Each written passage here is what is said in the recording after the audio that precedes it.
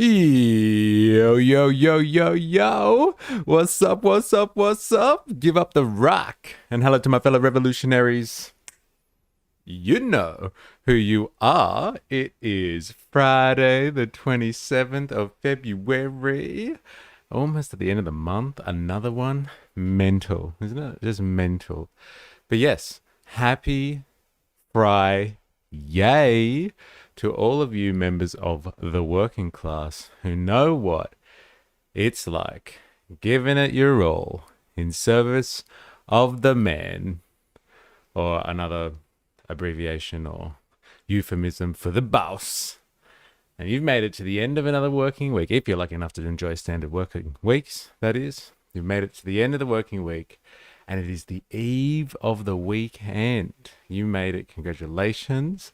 The Lamaz, what up, what up? Let's hear it for the left. Finally starting to eat its own. Happened earlier than I thought it would. I am not sure what you're referencing. Cryptic comment to start the stream, as always. So you're going to have to explain that one for me. This simpleton over here. Please let me know. So yeah. Happy Friday. It's the eve of the weekend. Very, very important day on the calendar of the working class. Hey, there's 2 days coming up. It's your freedom from the clutches of capital, i.e. having to serve the economy. So congratulations to you if you've made it this far.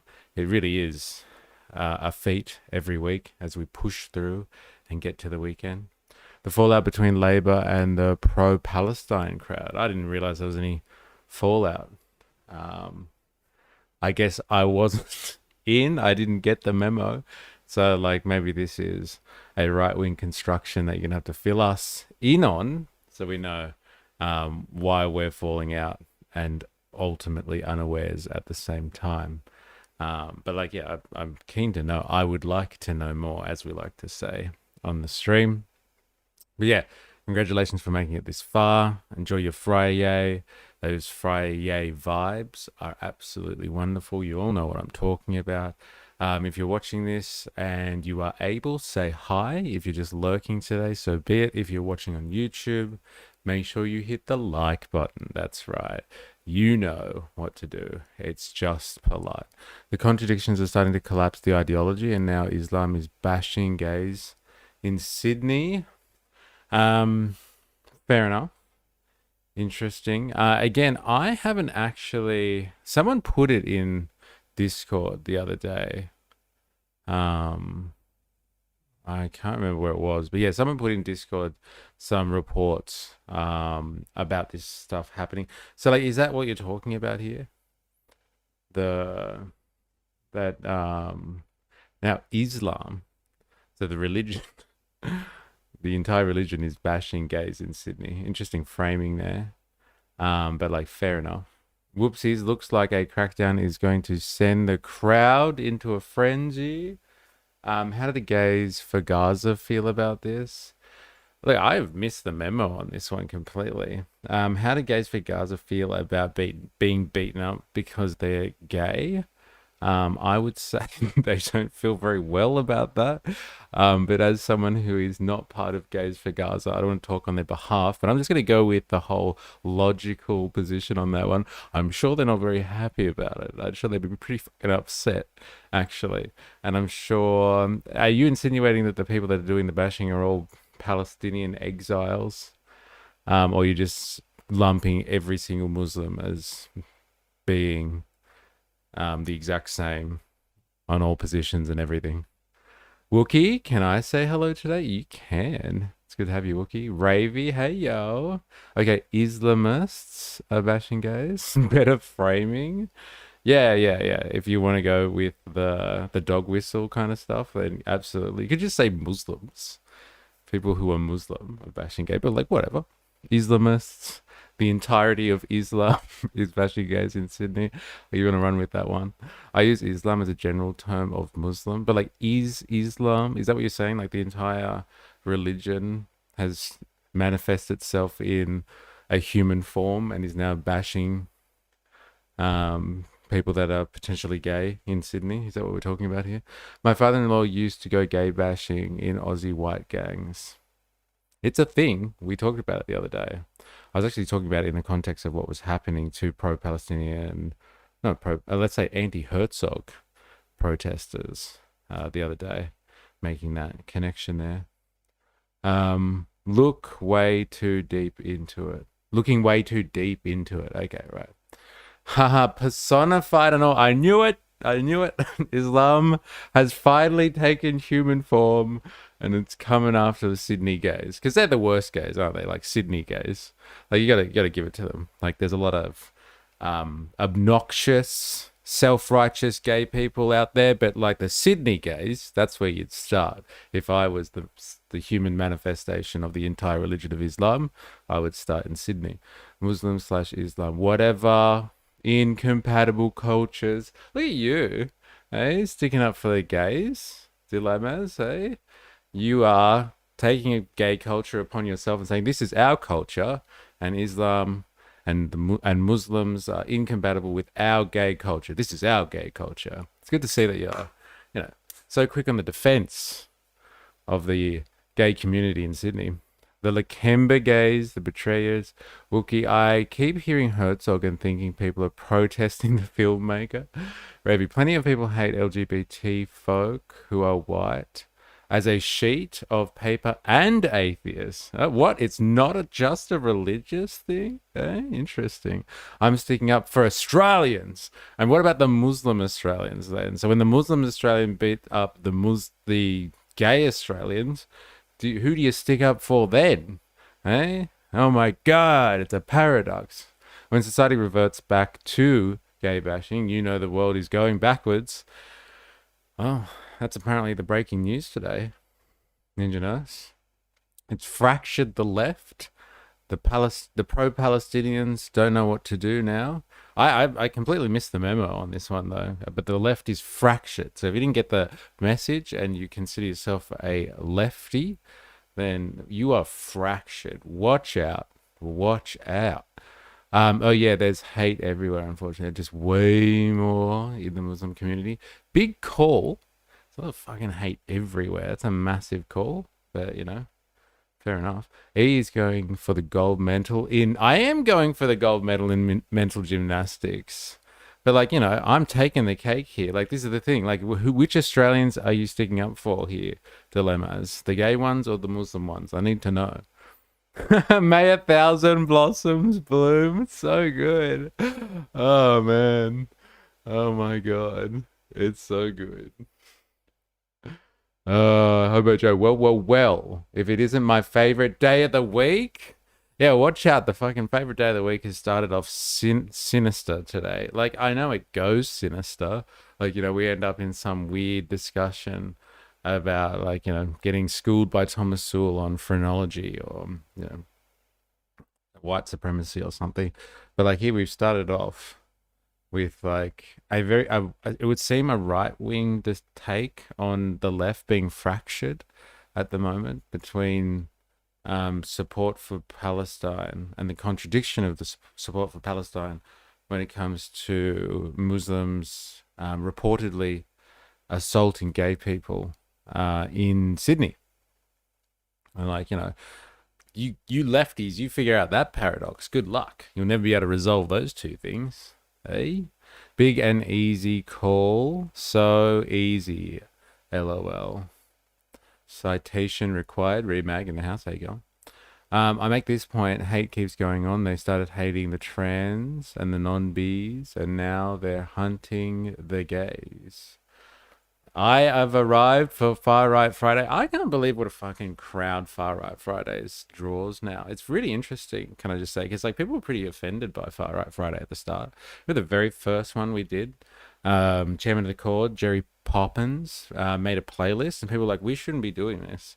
We should not be doing this. And here we are. Oh my God. Automod can suck my dick. Of course they're assaulting gays in Sydney.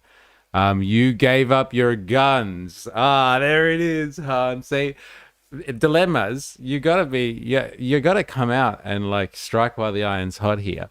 This is what you should be doing, dilemmas, okay? You should be like, look, this wouldn't have happened. These These Muslim people wouldn't have taken upon themselves to bash gays in Sydney if the gays were able to have guns. And why can't the gay community have guns? Because guns are restricted heavily in Australia. This is the chance. I think Hans hit the nail on the head for you here. Dilemmas.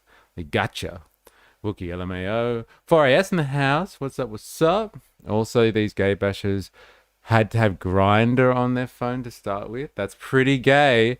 That's pretty funny. Is that how they found these people? Are you across this story? Because someone brought this up this week, but I actually hadn't looked into it.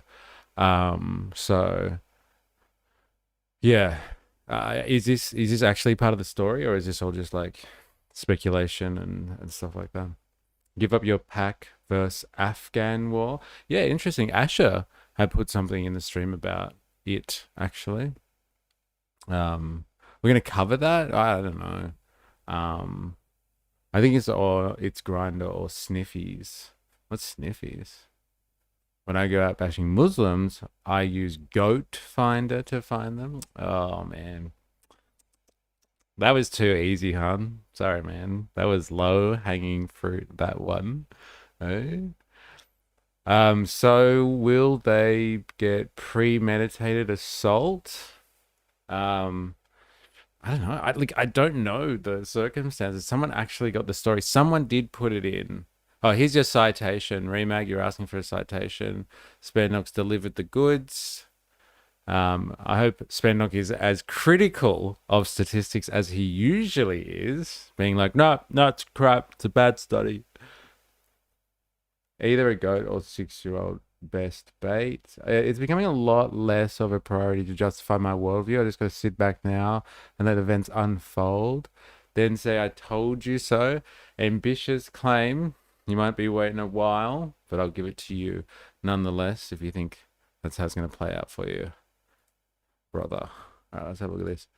I must admit, though, like, doing my research for today, for Far Right Friday, and trying to put a playlist together and stuff, I can just say, like, the whole, like, anti-Islam stuff, the anti-Muslim stuff is so hardcore. Like, if your ideology is just based on hating one particular religion, like, you really got to question your political outlook. Like, I know you probably don't agree with me. What, you need a statistic account? Is this true? Worst countries for human rights and rule of law 2024. The 20 countries with the worst human rights and rule of law index scores are located in Asia, Africa, Europe, the Middle East, and South America. How did North America miss that one? Iran had a maximum index score. Oh, I can't even read it. Oh, look, Spandong, you've given us a source here, and we can't even access it. Hey, this is outrageous. Outrageous. Yeah, right. Radio. Looking forward to it, Dill. As are we all. Can't wait to be told incessantly, I told you so. And yeah, I'm happy to be critical of the stats. There's a bunch of studies on this, all say the same. I mean, it's pretty obvious. It shouldn't be accepted. Do you like Scientology or Mormonism? Like what do you mean exactly? Like, do I like Scientology and Mormonism? Like, do I believe in the teachings of Scientology? I don't know enough about it. There's Scientologists out there that are probably really nice people or good people, most probably. Do I know much about Mormonism? Like, it seems like a pretty fucking wacky story. So does Scientology, actually. Seems like a pretty wacky story. If I can believe South Park in, like, actually how Mormonism was established and what's the story behind it. Have I met Mormons who are some of the most incredibly nice people I've ever met? Absolutely. Really nice people. So, like, do I hate Mormons? No. Is there a problem with religious ideology in general? Uses a system of indoctrination and mind control, basically, and gets people to do questionable things. Fucking absolutely. That's the point of religion. I see it less as a isolated event, as more of a totality, a systemic issue. Like most things, I think things systemically issues. But like, that's a conversation we've had many a time, I would say. Also, can we acknowledge that using apps to lure young gay men into a situation where they are in danger is not new? This has been an issue for this group before this group started doing it. It's just hot news because the Muslims are doing it. What non-Muslims have been doing for a while. Yeah, like, this is not like exactly a cultural isolation thing. There are fucking bad people who do this sort of stuff, and they have been doing it for generations. And like a lot of different cultures do it too. Like, come on, not excusing it at all, but violence. If people are assaulting people, assault is assault. And like, can you really hang your hat and just be like, I finally got it. I've got the nail in the coffin, silver bullet. I'm going to put the entirety of Islam down, but not liking Islam just as a horrible cult. Oh no. Right. Okay. Well, like, that's the thing. Like, I don't find like Mormons to be abhorrent, even if you think it is a horrible cult. And I don't find Muslims to be abhorrent, even if you think it is a horrible cult. Unless I'm reading that comment wrong. Do I think, again, the institutions that are put about because of religion and the ideology, I think that stuff is incredibly dangerous. Like guns. Yes, I do. Just stick up for the gay Muslims. There's the morality patch. Yeah, I only stick up for the gay Muslims. There it is. Somebody has finally reconciled the issue. Who is this? Who reconciled that? Alex Morrison, 5219. Very funny. Scientology is a cult. My man, Tom Cruise. Eh? Do you think they should be allowed to exist under religious protection? Or is it a cult? What? Muslims exist under religious protection? Yes. Like, I'm pretty sure they get religion status, don't they? Mormonism is Zionism, lol. Look, if the Mormons give me my own planet, eh? Well, why not? And Scientologists should be able to do that too, right? No, do you hate the individuals? I don't hate individual Muslims, just religion. Oh, okay, fine. Yeah, well, look, again, my entire outlook on religion is it is a system of control. And like one of the most insidious forms of control being mind control. It gets people ideologically bent on doing stuff. And as they say, mind over matter, you can do some incredible things if you control someone's mind. So like, do I condemn Islam and not condemn other religions for doing the same thing? No, absolutely not. If I'm going to persecute religion, then I'll do it generally. I know that might sound like a cop out to you, but like, honestly, if you look at the history of human civilization, anthropology, like, it really does have that purpose to it. It has a very particular purpose. Ron Hubbard is the most published author in human history in regards to individual works. Tegard, religion is dumb. Han, Muslims are not very smart. They use to honeypot them. They use the app to honeypot them. Then they show up, just have a few dozen of your gay buddies start bleeding on them. It will scare the shit out of them and they will never do it again. I have the answers. You just have to ask. That's the play. That's how you stop people. Is it hard? Interesting.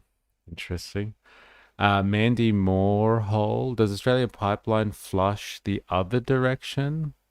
I don't know. I don't know what the question is there, actually. I don't mean... You mean like the right-wing pipeline that we're looking at today? Does it flush the other direction? As in, do we look at the left-wing pipeline?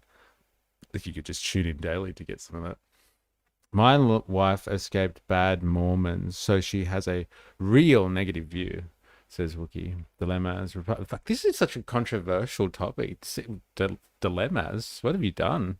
Republicans have been doing it for years. They're also posting it all over the internet. It's not a new even, but it's going viral and encouraging more. Thanks, Islam. So Sky News supporting gays now. LOL. The contradictions are everywhere. Who would have thought? Apps have been used by predators for a while. There are multiple reports in the media going back years of violence against women, gays, and even children. No one cared until the Muslim did it. Again, that's exactly what I said. It's the religious systems, not the individuals. Okay, well then, why are you so pissed off at Islam then? Like, you should be pissed off at all religions. But do you think some of those systems of control lines should be outlawed? Like cults that promote, say, murder? Dun, dun, dun. Well, like, look, if you have a cult, which is like a very small organization, which is usually built around some cult of personality, like some type of charismatic leader that goes to a compound, isolated event and tries to wipe out a few hundred people with, I don't know, arsenic in the punch or something like that. Like, should we eradicate that type of stuff? Well, yeah, it's low hanging fruit. But like the institutionalization of the major religions is hand in hand with statecraft of like high civilization going back thousands and thousands of years. So you can't just tear up, like, you know how hard it has been to secularize the state.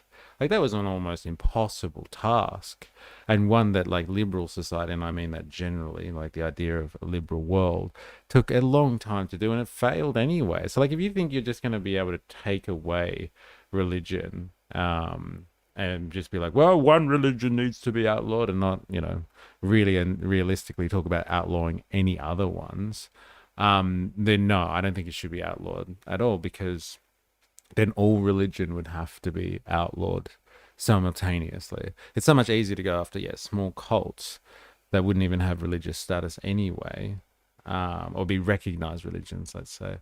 It'd be so much easier to take care of them, and they've done that in the past. They've definitely, but like, you know, does a cult promote murderous activity in the same way that religion does? All religions do that. All of them are built on like murder, and killing of non-believers and all that sort of stuff. Very, very rarely do you have people within that don't promote that type of stuff. Is it deplorable? Absolutely. Raven baby gay bashing is a topic close to home for me. Not sure if I can handle this topic. Not straight. I'm not straight and have been assaulted by men due to my sexuality. Yeah, I'm sorry. This topic has taken a life of its own. I'm not going to linger on it forever. But like, it does seem that people are very opinionated on this.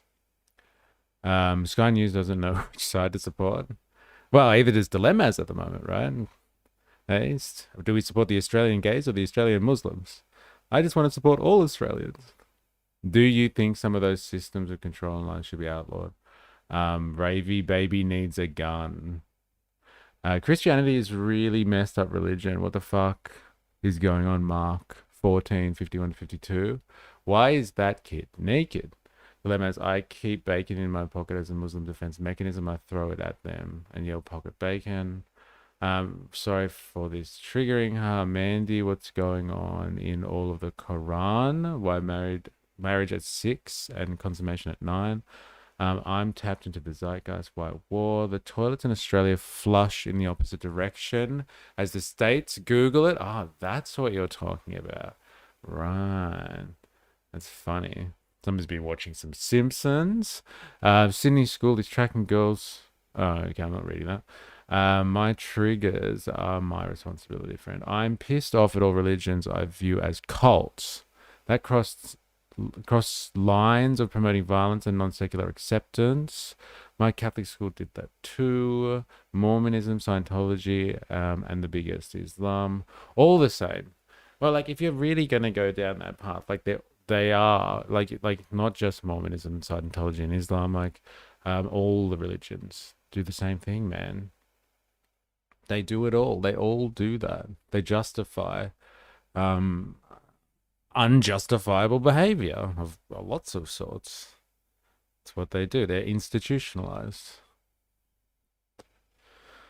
Ninja Nurse, I don't see the Hillsong cult sheltering the gays from violence in my book. That's on par with the perpetrators. It's the classic South Park quote: either all of it's okay or none of it is. No reason to go after on religion specifically. All major religious texts will have outrageous things in them that cause. They were written in a different social context, like I'd argue cults in their doctrines promote strict adherence to level of extremism, aka violence or self-harm. Pretty easy test. Okay. Is it in the text or the interpretation? Yeah, I think it's in the interpretation. That's a fair call. Because like you can interpret whatever you want from a particular text to justify some pretty crazy shit.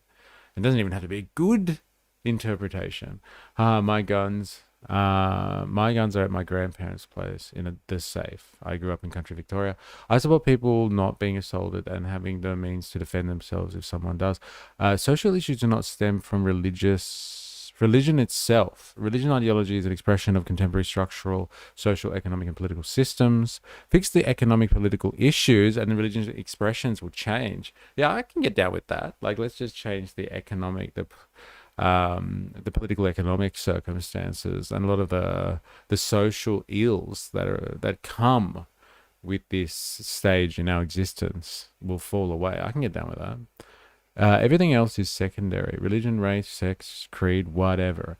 Remake, if you're talking about the PDH culture, let's say, or whatever, that is a product of patriarchy, not necessarily religion itself. Hey, yeah, that's an interesting take. That is. People don't like it when you say the patriarchy word. People get upset by that one. Yes, exactly. So my line for a cult is extremism in the text, not the interpretation. Now go read the Quran without the hadith, when with. Thank you for checking, you gorgeous human. I can't see you around too long today. Anyway, I've got another hospital appointment. Good luck. Ninja Nurse told you all these conservatives have a Grindr account. Some of them use it for violence. The rest are getting their whole wrecked. Nostradamus has spoken. Yeah, thank you. Thank you. Oh my god. Lovely. Lovely. Oh, I wasn't expecting that last part. You got me. You got me. ABC in-depth Tinder investigation reveals the dark side of the dating app. Predators playground. Majority of dating apps app users experience sexual violence online. Interesting. Who would have thought? Who would have thought? Remake, that's a bell hooks take, if ever I saw one. All right, wow. That last 20 minutes have been nothing but non-stop fire. People are really passionate about this. I see what you did there, Dilemmas. Doesn't just make their whole day, but their whole week. Whoa. Whoa. All right, so today, as you know, I haven't done my introductions yet.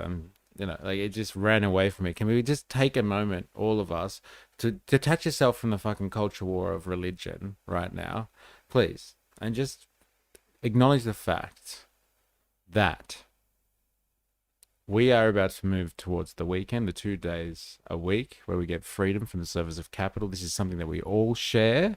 We are all slaves to the economy, and i.e. we are slaves to capital itself. There are those who control capital and those who do not, and that is the large majority of the world's population, i.e. you and me. So from wherever you are coming from, unless you are sitting here in a medieval cathedral, you look around you right now, and everything around you, I will bet my top dollar on, is made by modern labor, modern hands, modern minds, the labor of hard-working people like yourself, the working people of the world. Everything around you, all the value around you right now, somebody thought that up. Somebody managed that situation. Somebody produced that and delivered it to you or the environment that you are nestled in at the moment. So let us take a moment to just remember that we all share this one string that holds us all together. We are the working people of the world, and I'd like to pay my respects to workers then, past, present, and emerging. It is on your shoulders that the entire human race sits or stands, let's say, on your shoulders. So take a moment to recognize that you right now listening to this, you are responsible, and you help the machine that delivers for the entire human race. Think about that. You're part of a larger machine, and we get shat on most of the time. We don't get to choose what we produce value on. It's kind of directed by somebody else, for somebody else's entertainment, for somebody else's enjoyments, for somebody else's power. So it's like, just remember that. Like, that's the one thing that binds us all together. To forget about the fucking culture war discussions that are going on right now for a second, because it is very energizing and people seem to be very passionate about it. But remember, there is one thing that we truly all do share together, and it is this. It is this. We don't control the value that we produce. Most of us get dictated to for our entire lives what we will be doing. We will sell ourselves to somebody else in one way or another, through contracts, through wage, like, full-time employment, part-time employment, maybe even just like living from the system itself to support your existence. But like, we are beholden to that, and we should be in control of the stuff we do. And we here on this stream anyway, we remember that. We've just remembered that, so we can work towards a society when we all get to start, like, actually choose the what we should be doing together as a society, together, and not at the whims of some political class, some economic ruling elite, etc., etc., etc. So I hope you have a good weekend. I hope you get freedom for a couple of days, if nothing else. And if you don't, you don't get the weekend, I hope you get penalty rates or time in lieu or some type of benefit, so you can enjoy the weekend some other time and get some benefit from that. All power to the people. Yes, yes, yes. All those feelings. All that shit. It's the one thing that binds us together, as they continuously tear us apart by pointing the finger at other sections of the working class and saying, hey, those guys over there, they're your enemy. Remember that. They hate you. They want you to die. They want you to live miserably. Just don't look at the system, the large political economic system that we're all a part of. Don't look at that. For God's sakes, don't look at that. My God. I'm specifically sitting in Curtis Yarvin's cathedral. Not sure how I got here. That's so good. Fucking Curtis Yarvin, seriously. Power to equality. It's not yet where it ought to be. RHPCP. Okay. I don't know the reference. Power to the people, but don't let them have guns. That is too much power. You're not wrong, Han. Like, you're not wrong. Like, that is part of it. It's definitely a factor. They definitely don't want us to be armed in the same way that the state is armed. I'm not going to argue with you on that one. Oh, it's Red Hot Chili Peppers. Okay, radio. THQ, hello. Welcome to a Friday stream. Hope you're well. Hope you are well. Now, if you're wondering what we're going to be doing on Far Right Fridays, and let's continue with the whole anti-Muslim train that seems to be really, really strong at the moment. I know it's always kind of been kicking around. Is Friendly Jordy's going to get clipped soon? I don't know. I would hope not. But the more guns people have, the more likely that will become, I'm sure.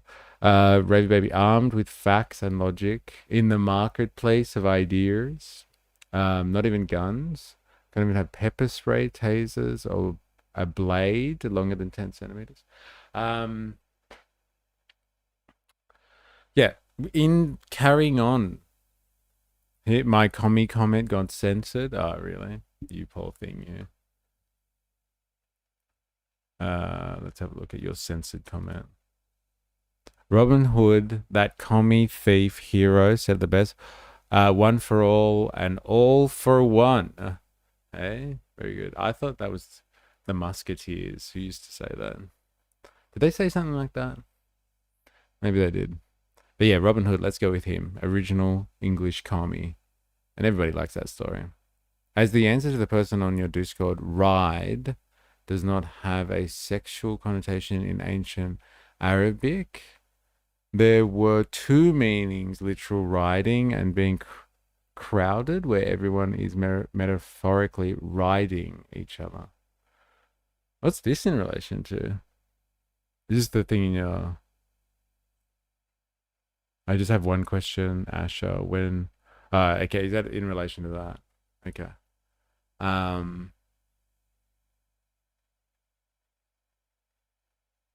What, Ravy Baby, so true.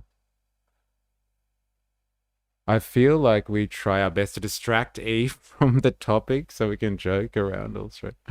Yeah, it works. It works. Was it? I thought it was all of them. All Alzut. Honestly, it's a requirement of being a chatter. Oh no, he actually answered my Alzut question. I'm confused. What if Robin Williams didn't do himself in, but knew about Epi instead? Yeah, well, it wouldn't be the first person to go down for that. I'm sorry, dude, that was a joke. I don't get it anyway. I'm confused. Google it. No, thank you, hon. If you're laughing, I'm definitely not Googling it during a fucking live stream then. I'll do it later. Thank you, hon. I will do it later. Okay, where were we? I'm all over the place. Okay, we are continuing with the full-blown anti-Islam sentiment that's being whipped up a lot at the moment, and I think it's got a lot to do with this lady over here. You know who she is, ladies and gentlemen. It's Pauline Hanson on immigration, Trump, and One Nation's surprising rise. And this is on The Issue. Now, The Issue is some, I don't know, podcast or Four Corners investigative special thing on Channel 7. If you're American, you don't know what I'm talking about. Channel 7 is one of our commercial news channels. And so, like, they have interviewed Pauline Hanson. And, like, this is the clip that got a lot of attention last week. So she said the thing, like, was from the clip, and it was like, there are no good Muslims. And, like, I posted that somewhere else, and then there was someone in the chat defending Pauline, was just like, she's taken out of context. So, like, maybe she didn't say it at all. Maybe she didn't say there's no good Muslims. Maybe that was, like, part of a sentence, and she has been taken out of context. And I will need to apologize strenuously for continuing the mainstream media drivel that came out, and like she never actually said it at all. So let's find out if she actually said it, because it pissed off a lot of people. It pissed off a lot of people in the Muslim community, as we watched last week. But like, that's what she does. And like, someone asked me, you know, should she apologize for what she said about like those comments about Muslims, and like Lakemba and all that and stuff? Like, should she should she, yeah, he said the word context, yeah, should she apologize for it? No, of course she shouldn't apologize for it. Like, this is what she's doing it on purpose. She is the embodiment of the Australian culture wars. She is the alpha and the omega. In her, like, is the entire spirit of Australian culture wars, which centers, I think, largely around migration policy. There's always been a discussion about the fact that Australia needs to get in migrants from somewhere, because, like, you know, it's big country, not a lot of people in it, and we've always had a little bit of a complex when it comes to that. And so for a long time it was like, all right, fine, but we let the right looking people in, if you know what I mean. Oh, we need more. All right, we'll go down the scale a little bit. All right, I guess these people are acceptable. And it's pretty much been our migration policy ever since. It's like, fine, we'll make a concession. We'll let these people in.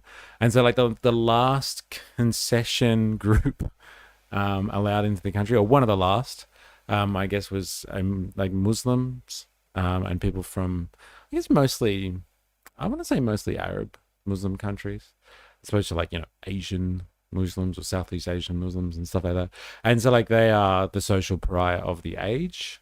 And so she embodies that nicely. Like, she started her career being controversial about the Asian problem, being swamped by Asians, and now it's like, you know, cashing in on Muslim scare. And so, did she say what everyone reported her to say last week, that there's no good Muslims? We're about to find out. We're about to find out. Where's my buzzword board? Yeah, I know. I'm working on it. Context. I think chat needs to come together and pressure Mr. E to Google Al-Zat on stream. Otherwise, he will forget. I will forget. And I'll do that on purpose for you, Han. So, like, you want to get on Discord and, like, tag me in something? You go for it. I'm not doing it on stream, though. I'm sorry. It's a good setup, Han. I'm watching you, bro. 4ASE, where's my buzzword? So gross. She goes that bit too far sometimes. It needs to have trans Tifa and context there. Spoiler, she done did it. Oh, okay. Well, I guess there's no defending her on this one then if she actually did it. Al-Zat, we riot. Go for it, bro. Riot away. Please read my last message. Okay. Just for you. Oh wait, there's nothing sexual about it. Neither is passing out on some guy's lap. This is just a reflection of how over-sexualized culture thinks everything sex is. Oh, what was that in relation to? Oh, ride. You're talking about the ride, the use of the word, or the translation of the word ride. Okay, fair enough. No one wanted the Zat this much since Muhammad. Oh my god, you too. Seriously. Check yourselves, please. Alright, let's have a listen. Let's have a listen. Once you go Zat, you never go out. I'm definitely not Googling this now. Holy shit. My god. I can't do it. Alright, let's have a listen, shall we? Strap yourselves in. Almost 3 decades since Pauline Hanson lit her first political firestorm. This week, she set off another on the most incendiary of topics then and now. Is that Mao in the background? Am I looking at that right? She set off another on the most incendiary... What the fuck? Why would she have that in her room? Are you guys seeing that? Is that the ghost of Mao Zedong behind her picture? Is that a joke? My god. Are my eyes working? It must be a joke. That's... Who knows why there's people do what they do? What the fuck is that? Is that a Spectre of Communism joke? If that is a Spectre of Communism joke, that is fucking hilarious. She is... I take back what I've said about her. She is actually quite clever. And that is fucking hilarious. That is hilarious. She's got Mao behind her on a red backdrop. It's a painting she bought off an artist. The artist did not. And asked if she wanted it. And Pauline paid her, supporting struggling artists. She's supporting... Does she realize? Fuck, I gotta get to the bottom of this. That is fucking hilarious. She's a secret CPC commie double agent. Well, it does look like it. Like, if you ever wonder about her, like, calling out the Chinese and stuff like that, take an aim at the Chinese, you're gonna have to call out, like, hey, why have you got a massive picture of Mao Zedong behind you when you speak to the press? Why is Mao Zedong in your office? The old bat probs can't see too well these days. It'd be funnier if she never knew Mao was there. Oh, now look who's on the Pauline train finally. Welcome to the party, pal. Bro, if she has intentionally done this, put a picture of herself and Mao there, I am so on the Pauline train, bro. If she has intentionally done this, Dilemmas, you have my word. I will intentionally vote One Nation in the next upcoming election, whatever that is for me, just for you, bro. If she has intentionally done this, I'm fucking voting One Nation for you, Dilemmas. Jury of topics then and now, immigration. I've got the guts to say what a lot of other people out there are thinking. The issue this week, Hanson, on her future, on Barnaby's future, on the prospect of Prime Minister Hanson, and yes, on the gathering storm around immigration policy. The issue. This is height of Australian media. It's so good. That is either the smartest thing I've seen today or the dumbest. I can't tell. I'm floored by it. Can you imagine? She has no idea, then claims Mal is haunting her in the form of secret shadows. Coincidentally, Welcome to the Party was also what Mal told his dancers when they graduated. Thinking Pauline is dumb is the first mistake everyone makes. So dark today. Hit him with that Mal information, Fire Lady. Mal information, hey. Hello, welcome to The Issue. I'm Tim Lester. For those keen to write off Queensland Senator and One Nation founder Pauline Hanson, she's got a message. Get in line. People have been writing her off since the year dot. Now, opinion polls have her political rivals panicked. We talked immigration. In fact, this interview is among a few in which she made the claims that set off her latest controversy. But as you'll see, we also talked about a lot more. Here's Pauline Hanson tackling the issue. Pauline Hanson, thank you for speaking with The Issue. Thank you. I've always wondered, how was it that you made the switch from the Ipswich fish and chip shop into politics? What was it that took you on that course? Well, Tim, I had a stint in local government first in Ipswich City Council, and I saw what happened there. People weren't being looked after, the corruption that was happening, and then after a year they did another amalgamation, and so we went to a fresh election, and I lost the seat by 132 votes, and I thought, no, I'm going to get in federal politics. So I suppose the bug got me about politics, trying to represent the Australian people. What set me up, Tim, was my standing my ground on a certain issue, calling for equality for all. One Nation topping the latest polls for Victoria. Yeah, Vic of all places surprised me in that poll. Hey, we're going to have a look at the guy. Have you seen the guy in the thumbnail, Spandog and Dilemmas? I'm assuming Dilemmas would know this guy. I've never come across him before. What's his name? Something Harris? No, Harris Sultan. Yeah, he talks about the poll, I think. I'm going to have a look at him next. This is our right-wing pipeline for today. We're going to go Pauline Hanson and then this guy. Yeah, Harris Sultan. For all of you non-Australian right-wingers out there, this guy seems to be quite a popular. Oh, yeah, I know that guy. I've never seen him. Oh, yeah, well, Spandong's across him because Spandong dumped him in Discord earlier this week for us to have a look at. And he speaks about Pauline Hanson and the polls and stuff. That definitely correct and true and not media push. Victoria being anti-immigration. LMAO. He's like as in you're not a big fan. All right-wing pipeline stuff on Fridays. I haven't seen, funnily enough. I watch some of him. I usually have to bail, getting annoyed at him. Okay, fair enough. I've never come across him before, so. All Australians.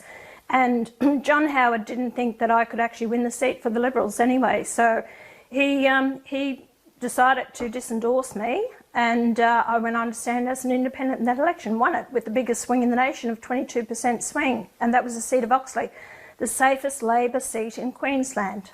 Okay, so now you are heading a party that is surging in opinion polls, more popular, it seems, than the old Conservative coalition of the Nats and the Libs. Quite extraordinary, 4 times your vote at the last election just last year, roughly.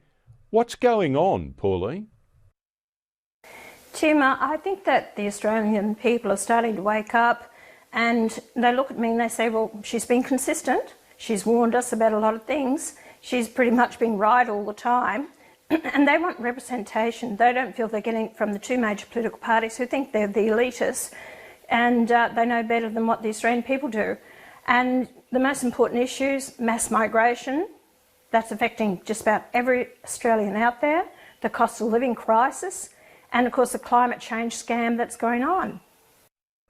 A lot of your critics, pollsters particularly, would say yes, but this is a protest vote. If we were going to an election now, you wouldn't be seeing this. Do you believe them? To say it's a protest vote, I think that's... Anyone believe them? No? They're like, this is all a protest vote? And if we were actually having a real election, then people would be making serious choices. I must be in the right-wing half-pipe. Why? Because you don't get all of this stuff. Well, let me be your source of new right-wing content then, Dilemmas. Happy to provide that service. Sloan Zone, right-wing, work. Take me with a grain of salt. It's all propaganda these days. Fair enough. After Labor and Liberals' preferences each other to push her out, lol. The right-wing pipeline I get recommended is the Sloan Zone. Yeah, do you think Sloan Zone is right-wing? It's interesting. Sky wants her to coalition with Liberals so badly. Huh. And, like, would you feel cheated if they did? Hey, what's up? Examining One Nation, eh? Yes. Well, like, specifically Pauline at the moment. Pauline was, like, trash-talking hard, and she got caught saying some stuff that was offensive to the Muslim community at large. And so, like, we're going to watch this piece on her to see where she said it. Because it was very controversial last week. Upset some people. I'll be interested to see if Asha or anyone else from Pakistan's views are different and how once we get to Harris. Yes, Harris. I was trying to figure out what Harris is, if you know what I mean. What's his background? He seems very westernized. Well, he says it multiple times, doesn't he? Us Westerners. I'm like, hey, this is an interesting take. Wonder if your audience agrees with you there, mate. Depends. Does Labor and the Greens lose? I'm sorry, but to open with the interview, what's going on? And not Pauline, please explain. Oh my God, that is shit. What a lost opportunity. You should have been an interviewer, Rapey Baby. I want to clarify. I'm taking One Nation seriously. The only thing is the latest polls are the Conservative vote shopping around because they are disenfranchised with LNP. The real question is, will One Nation keep this up until 2028? Does the preference / the right eating each other up, will that hurt ALP or increase the majority? Yeah. It's a fair question. It's just a civil war in the conservative sphere. All right, back to it. Laughable, it really is. That shows you how scared they are, because that's why they're trying to tell people, oh well, it's only a protest party, so don't worry about it. They couldn't form, be part of government. I've had the shared balance power in the Turnbull-Morrison governments, and we used it wisely. We weren't radicals whatsoever. It's about having different opinions. If you're going to get good governments, you've got to have good opposition. And when both major political parties are on the same policies, what's going to happen? Nothing. So my being here with One Nation, we put pressure on the coalition to come back to the conservative values, and to even the Labor Party, putting pressure on them as well. So we're giving a voice to the Australian people. If One Nation goes on getting bigger and does get bigger representation in Parliament, might you make it more democratic? I mean, you're famously in charge of your party. Some would say, yeah, but come on, it should vote on policies, it should vote for its leader. What do you say? Yeah, but where are you getting your information from? It's just ludicrous what you're saying. Make it more democratic. That's a ridiculous statement. And Tim, the first time I was around, this is the second time I've built this party.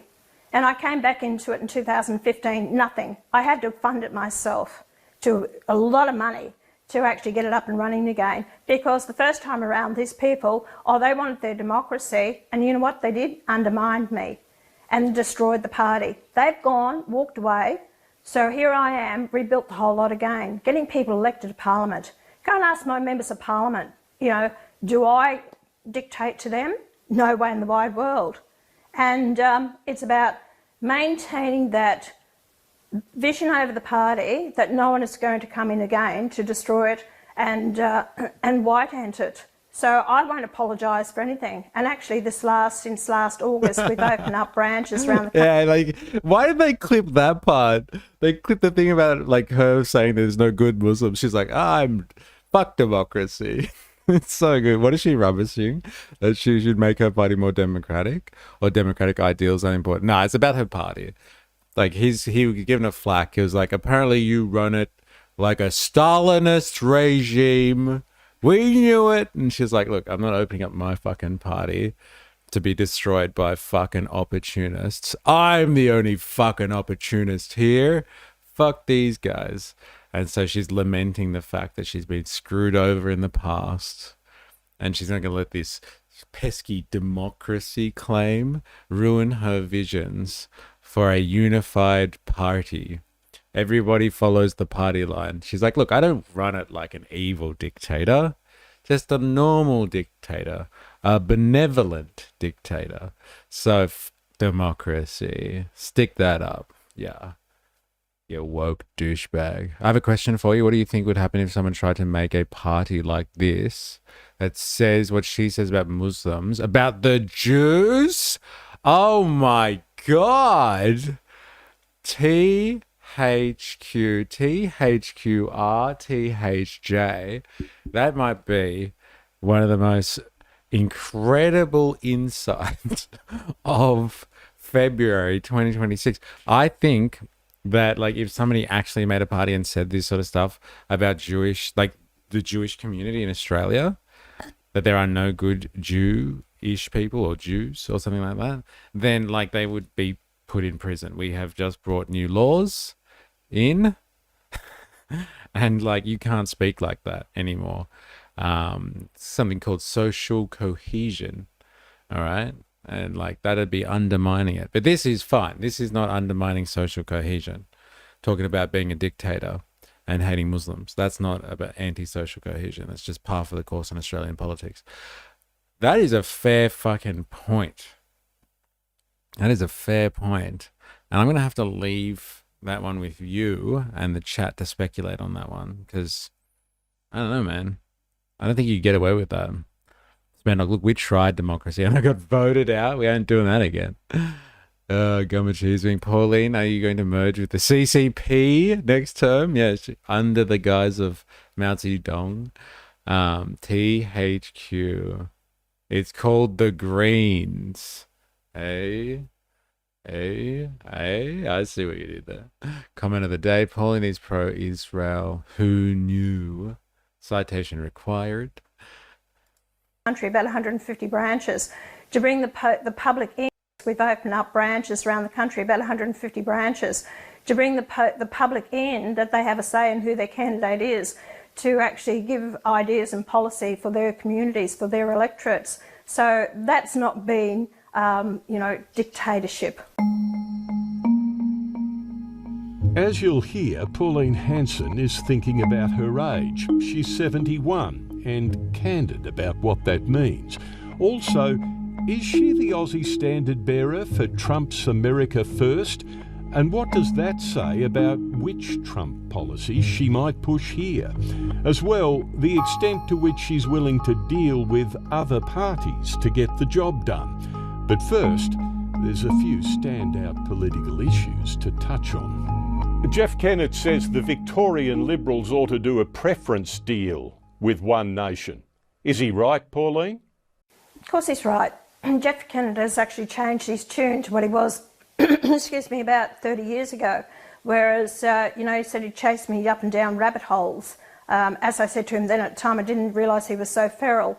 But Jeff Kennett has changed his views because now he's realising that the Libs in Victoria will not win by themselves. And if Jess Wilson is going to think about preferencing Labor before One Nation, she's not serious. She's more low than Trump. Oh, look at that pun. That was clever of me. I love how you're big noting yourself afterwards. That was pretty good, man. I'll give it to you. I was like, oh, he spelled low wrong. No, he didn't. I know which low he's talking about. Oh, man. That was dad joke worthy all the way, bro. That was great. Do not need to elaborate on that. Anyone that read that comment just need to fill in the blanks. The best comments don't need explanations. It's about getting rid of the Jacinda Allen government in Victoria, and she's not concerned about the Victorian people and pulling back the overspending, the treaties, the laws and everything that's happened there. It's destroying their state. So Jess Wilson needs to have a good inner look at herself. How close are you to knowing your candidate in the federal seat of Farrer, the seat that Susan Lee is vacating? We're yet to announce that. We will be. We've had huge numbers of expressions of interest to be a candidate for that seat, so we're just going through that now at the moment. Those people will be introduced. It will be whittled down because a lot of people don't even comply with Section 44 of the Australian Constitution, and for some other reasons. Whoa. What's she talking about? Anyone know?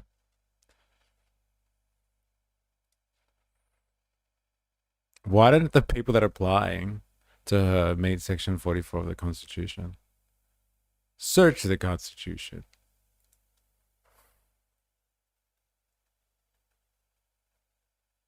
Oh, man. Fucking search results are so... Isn't it online? Seriously? My God. Fine, I'll download it. Seriously. Oh.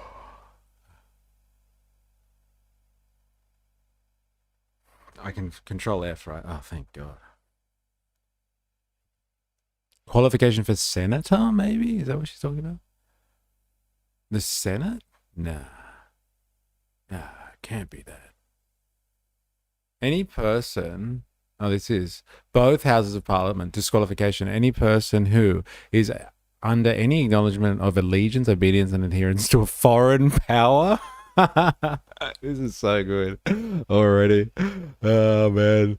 I wonder how many people that disqualifies, eh? What about you, Ho Chi Minh? I'm looking at you, brother. Anyone who's who's under any acknowledgement of allegiance, obedience, or adherence to a foreign power, or is a subject or a citizen, or entitled to the rights or privileges of a subject or a citizen of a foreign power, or is attained of treason, or has been convicted and is under sentence or is subject to be sentenced for any offence punishable under law of the Commonwealth or of a state by imprisonment of 1 year or longer. Okay, so like if you've served a prison sentence for a year or longer, is an undischarged bankrupt or insolvent, holds any office of profit under the Crown or any pension payable during the pleasure of the Crown out of any of the revenues of the Commonwealth, or has any direct or indirect pecuniary interest in any agreement with the public service of the Commonwealth otherwise than as a member and in common with other members or an incorporated company consisting of more than 25 persons, shall be incapable of being chosen or of sitting as a senator or a member of a House of Representatives. Interesting. Well, that's why I said the obedience thing, hey? There must be a lot of people that are just like, any person who is under any obedience to a foreign power, hey? Fuck me, dude. There goes our entire political class. Oh my God. Can we check out her wardrobe? Looks like overpriced clothes you buy at Pacific Fair on your family holiday to the Gold Coast. Harp on the dictator jokes is funny, seeing her get mad. Dictator Dan didn't give a fuck about being called a dictator. She clearly does. Eh? Wow. Been too long since my law unit. Memorizing that sucked. You had to memorize the Constitution? Like, what a dry document. Doesn't even say anything good. And it talks about our political structure. Lame. All right, let's do this. So it'll be whittled down to just a few, which those. That's so funny. So many people applied to be a One Nation representative. So many people. A lot of them didn't meet Section 44, so that's whittled right down. But despite that, here we are. I can't believe she said it. So good. Most of them ridiculously uneligible. Didn't she just rehire a convicted artist to run her campaign? I don't know. Did she? Uh-oh. Pauline is sus. All this is not real talk, but her base is strongly supported by neo-Nazis. Wow. As we found out the other day when we were investigating a bit of Thomas Sewell, like, you know, he said it. And like we had to reflect on it a bit because there was a few people that were like, oh. But like he was like, look, the mass immigration debate and shutting down migration is just the start. Once we convince people to do that, then we can, like, you know, roll over to some real Thomas Sewell agenda kind of stuff, if you know what I mean. A couple of them have criminal histories too. Oof, that's a bad look.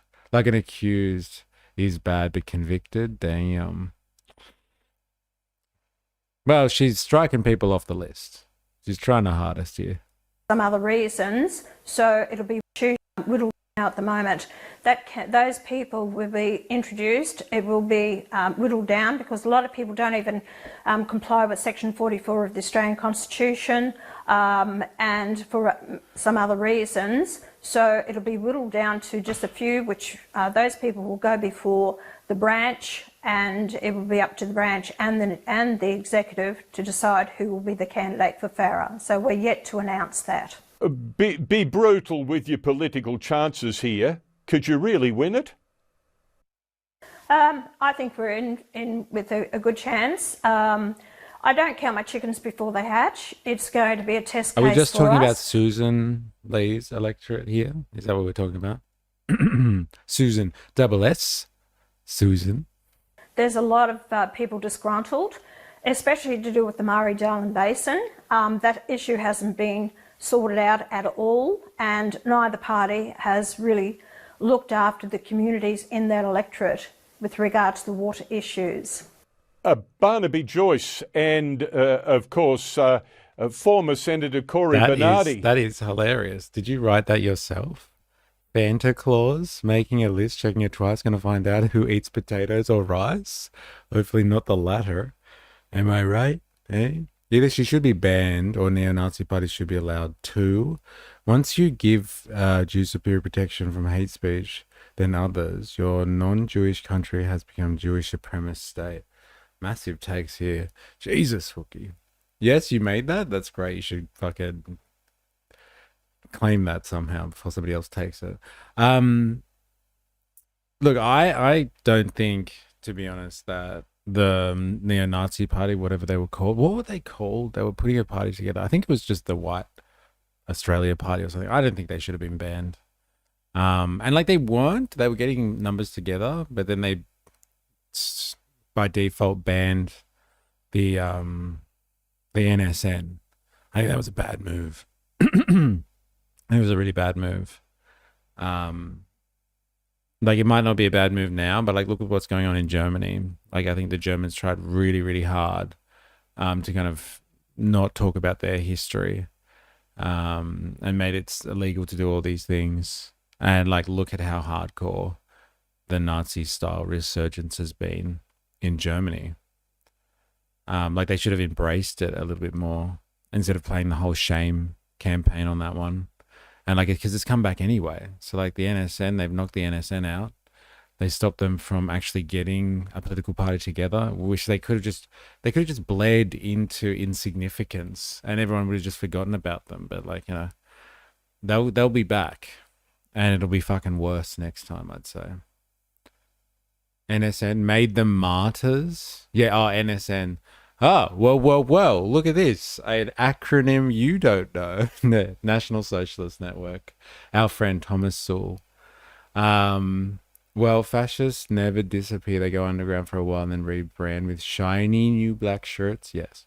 When I say neo-Nazi party, I mean a party that actively seeks to turn their society against the Jews, like how she turned society against Muslims. Yeah, that's what I'm talking about. Like, we had almost a neo-Nazi party that was actually going to try and form an actual registered political party at the end of last year, and I think they've been knocked out and they can't do that. Yeah, like the KKK, you can fight hate with an overpopularity of and flooding of love. They're basically inactive, just thanks to attention now. That's interesting. Call it hate crime, but I hate neo-Nazis. Nancy's. That's actually good. Like, that's a good way to underhandedly attack them, right? To call them Nancy's, neo-Nancy's. Let's get the gays together and go Nancy bashing. Hey, there it is. When the shoe's on the other foot. They literally define themselves as Nazis, yeah, instead of making them illegal. Do you agree with me that these special anti-Semitism laws make your country into a Jewish supremacist state? Like, I can see that by extension, because like it's now illegal to talk negatively by anything that can be perceived as anti-Semitic. I would drive that home more, that point, if it is true that they're changing the definition of being anti-Semitic to speaking bad about Israel altogether. If that is true, and you can't criticize a nation state without being called anti-Semitic, and thus then that being a hate crime and you being arrested for that, then yes, I can see how you would say that like you are turning a certain country into one that privileges an entire group of people above everybody else, because you can't talk badly about them. So like, yes, in that regard, if it is truly illegal to speak, if you say anything bad about Zios or is not rail, and that's all anti-Semitic, and then you can be arrested for speaking your opinions about that, like that does elevate those people above everybody else in society, and like they are supreme. I get your insinuation. Nancy's, nonces, it all works really. Spandok, the public question and dislike their ideology enough that if you just shine a light on them instead of making laws about them, the public does the work of shaming them into abandoning values. Weirdly effective / justified mob shaming / justice. That's just human.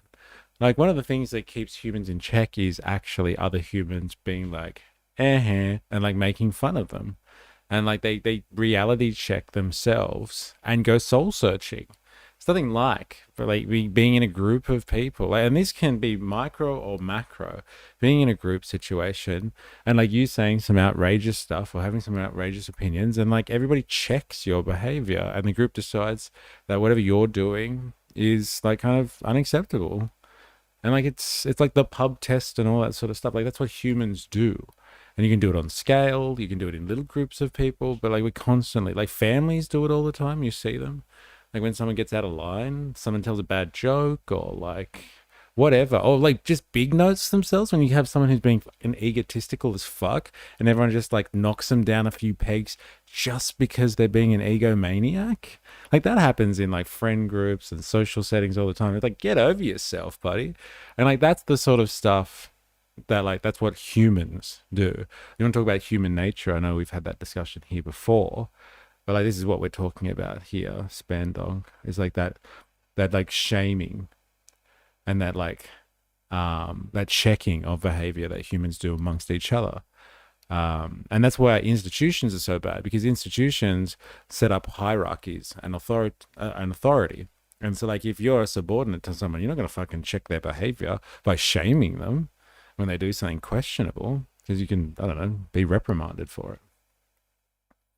But it's inherently human. And you know what else is related to this? This is really interesting. Anthropologists have found, I think this is fascinating, that like there are certain things like across all cultures that they've studied, like there are certain things that like just don't cross over and it's completely cultural, like language or like, you know, certain tics that people have or the way that they celebrate or the way that they do art, all that sort of stuff changes from culture to culture. But all humans but like all human cultures that they've studied all roll their eyes. Ugh. When someone's talking bullshit, apparently all human cultures they document like, people are like, oh God, shut up, asshole. It's so good. That's what it is. Like, you want to talk about human nature? Like, humans are greedy, or humans are violent, or like, you know, humans are, I don't know, whatever. You know what? It's being human. Hearing another human talk shit and being like, ugh, wanker. What a wanker, seriously. And that's how apparently humans keep each other in check. It's just social.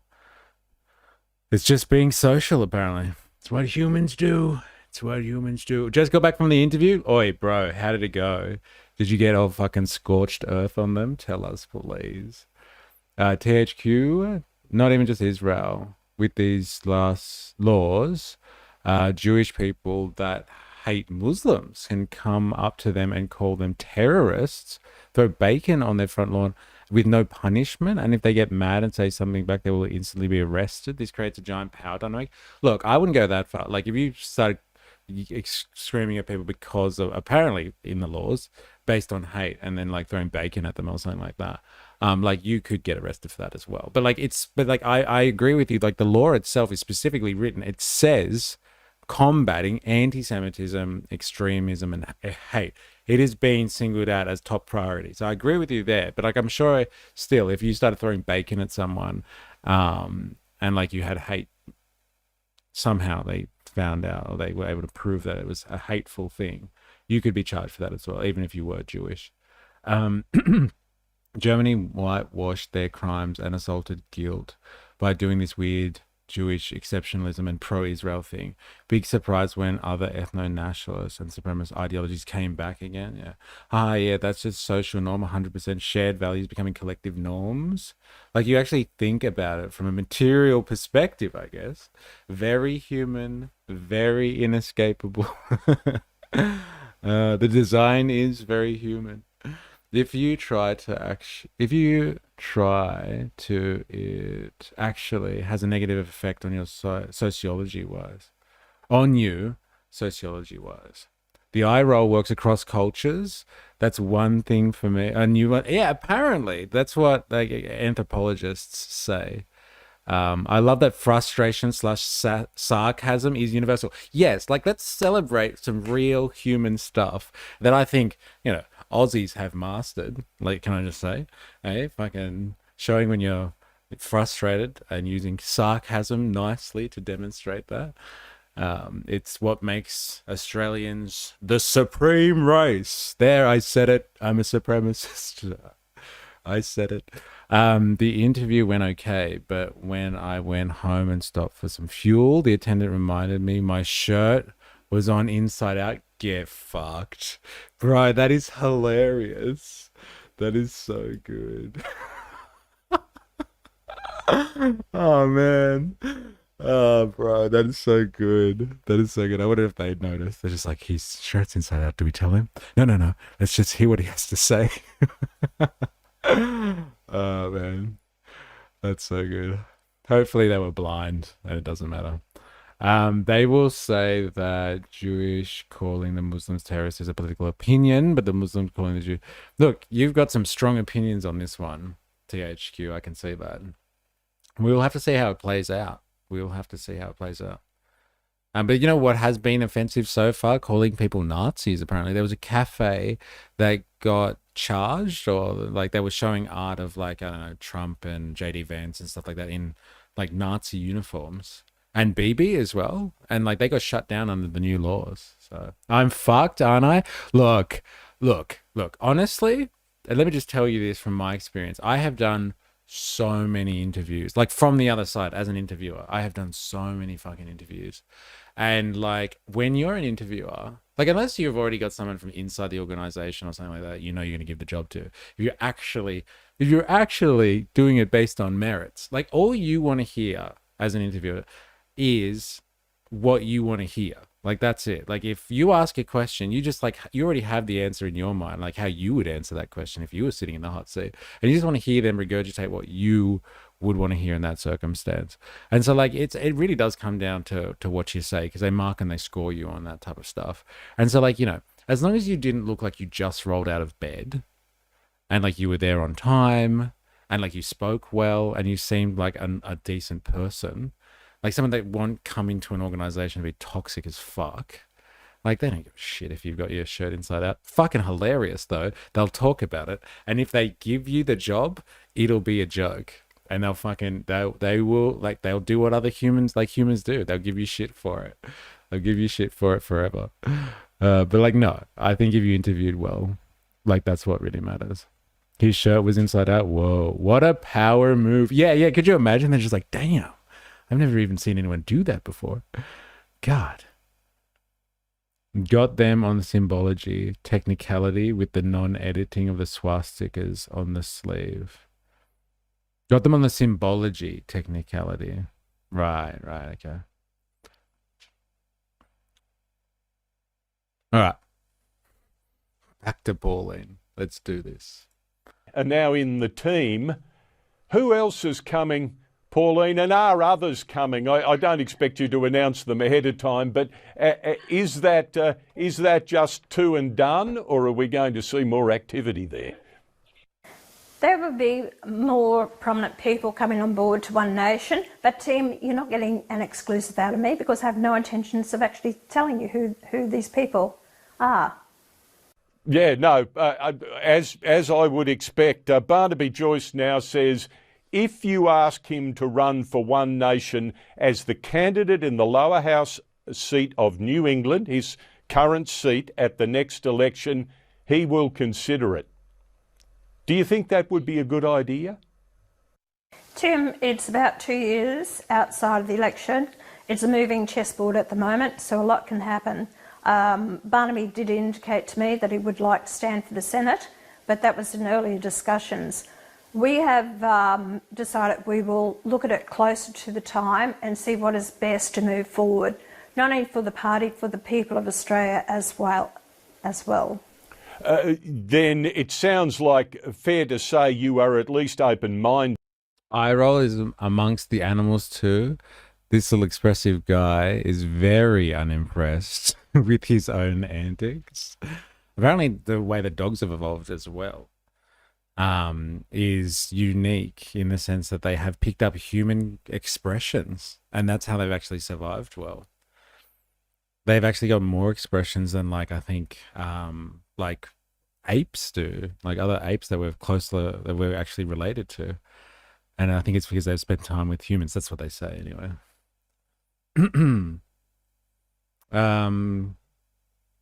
you think they would be arrested if they said or / called Muslim terrorists, especially if they justified by saying it's because they are against Israel? Like this is the problem with these laws. Like, from my understanding of the law is, or the way the laws have been structured, is that before, when it came to hate speech, you had to have intent. So like you say something, you're joking, or you say something unrelated, and then somebody gets offended by it, and you're like, but that's not what I meant. And like, or you could be like, yeah, I wanted to hurt that person, or like, you know, I hate those people, fuck them. That shows intent. Like now it's just about if somebody gets offended. So if someone starts calling Muslims terrorists, and then these particular Muslims get offended by that, then there's a case. And like, you know who wins in that regard? The fucking lawyers, eh? The goddamn lawyers. Is saying someone's a terrorist hate speech? Could be under the new laws, potentially, in the sense that like, if it offends someone, then like it could be constituted as hate speech under these new laws. which is what people are kind of scratching their heads over at the moment. Yeah, a lot can happen, Pauline, like when people realize what a joke One Nation is. Oh, that's wild, LOL. It is pretty fucking wild. It is pretty fucking wild. If Antic jumps on One Nation, I'm driving straight up to his office to shake his hand. Okay, so what side do you think the lawyers will take in such a case? Well, obviously lawyers will take whatever side they get paid to take. Hey, lawyers, hey, goddamn lawyers. But like, what side would the courts take? In like adjudicating over a matter of that nature, like if someone calls a Muslim a terrorist, they get offended and they get accused of being of hate speech for calling someone a terrorist. I have no fucking idea. I honestly don't know what the precedent here is. And it depends on the political climate too. Sometimes when they introduce a new law, they just want to make an example of someone really quick, so everyone's like, oh my God, and they know not to do it, and then they never really follow or pursue that law ever again after that. So like, I hate to say the C word, but like it'll be a lot to do with the context, I would say. A lot to do with the context. Like if it happens like just after Bondi or a Bondi style event, then like no one will be sticking up for the Muslim community. Let's just say that, THQ. So no one will give a shit. Albo in 6 months be like, I only put in these laws because the Liberal leadership spill. That's why we're repealing them now. Could you imagine though? Like I know we talked about this the other day, but like he was playing his 4D fucking chess and then he just repeals the laws in like, yeah. Like after the Liberal Party gets absolutely destroyed, or the coalition or something like that is no more, and they're just like, yeah, we're repealing the laws now. Psych. That would be fucking hilarious. Like bows. Yeah, whoever's richer wins. Ha ha ha. Yep. Hey, that's the type of society we promote. Pay to play. That's how it works with the lawyers. That's why everything gets anything that you really want to sort out goes through the court system. About him staying in the lower house or contesting the lower house if not committed to it. Correct. So therefore, I don't, rule with an iron hand here. Right. You have to look at strategy and you have to look at what's the best way of moving forward. Put the people with the best talent where it's important to represent the Australian people, and I'll do that. You went to Mar-a-Lago last November. How influential was that trip into the Trump heartland for you, Pauline? Well, it wasn't influential at all. It was an experience, and I thought it was a great opportunity to speak at CPAC over there, and the people that I've met and what's... Has anyone listened to her speak at CPAC over there? Like, I actually really wanted to watch that, but like, I don't know if I can commit myself to doing it. Or like, torture all of you with it.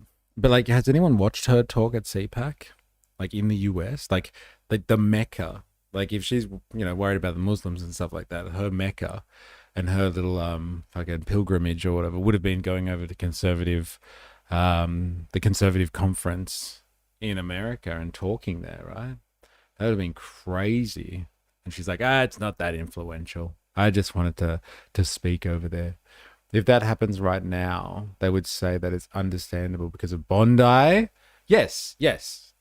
Bingo. That's what I'm saying. Like context would be important. So close to Bondi, I don't think they would pay it. They'd just be like, well, everybody thinks the same, right? Everyone thinks you're terrorists. So if the shoe fits, like unless something bad happens to, I guess, the Muslim community in like the next, I don't know, 6 months, 12 months or something, and everyone feels really bad and sorry and contrite, then like if something like that happened, maybe they'd make an example and be like, you can't just go around calling it Muslims terrorists and we're going to throw the book at you. So like, yeah, it does matter. LOL, Labour and Liberal panic. Pickering, like bickering maybe. Like anyone wants either anymore. Teals and Greens go knock off the majors soon at this rate. What's happening in America since Trump actually took over his presidency. And I think he's done a great job for America. But America is not Australia. And please remember, it's not Pauline Hanson picking up Trump's policies. I've been around for a long time. And the things that I've espoused over the years. Dilemmas, I don't think Captain Bucket agrees with you on that one. And there's a lot of capitals in the laughing there. Oh, you watched it? Like, is there anything memorable? Or is it just like conservative slop talking points? Or does she like, does she rabble rouse? Unlike Trump, I actually went to prison. She said that at the CPAC? No way. I'm still sticking to my convictions and what I believe in. So it was just an experience to go there, and I appreciated it. Pauline Hanson says her ideas were formed long before Donald Trump rode that New York escalator into the 2016 presidential campaign and American political history. And yet Hanson sees... if you're watching this on YouTube and you haven't already, hit the like button. I'm very disappointed if you haven't done it already. I'll tell you that much for free. The Bondi Beach stuff will stay an excuse for years, and after that they will just say this Jewish person is from Israel. He's a victim because of Hamas, and this is why he's sensitive. Meanwhile, the same standard will never be used for Muslims. If a Palestinian guy whose family got bombed to death went to Australia and threw pennies at a Jewish person, they do not care. Yeah, look, the double standard is obvious in that regard, isn't it? Very obvious. And that's why we're watching this interview today, because I'm still waiting for the moment when she says the thing, and everyone thinks it's, she's like, oh, she shouldn't have said that, but no one's asking her to be tried under hate speech laws, right? But if she had said something, as you pointed out, THQ, if she had said the same thing about the Jewish community, that would have been it. Hung, drawn, and quartered. We'd never see her again. Parallels between Trump then and her today. Written off, often ridiculed, but succeeding in spite of it. And as you'll hear... Hey, Captain Bucket, just detach yourself from the chat for a second. Have a look at this bad boy. Are you seeing... Look at the screen, Captain Bucket. Look at the screen. Are you seeing what I'm seeing in this picture here? Can you see whose shadowy figure is behind Pauline Hanson there? Let's just, often ridiculed, just have a look at this one again. But succeeding in spite of it. Look at this. Can you see that? What do your eyes show you there? The divide is growing. I'm not Jewish, but if I see a penny on the ground, I would be like, wow, a penny in Australia?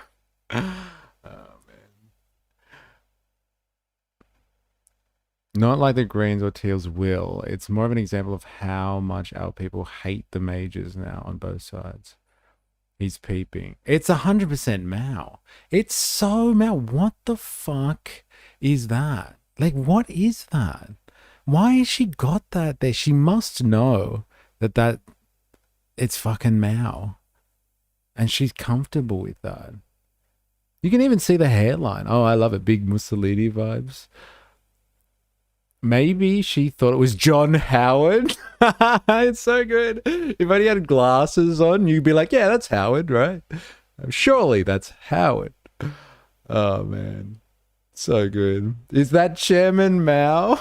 It is. It so is, bro. What the fuck? What is going on? If she knows it's a joke, it's such a weird joke though for IS. I'm telling you, if somebody finds out, Dilemmas, come on, bro. You must have her on fucking speed dial. Can you ask her if she realizes that Mao is in the background? And if she knows, I'm telling you, I'm voting One Nation. I'm voting fucking One Nation. She knows the score. She's a fucking commie. I fucking knew it. This is the wildest shit I've ever seen all week. Yes, and we've seen some wild shit this week.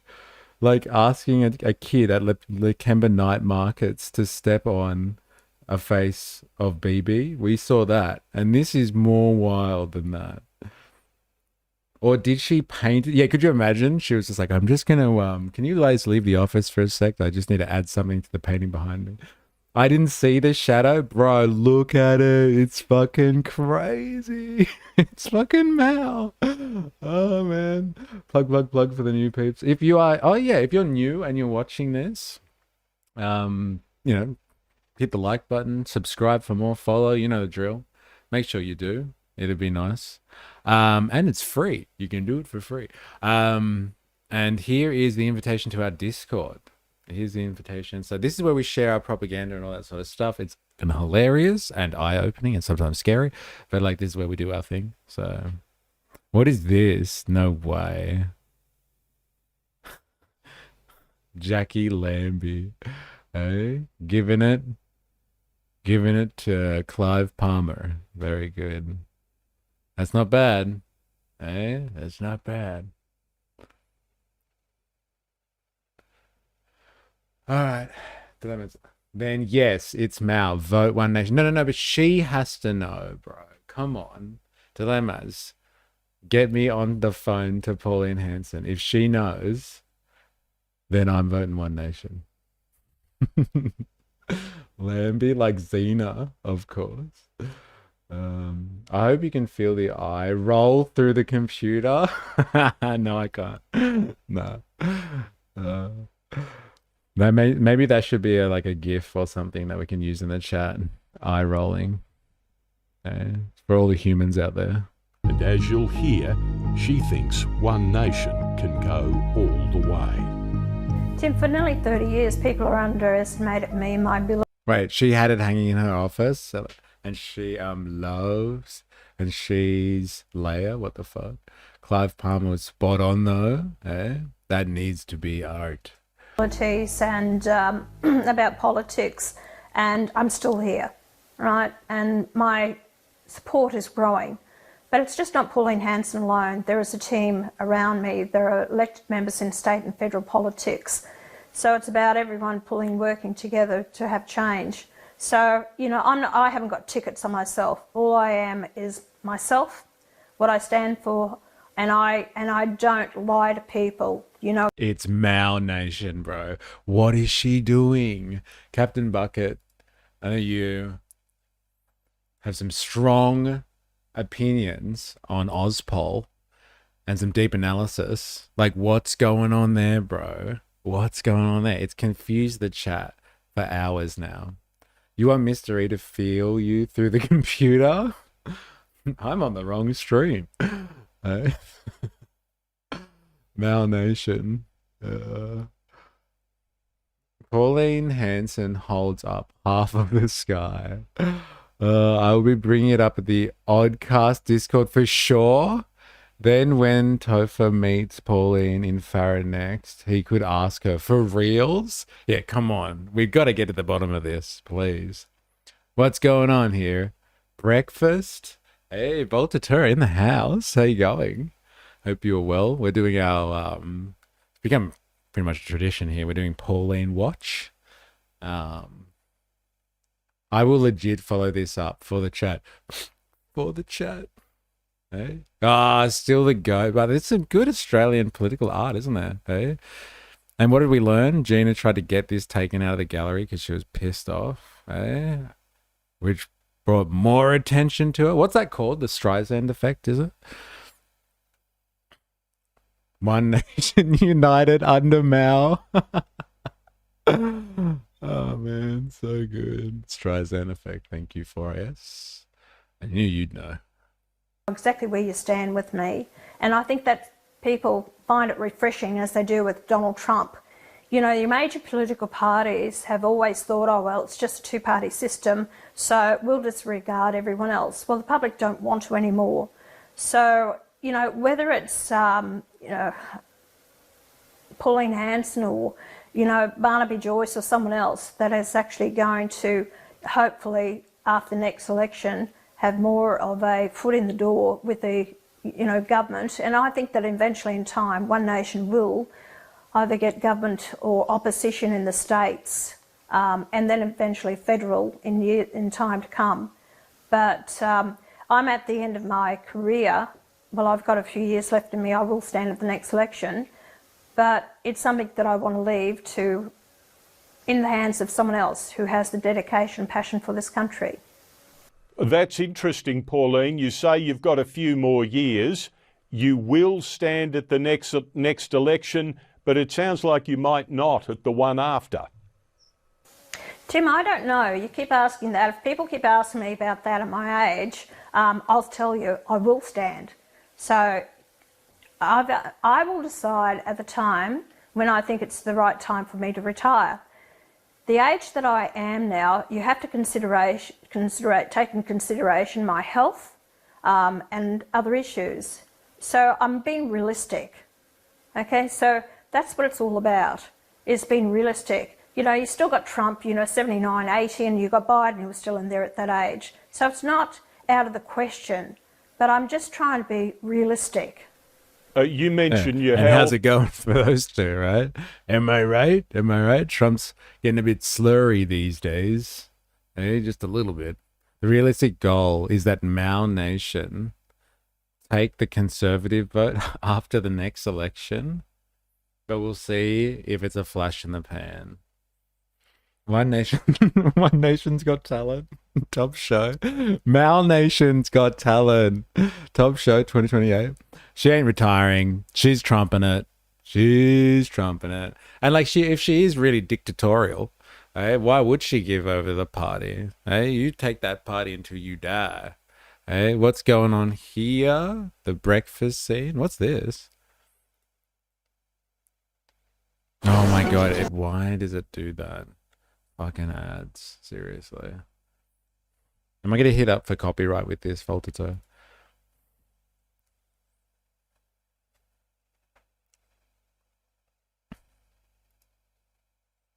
What's going on here? Breakfast scene. I got a certain number.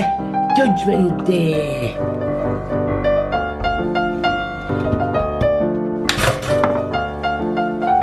What is this? Everything's up one boy. Except What the fuck is this? brown sauce. Voltato, what the fuck? Is it breakfast time for you or something? As a British person, this is what Britain is. What are we watching? I don't know. Voltato's dropped something there. He said something about breakfast before. I'm trying to see it out and see where we're going with this. It's a famous meme. Oh, okay. I'm surprised you haven't seen it.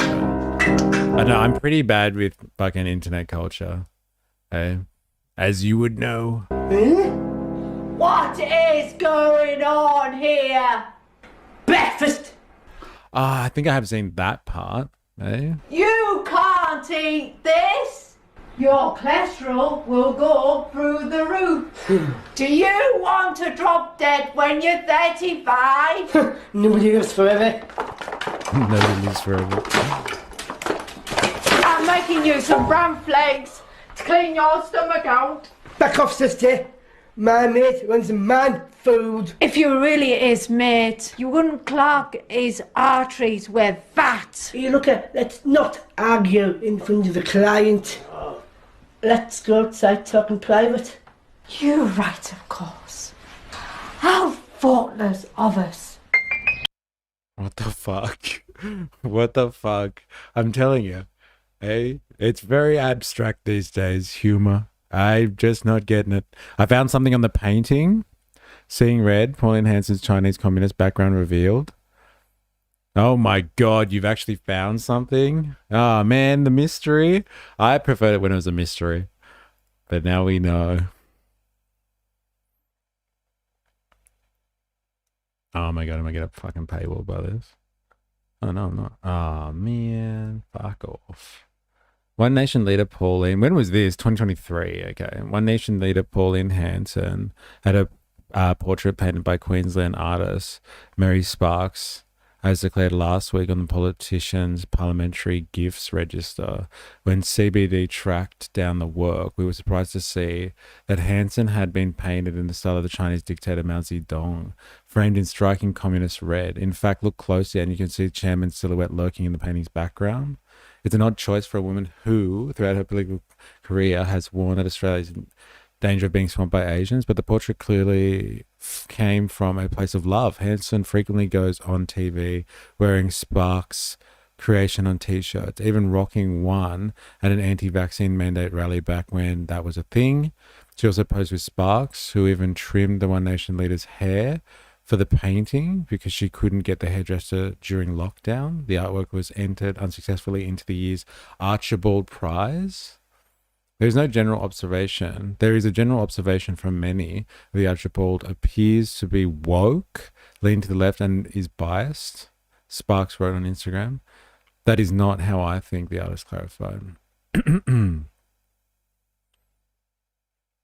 Somebody talk about the fucking Mao thing. So, like, is it a joke or not? I need to know.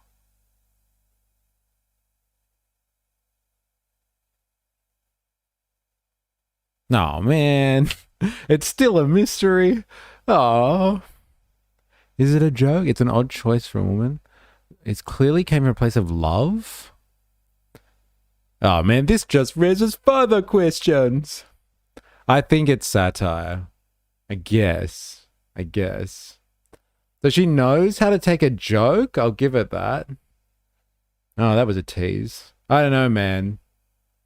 I guess she understands what's going on here. But, like, does she understand the joke's on her? Or is it something else?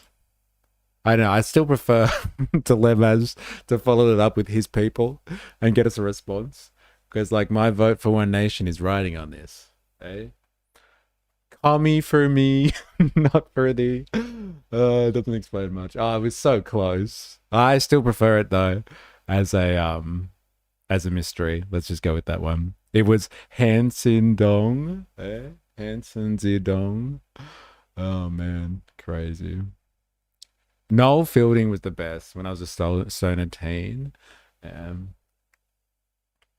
what do you think of the new Minister of Truth in Ireland? I haven't heard of it, but just the title sounds very, very 1984. You got to admit, right?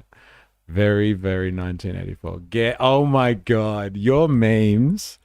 I can't believe there's in-group memes now. You know, you're responsible for this. Raby baby. You have to take the cake for this. Look who's fucking there. The whole time. Dilemmas. I knew it was you, Dilemmas, and I wouldn't have gotten away with it if it wasn't for you damn commies. So good. His name is Jeffrey Godfrey. Okay. So good. I mean, without asking for the full doctor's chart, how are you? Are you strong the and sausage healthy? is back. How you going? Welcome to a stream. It's good to have you. Or is it Perfect. starting to drag on you a bit here? Tim, perfect health. I still run down the hallways of Parliament in my heels when I have to get to the chamber for a vote. And I tell you what, I'd leave a lot of those other women Pauline loves to get her legs out. Yeah, we've seen. Only fucking Jag was here. Hey, he'd be frothing right now. She loves to get the pins out. for Hey. dead, and I'm the second eldest in that chamber. So anyway, my health is G'day, perfect. Aussie legend. Nothing wrong with me. The heart's still ticking. No blood pressure. Nothing. Okay, you also mentioned in that previous answer about the possibility of where One Nation might go ultimately, and the old thinking of two parties in this country coming to an end. You see One Nation in a government one day, Of course I do. federally. Of course I do. Yes. Yes, I do, Tim. You know, if I don't have this vision for One Nation, why would I be here? You know, why does anyone go into Parliament? You can't tell me that all these people that go into Parliament don't have a vision of one day being Prime Minister themselves. Of course you have a vision. And of course, if you start up any business, No blood pressure. She's a zombie. I knew it. Violent Queen in the house. How you going? Welcome. you want to do the best that you can in that business to make it grow and achieve so many things from your hard work. And that's just common sense tells you that. You say we're not a carbon copy of Trump's America here, but there are also some things we can learn from Trump's America, right? What are they? Well, gender dysphoria. Male is male, female is female. Get transgender out of women's sports. Controlling the borders. He's deported over 2.5 million people out of the country. He paid for the ticket out. If you don't leave, well, then we're actually going to, bring you back. You will never get back into the country again. As far as even, investment in America. Male is male, female is female. So good. Male is male, female is female. Oh man, the male thing. I can't get over it. What the fuck is going on there? Violent Quinn, I think Heidi the Sausage as well. You missed out.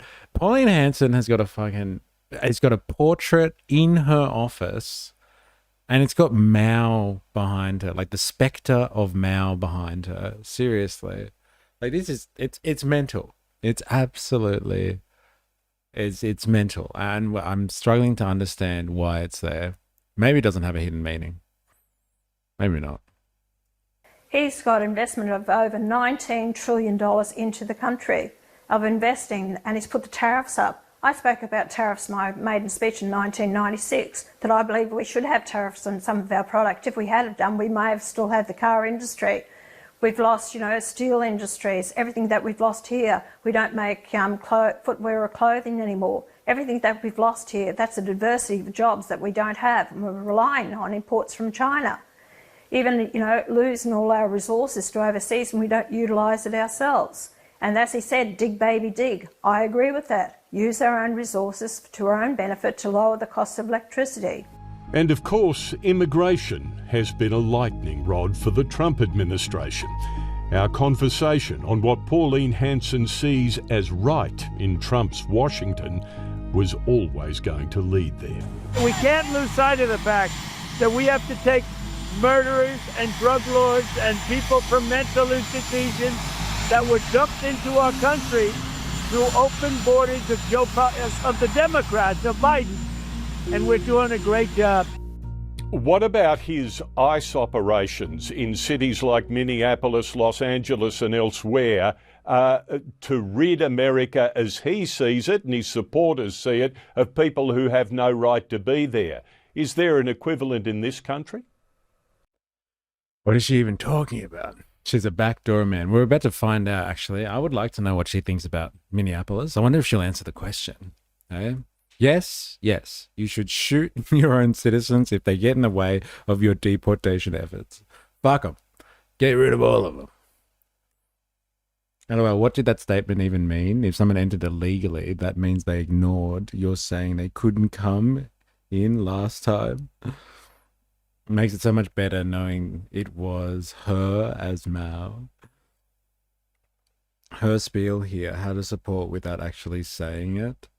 Buy Australian fashion, yes, it'll cost you $130 for a tee, but that's not the point. Not to that extent. I think it's, like I said, I don't live in America. And what is happening in those cities? You had the escalating crime that was happening. You go to Melbourne and parts of Victoria, and what can we learn from Trump's America? Pauline Hanson starts talking about the fucking culture wars. Oh, well, what else can you learn, right? Escalating crime. Go out to Alice Springs. Go and ask the people in Cairns and Townsville how the crime is going there, and they'll tell you they're fed up with it. So, it's a matter of dealing with it. Don't turn a blind eye. I feel, that bleeding hearts out there, that these people need a chance. Well, go and speak to the victims, see how they feel about it.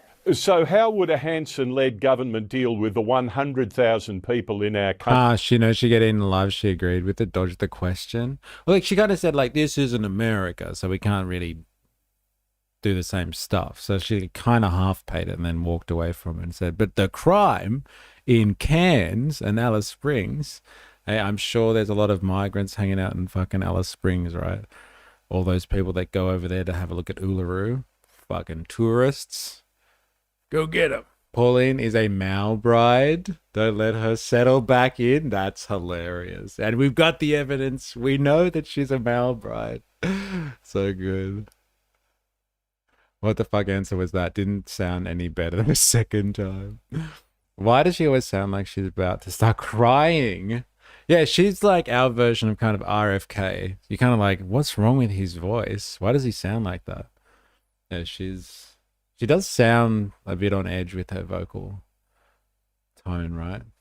She's about to crack. She's a mouse's bride. That's so good. That's so good. And like, you don't need any more evidence. I've seen her wear the burqa in the Senate. She's definitely a mouse's bride. Bro, I live in Frankston. It's all white on white crime. LOL. No, you're wrong. Okay, baby, your eyes deceive you. It's obviously because of migration. Australia has more irregular non-maritime arrivals than maritime boat arrivals. So is she inferring the non-boat people arrived by plane do the crime? Shaky. Although she is our version of RFK. So true. Like with the voice thing, it's an interesting point. Legs 11. Country who either have failed to get refugee status or have overstayed their visas and no longer have a legal entitlement to be here.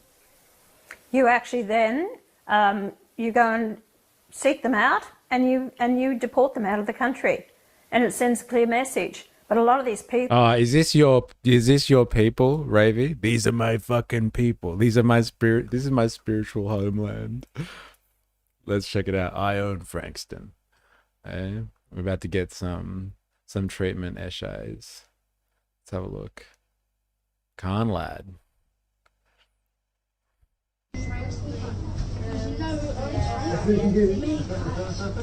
Me. I own Frankston. I own Frankston. I own Frankston. What is this kid, like fucking 8? Max? Not even. I own Frankston.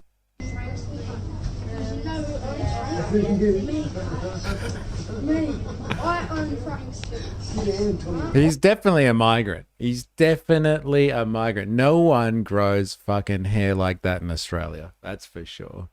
Hey, I wonder what shithole he came from. Hey, future Mal Nation voter, Captain Bucket, say it properly, please. Hey, it's 12. I don't know, man.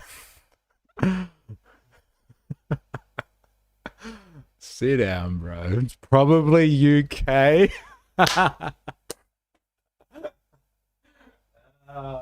I didn't actually want an answer for that. That was a rhetorical question, but that's fucking hilarious.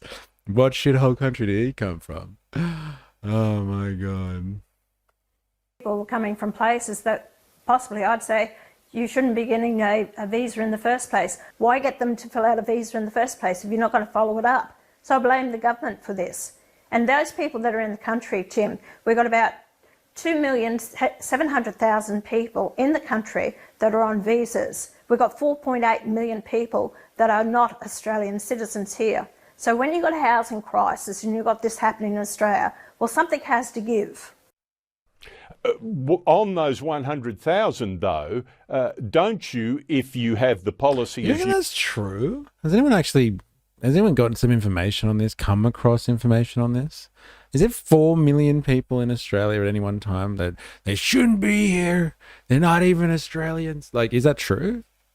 Anyone? Anyone want to take a crack at that one for me? That, like, you know, between what tourists, people on visas and studying, I guess.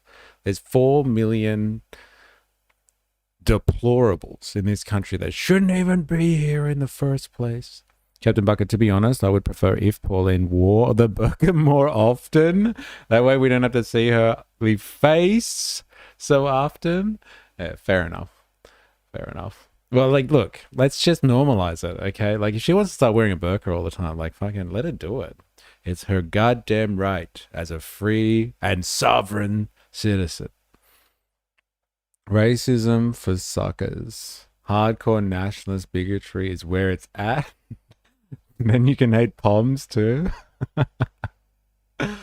Plus they always say they own stuff. They don't. It's like cultural. I own Frankston. Immigrants in total. We have a lot of overstayers. I'm going to use her own argument against her. I blame Pauline. She's not doing enough. Aha. Yeah, she's been around for long enough. Why hasn't she done anything about it? I tried. Study and tourism. Yeah, I think it's 4 million are on visas. Damn. So we've verified this. This is not a wild claim. Remember we were watching that guy. What's his name? Dilemmas? Robert Lowe, who started the Restore Britain party. Rupert Lowe? Rupert sounds more British. Let's go with Rupert. Rupert Lowe. And like he was like, there are 2 million undocumented people in the UK. And so they've got in 2 million. And like she's claiming there's 4 million people here. They really shouldn't be here, if you ask me. They're just sapping up resources. Got to get rid of them. That's crazy to think about. The only reason why I care is because she's doing it mockingly. Well, look. You're not wrong. We know who they are. They came here on a plane. Yeah, actually, well, like, that's a fair point, isn't it? It's a very closed process. It's hard to get leakage when you come via the plane. Yeah, but the number of people here illegally that aren't overstaying, you can count in the dozens pretty much. I hope you meant count. But like, let's just go with that one. Yeah, totally here legally. Classic video. Not coming on boats. 30 years in Parliament and she's still done nothing. Where are my taxpayer dollars going? It's an interesting claim, isn't it?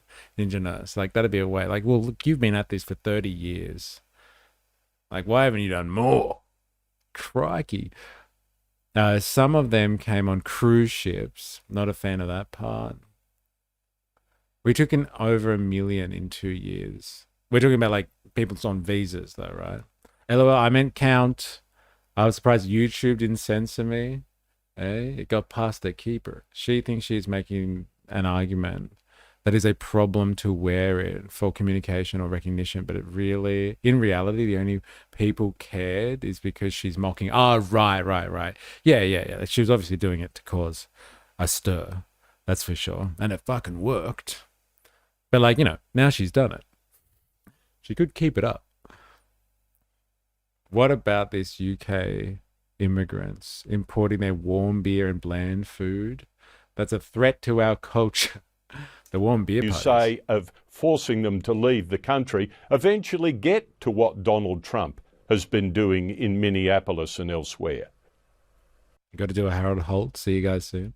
See you soon. It is best to actually don't get to that situation. You don't allow them to go through the courts. If they filled in a visa and they only want to come here for that period of time, that's what the law of the country is. You don't overstay your visa. That is the law of the land. And that's what your agreement to come here. You would only stay for that period of time. So, Tim, I'm not going to tell you what One Nation will be doing or whether it's down the same lines as what Trump is doing. I only see the visions on the TV, and it's a shame that it gets to that because that's not what people want to see. It means that you do the right stance in the first place, that you make sure on the people that you're bringing into the country. Susan Lee had an immigration policy ready to go when she lost the Liberal leadership. We saw some details of it in recent days. Have you got any thoughts on it? What did you think? Look, parts of it, but then again, is it Susan Lee's? We don't know. It was leaked. But parts of it where I see that they want to, stop visas being issued from a number of countries and 37 regions that they don't allow them to get visas to come in here. I totally agree with that.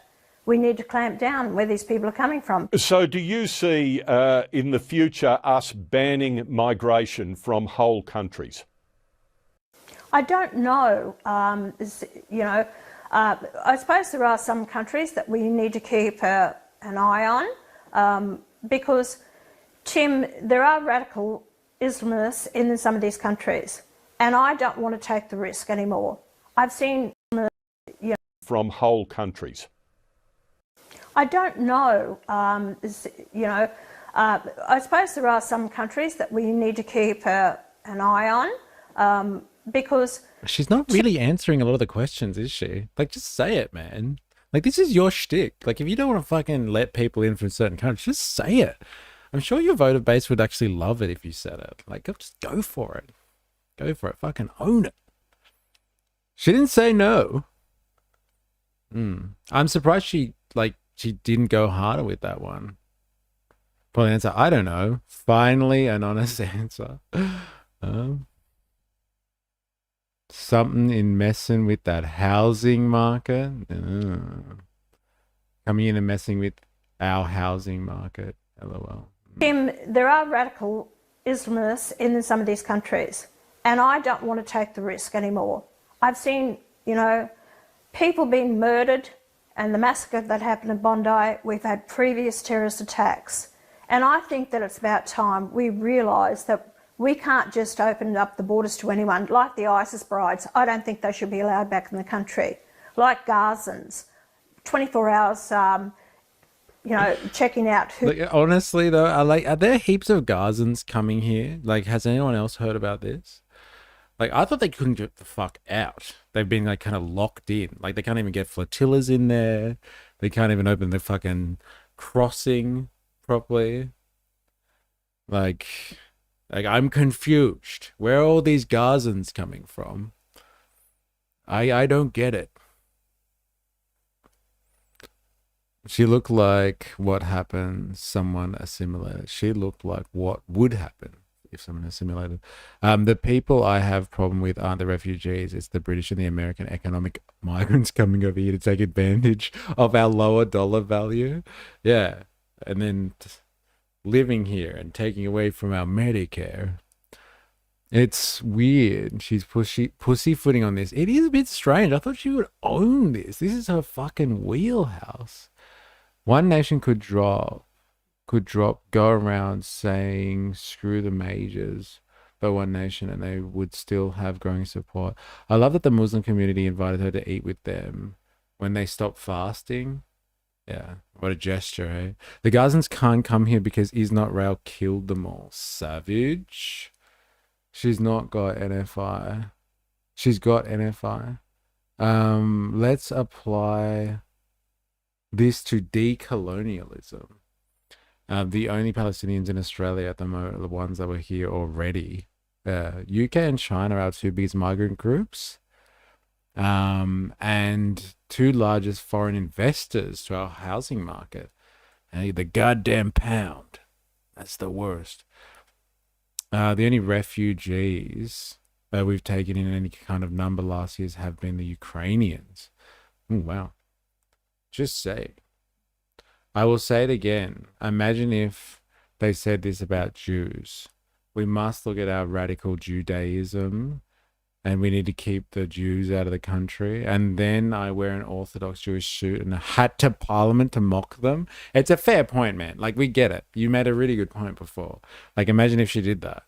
Like, people would be really upset, and she'd be charged under the hate speech laws, right? They often don't live here. They just buy up like 5 apartments to rent. She's starting to move to the center. She wants seats in the lower house. She knows she can't answer yes or no. She's losing grip on the issues that she used to own. Is that what it is? It's like coming off a little bit more moderate, because like she needs to win like kind of normies, let's say. It's unfortunate that all the settlers have already come into Australia illegally. Let's deport all of them with ICE, Pauline. Only First Nations people are allowed left. Hi to this house whose non-residents can't own residential property, but corporations can.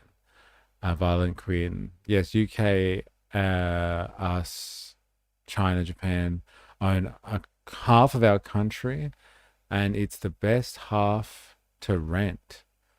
Dilemmas. Yep, stop all that immigration. Pauline doesn't go hard enough with immigration for most people ditching the majors. 4AS, won't she piss off her base with being more moderate? Yeah, but like what alternative do they have, right? What are they going to do? Vote for the Greens? Okay. And we get it. But playing devil's advocate, on other religion has caused, oh, sorry, THQ has caused the amount of casualties directly in the last 30 years or so than Islam has caused. No other religion. Sorry, I read that wrong. She'll Triple S, Susan Lay herself. I agree with that Indigenous girl. Deport Pauline back to England. You're kind of comparing apples and oranges. I thought the USA was a Christian nation. Christianity did all right with that in the 4th century, lol. All right, back to it. Who they are. That's not good enough. ISIS brides, I don't think they should be allowed back in the country. Like Gazans, 24 hours, checking out who they are. That's not good enough. This government has failed the Australian people in ensuring their safety. And I think that we just need to toughen up a bit, ensure that people feel safe. And that's another reason why they're following One Nation is the public don't feel safe in our streets anymore. And I went to Bondi and I spoke to some of the parents. They said, we don't feel safe anymore. We don't want to allow our children out in the streets. And when I grew up here, we could actually walk the streets, go anywhere. Mum and Dad said, make sure you're home by dark. That's not the case anymore. And it's just a shame that we've got to that stage. Why? Why did Mum and Dad say you had to be home by dark? Hey, what, because they wanted you to go to bed early? Or because, like, this is a problem in human civilization? When you crowd people together, there are social issues and things happen after dark. Eh? It's just a thing, right? Like, do you have to fucking make it about a particular subset? Or do these issues plague human civilization? This is a civilizational effect. Why did they tell her to come home after dark? Maybe they just wanted her to go to bed early. Eh? Maybe. Let's just say.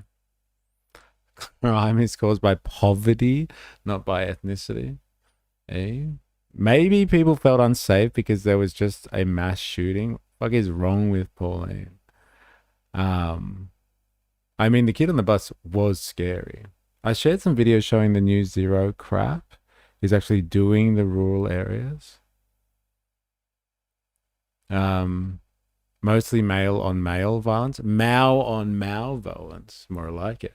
Crime is caused... No, I read that one. So hasn't Christian Judaism unalived the most people in the last 30 years? Which other nation has unalived 6 million people in wars in the last 30 years?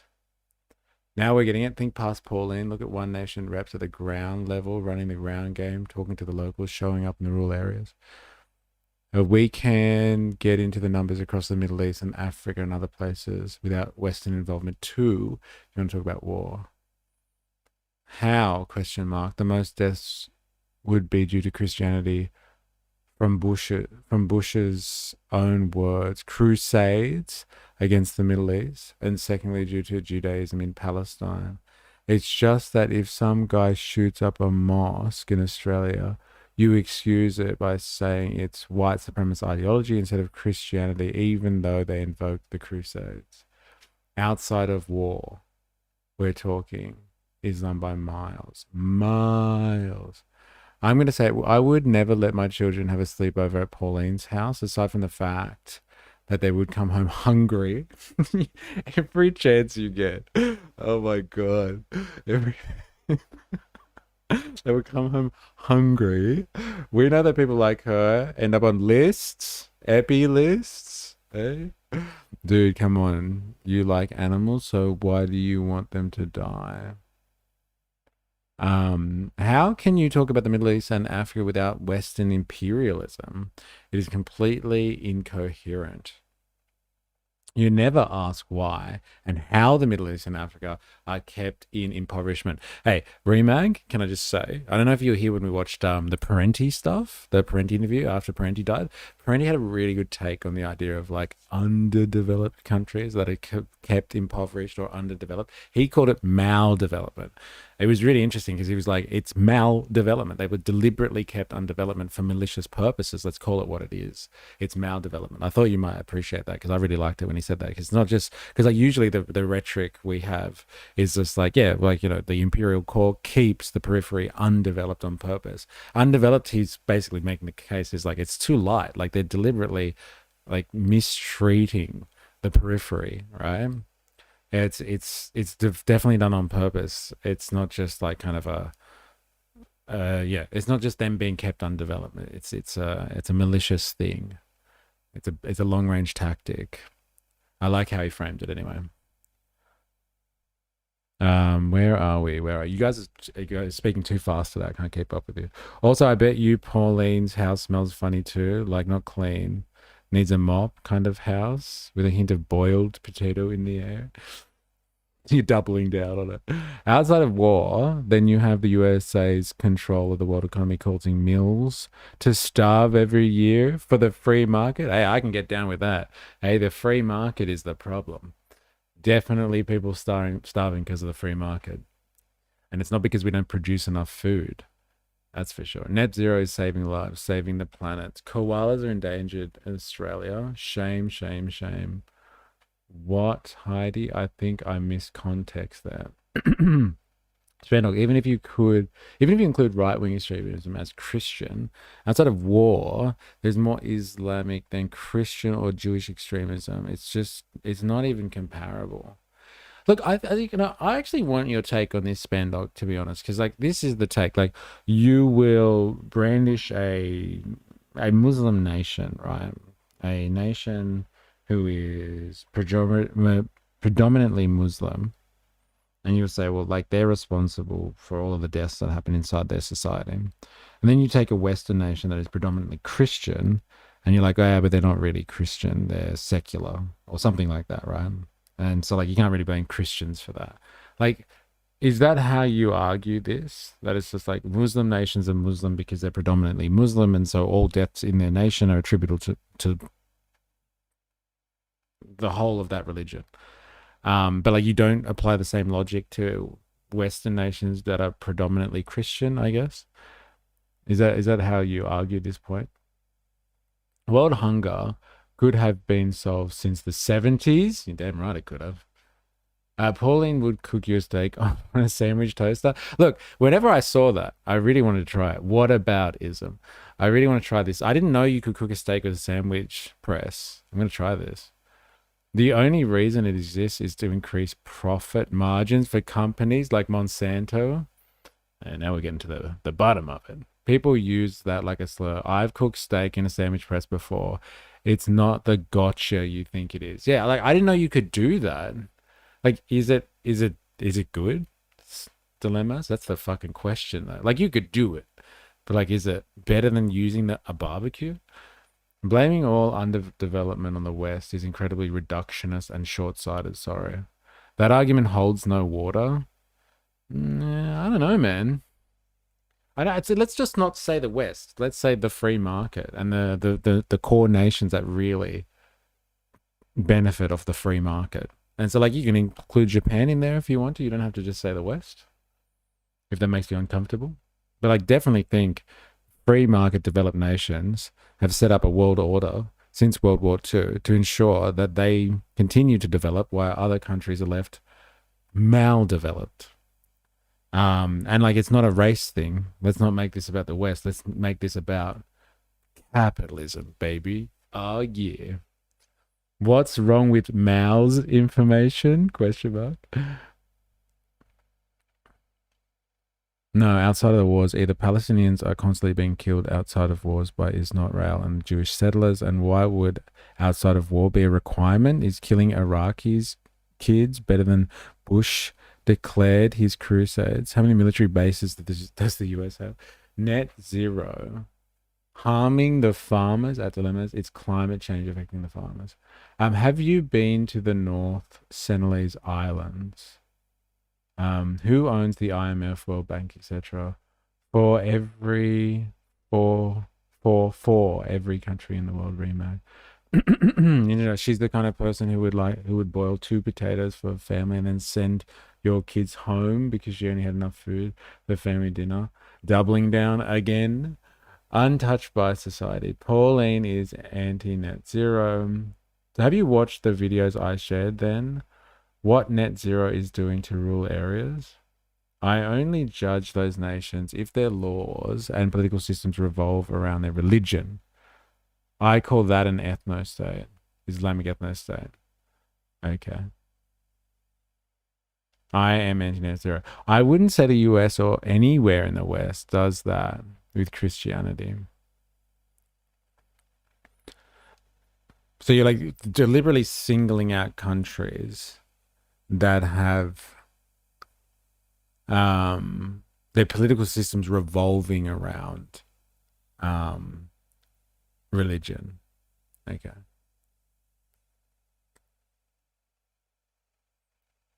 And is that like a technical thing or just like an ideological thing? So like when Americans like swear to God and stuff like that, like, you know, swear on the Bible and all that sort of, like officials we're talking about, like, is that like the same thing?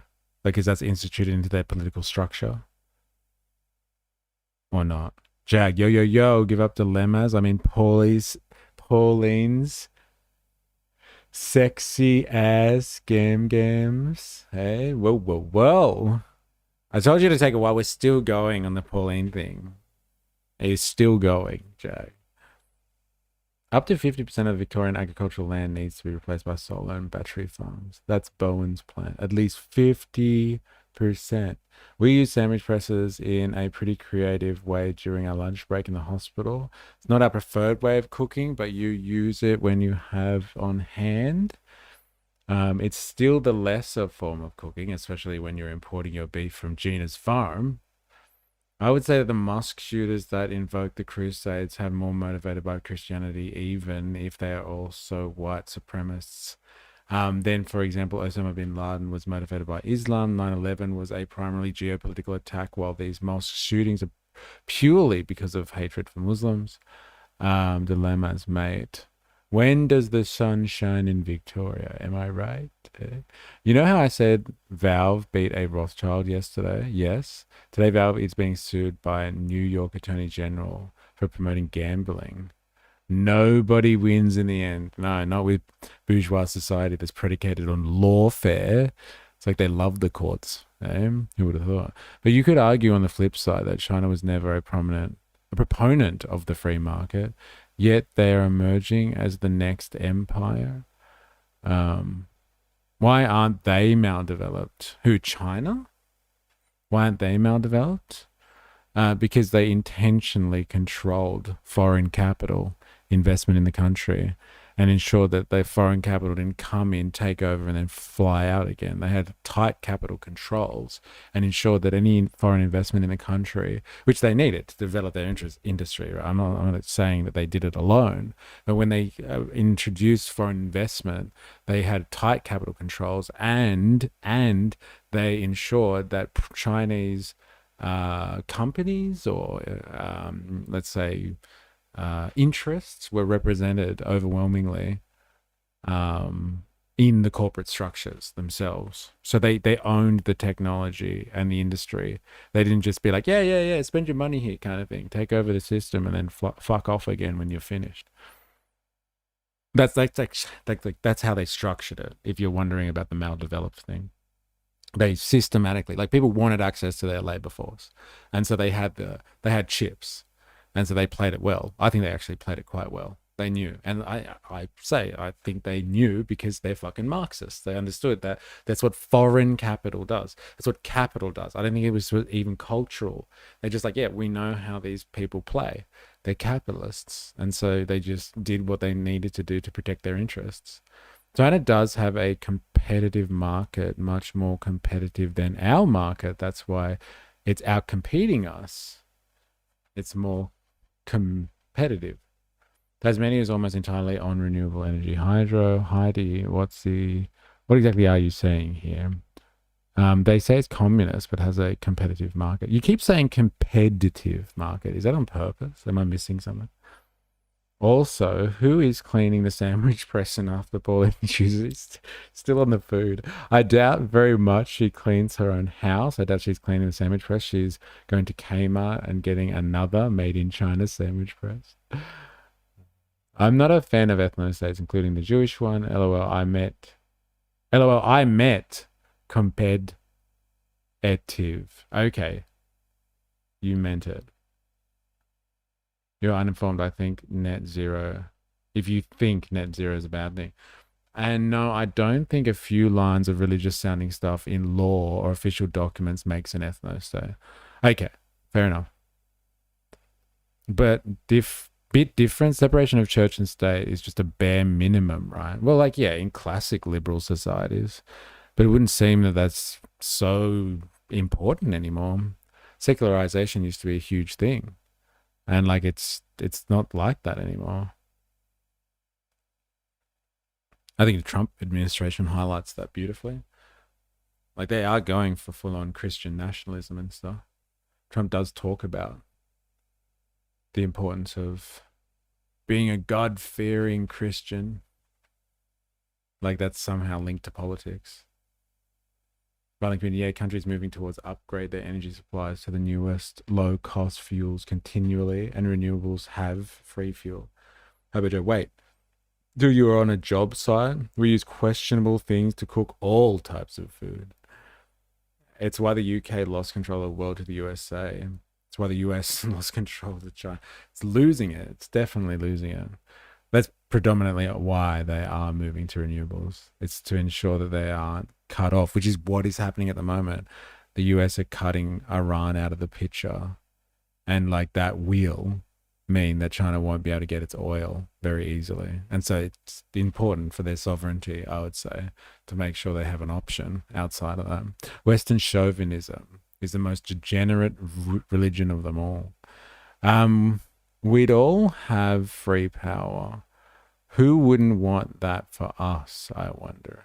Depends. Would I agree with a zero emissions grid? Yes. With nuclear, should we destroy our industry to hit an arbitrary number when we only account for 1.5% of the world's emissions? No. The US moved to oil while the UK stayed with coal because it was king of coal, just like the US did with oil after doing the same thing to the UK.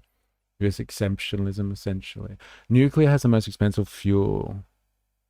Nuclear has the most expensive fuel to make steam. So no one watches the propaganda I post then. So no one watches? I do. Sometimes. Like not all the time. Like when I can. I'm a steak cooking supremacist. Cooking on a sandwich press is a crime to me. The steak looked way too grey and didn't create a good crust. I suppose they like their steak beyond well done. Oh man. A steak supremacist. It's better to run your steam turbines on coal for price than uranium. Australia is a great example as to how to screw a country by letting foreign capital take control. Nuclear. So you don't care about animals or people? Jog on, mate. So couldn't other nations have just done the same as China? Why did some nations and continents overcome or take advantage of the free market and some didn't?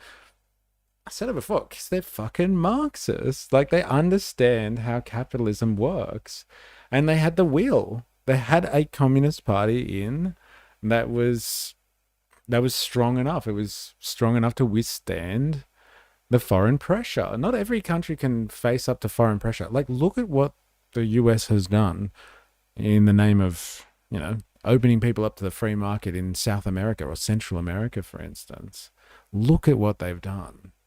Like they have assassinated people, destabilized governments, thrown people into absolute chaos, supported terrorism, insurgencies, whatever the fuck you want to call it, just so they have the right people in power that would do business, as in like allow foreign capital come in and take away resources easily, without constraint, without regulation. And so like the Chinese were watching that. They understood if they're going to open themselves up to the free market, They better do it in a constructive way, a guarded way, as opposed to just being like, yeah, come in and invest here, and hopefully the residual effect will be they will modernize us at the same time. Just come in, please. But like they had a chip though, Spandong. The Chinese had a fucking huge labor force. And capital, there's one thing about capital. Capital cannot resist cheap labor. It just cannot resist. And China were like, hey, come on, we'll give you some cheap labor. You just bring your technology here, set up your industry here, and give us half a stake in all of the things you do. And the foreign capital came. They just played it well. Much better, I think, than other people have. THQ, it just seems that he is saying that because Christian and Jewish people have been secularized and have become less practicing now, when they do bad things, even they literally invoke the Crusades as a primary reason, it is not caused by religion, but the white Christian extremist identity. While for Muslims, anything bad they do is blamed on the religion, even if there is a primarily, even if not exclusive political reason, like the Bondi Beach shooting. Yeah, I'm not too across, I must admit, the whole, okay, this country is more Muslim than Western countries are Christian, and so it's all Muslims should be, like Islam should be blamed for all of that, whereas, Western nations aren't really Christian, so then don't worry about it. Like, it's not a solid argument. Like, if we're just going to make things about religious motivations, then let's just say this culture is associated with this religion and this culture is associated with this religion then. So then we blame the religion if we're going to blame religion for stuff. I'm saying competitive, not free, because the only free market exists outside of state guidelines. She looks like she's in a lovely timber Queenslander up there. Yeah, she does. And even if the black market is not free because states continually interfere with it. Yeah, they're going backwards in the heavy religious state influence side. It is a little bit. It's very concerning. It's alarming how we're regressing from certain things. If you want to understand, fuck, the chat's going off today. I can't keep up. If you want to understand how I view the whole net zero scam, watch the videos I post in Discord, then tell me if those videos are wrong. Dr. Nathan's in the house. Who's confusing ethno-state with theocracy now? Soon we will have foreign rulers dictating our faith. Facts. Not wrong, Heidi. Hope everyone's learning Chinese. China already makes 1,700 ships for every 4 the US makes. They've already won. It would take USA 300 years to catch up to China if China stops making stuff tomorrow, if you ignore Rust. In fact, they would still only have half the ships China made last year in 300 years' time. Absolutely mental, isn't it? Productive capacity is fucking off the radar. Like, the human race has never seen productive capacity like that. You're on the propaganda payroll, though, so you have to get the buy-in. Your thinking is very narrow-minded and short-term. It's very individualistic thinking. USA has 20% of China's population. It should have a fifth of the production, not third or not 3 or 4 compared to 1,600 or 1,700. Well, that's the problem with any empire. No one can resist taking advantage of labor. Otherwise, how can there be surplus for the empire?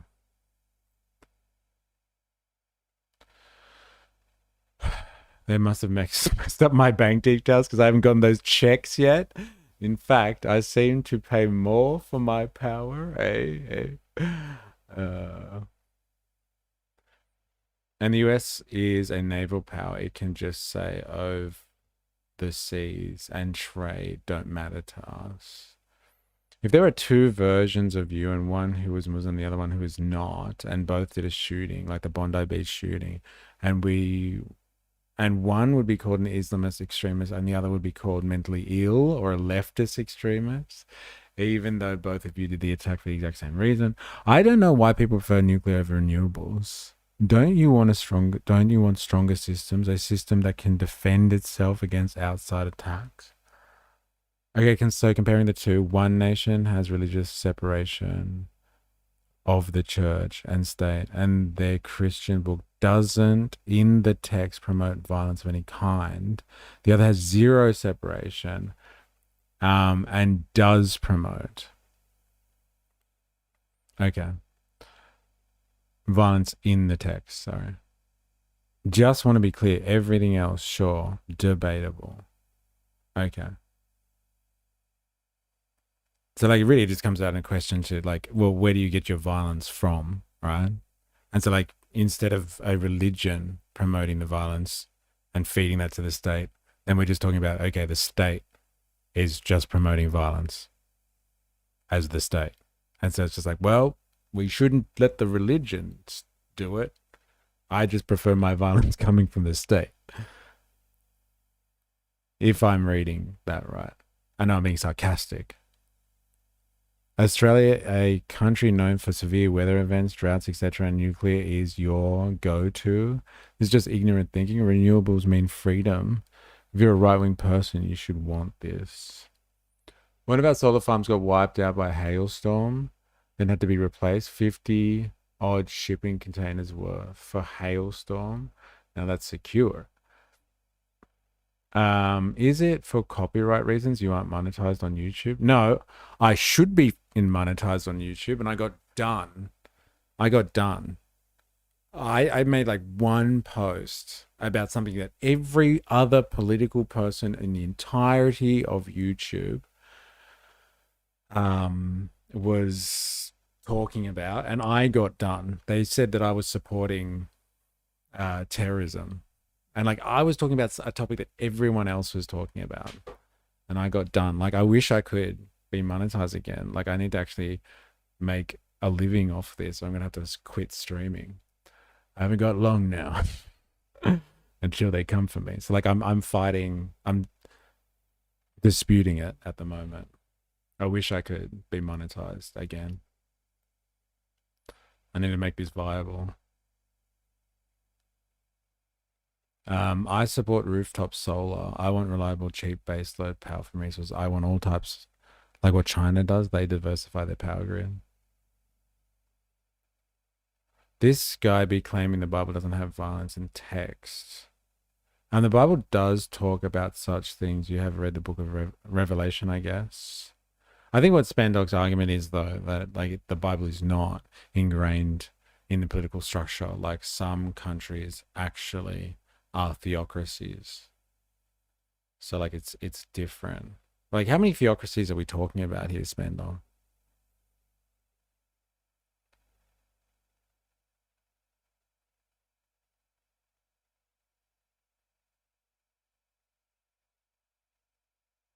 We can't make them because we don't have the cheap baseload power for the industry to make them. So we ship our resources on bunker fuel tankers to China for them to make them, ship them back, just to be replaced in 25 years.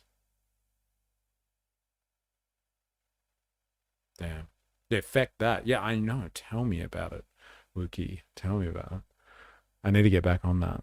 All right, let's get back to fucking Pauline Hanson, shall we? The chat's going off today.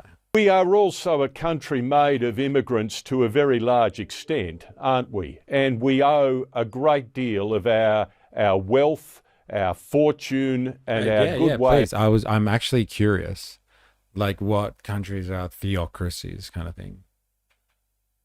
Of life to that fact, don't we? Of course we do, Tim. Of course we do. My first husband was a Polish refugee. He came out after the Second World War with his mother. I get that. I understand. I grew up with a lot of friends. My parents were migrants that came here to Australia. You know, people that have worked in the business with my parents, people that I've employed over the years. You know, it's people that have been candidates of mine for the party of all different cultural backgrounds. That's not the point. And that's why a lot of the migrants support me. They come up in the streets and embrace me. And for your information, a lot of Asians... Oh, yeah, that's a fair call, actually. 4S, thank you. Thank God you're here to tell me to fucking plug the channel and stuff like that. Yeah, if you are able to. Actually, first of all, here's the Patreon. Here's my Patreon. go over. I haven't done this in ages. Go over and become a free member. I can get you on an email list if you do that. You don't, no strings attached. There's a link for Patreon. If you go there and become a free member, then I've got you on an email list and I can get notifications to you via email. It's very important to do this, just in case I'm not able to reach you through other platforms. And then outside of that, if you are able to financially support, that's how you can do it, because I can't get monetized through YouTube and stuff like that at the moment. So yeah, please, if you enjoy the streams and you like all this sort of stuff, and if you feel like you can financially support, there's the link to the Patreon. And I'll love you forever.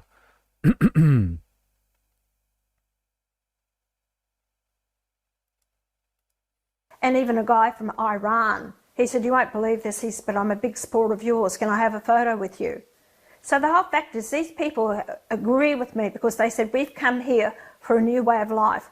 We love Australia. We don't want this country to become like the place that we left. Can't we realise that? Because I question and I debate and I stand my ground on these issues. Tim, I'm getting near the end of my life. It's not about me anymore. It's about future generations. If you could, would you block all Muslims from coming to Australia? No, I'm not saying block all Muslims. Well, what are you saying? But I wouldn't allow women into the country who wear the full burqa. If that's their dress code, it's not compatible with the Australian way of life. And that's why I said to ban the burqa in Australia and full face coverings. Doesn't that ultimately amount to blocking all Muslim people from coming to Australia? Pretty much. No, it doesn't. No, it doesn't. You see, I had a Muslim candidate that stood for me in New South Wales state elections. So although she said she was a Muslim, she never acted or dressed like a Muslim. So this is the problem. If you actually look at in the streets of England, it's full of women with burqas. That becomes a state, and especially full face coverings. That means they could be unemployable. You're not going to get jobs. People are in fear, and I just don't think it's warranted in a country like Australia. And you have places in Sydney, western suburbs, that Australians don't want to go there, or you're not welcomed. I'm for Australian, our culture and our way of life, and I will stand up and fight for that every day. But I am trying to warn people, you have to make sure that it doesn't get out of hand. I don't want Australia to end up like France, like the UK, like Canada, like Denmark. They all thought, She pretty much said that, right? 4AS. You can be a Muslim, provided that you don't act like a Muslim at all. She's like, I had a Muslim woman that worked for me once, and she did nothing. She didn't dress like a Muslim. She didn't talk like a Muslim. She didn't practice like a Muslim. But she was a Muslim. She just didn't do Muslim stuff. So that's the type of Muslim we're talking about here. Allow these people in. Well, they've lost their culture and their identity and their way of life, and they're paying the price for it now. Hanson's comment about Western Sydney being unwelcoming has been rapidly debunked by Lakemba residents. A 7 News crew visited there this... Oh, we're doing gift subbing. Legend. Jag, good on you. Thank you very much. Ninja Nurse, THQ, and Voltateur. Legend. Thank you very much, Jag. Oh, thank you. Thank you. Legend. It helps a lot. I do appreciate it. Massively.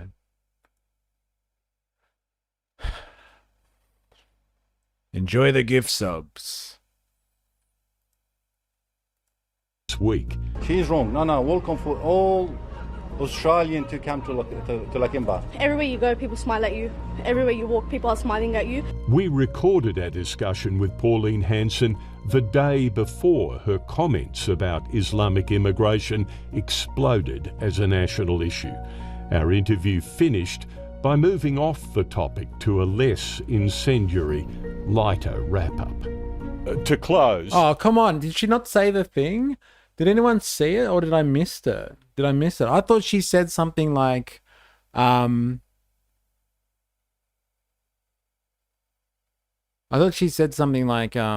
no good Muslim or something like that. And everyone was fucking outraged by that. Did I miss it? You got it, dude. Thank you. Hey, and she's got a nice man bun going on there. Hey. I'm seeing double. Legend. I gave you my Prime sub, but YouTube mobile is easier for my eyes. Thank you. I appreciate it. Really. It helps a lot. It helps keep this thing going. It's crazy to think Muslim women are targeted and less safe for being covered up.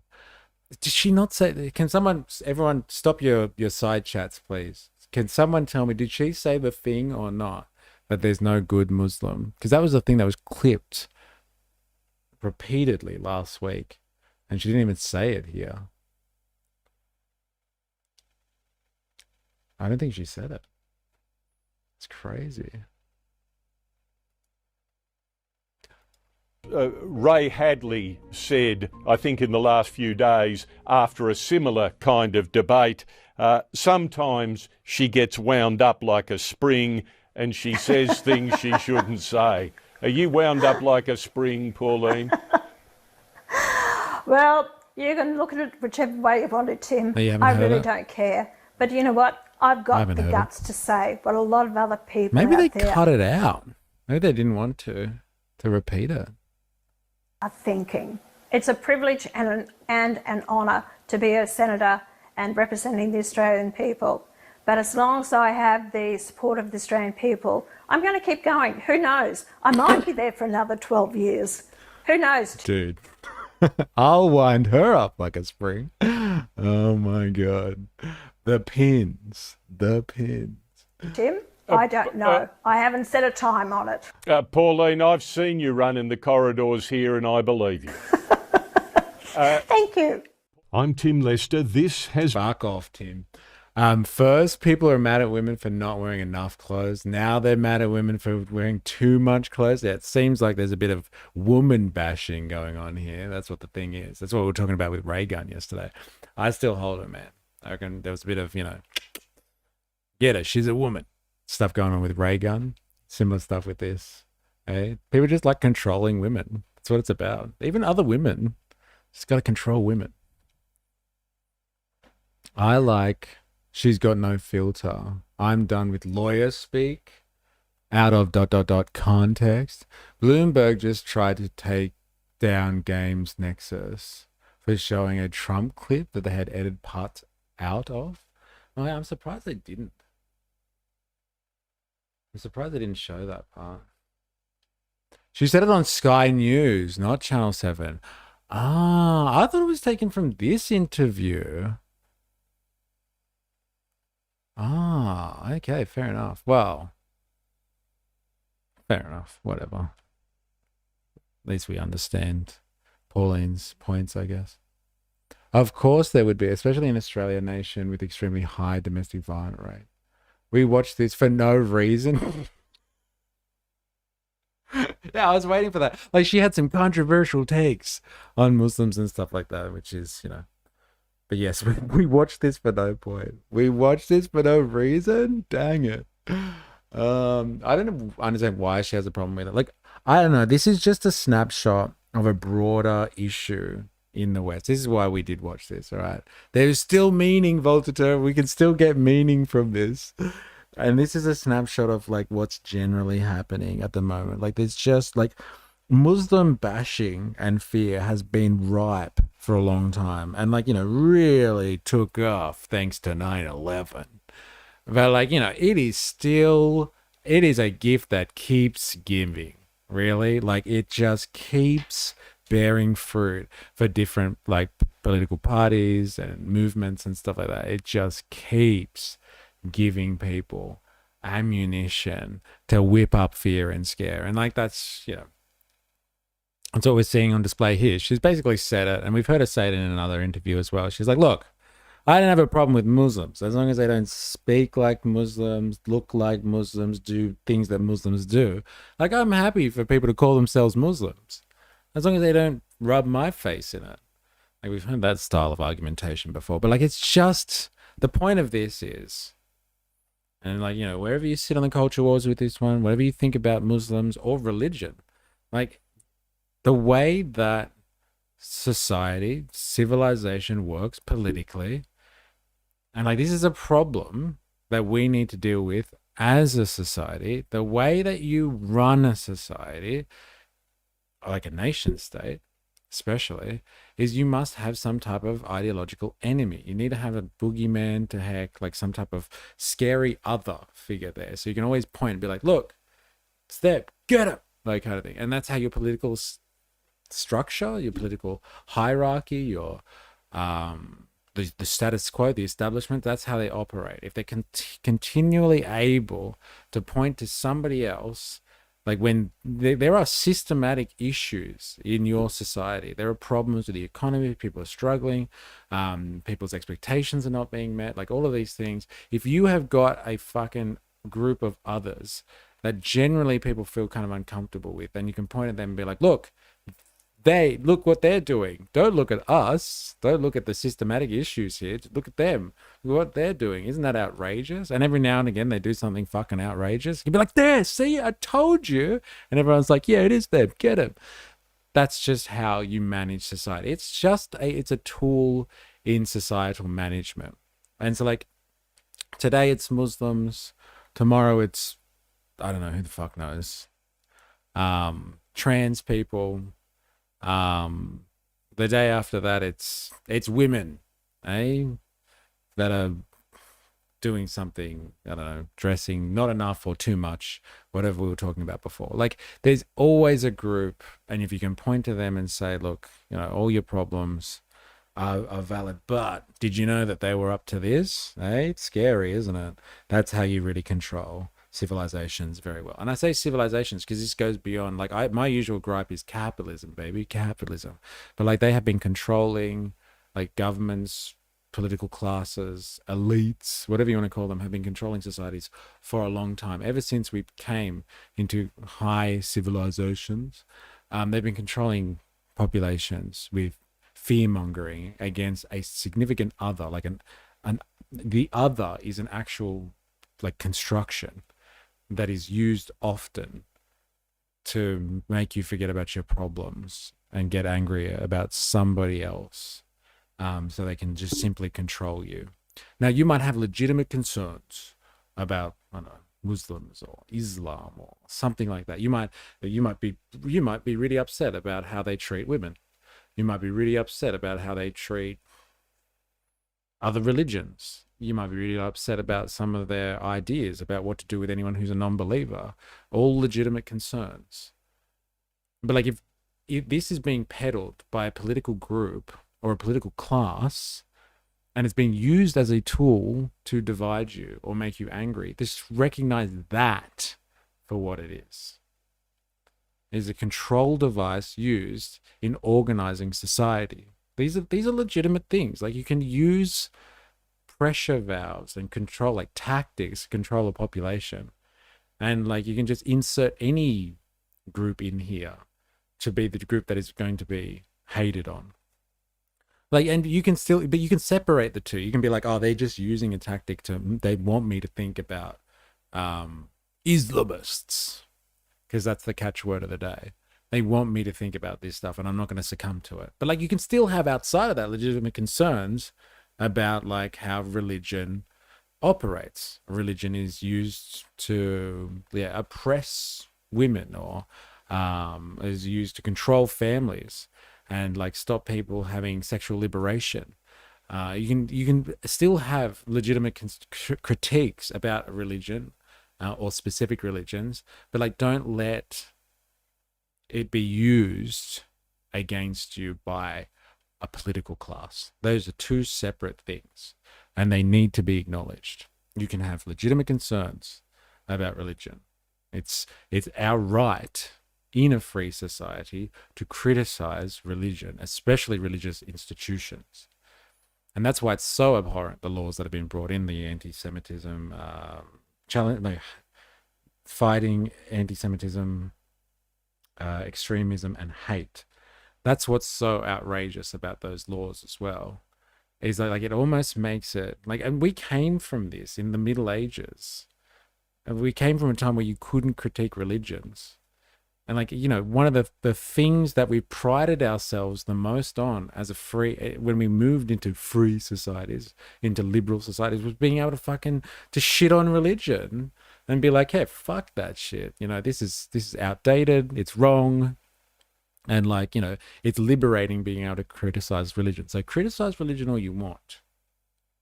But if you're just getting involved in the culture wars and you just don't like Muslims, and don't pretend like you're some fucking crusader who thinks that they're gonna right the wrongs of Islam. Like, you're just using that as an excuse because you don't like other people, and you've been taught to not like other people because of the media and politics and all that sort of stuff. Just separate them. Separate them. Do yourself a favor and don't be fucking controlled. Don't be used as a little fucking puppet. That's why we watch that. There's still a lesson in there, I swear. We can still learn from Pauline. We can still learn from her, I swear, even if she didn't say the thing. The sign of an educated mind is the ability to entertain an idea without fully accepting it. Aristotle. If enough people identify as Jedi in the census, can we form an actual religion, like, and be tax exempt and speech protected? Yeah, I think we can. I definitely think we can. Oh yeah, I've been saying this since before the culture war started. Those people make the arguments are retarded and about hate. Jedi is a recognized religion in NZ. Oh, looks like you're going to have a wave of migrants then. Everyone's going to be migrating to NZ on a pilgrimage so they can become Jedis. Eh? But yeah, just remember, when they want you talking about this type of stuff, it's because they want you controlled and concentrating on someone else. It's a simple lesson. But it's how you do statecraft, eh? It's how you do statecraft.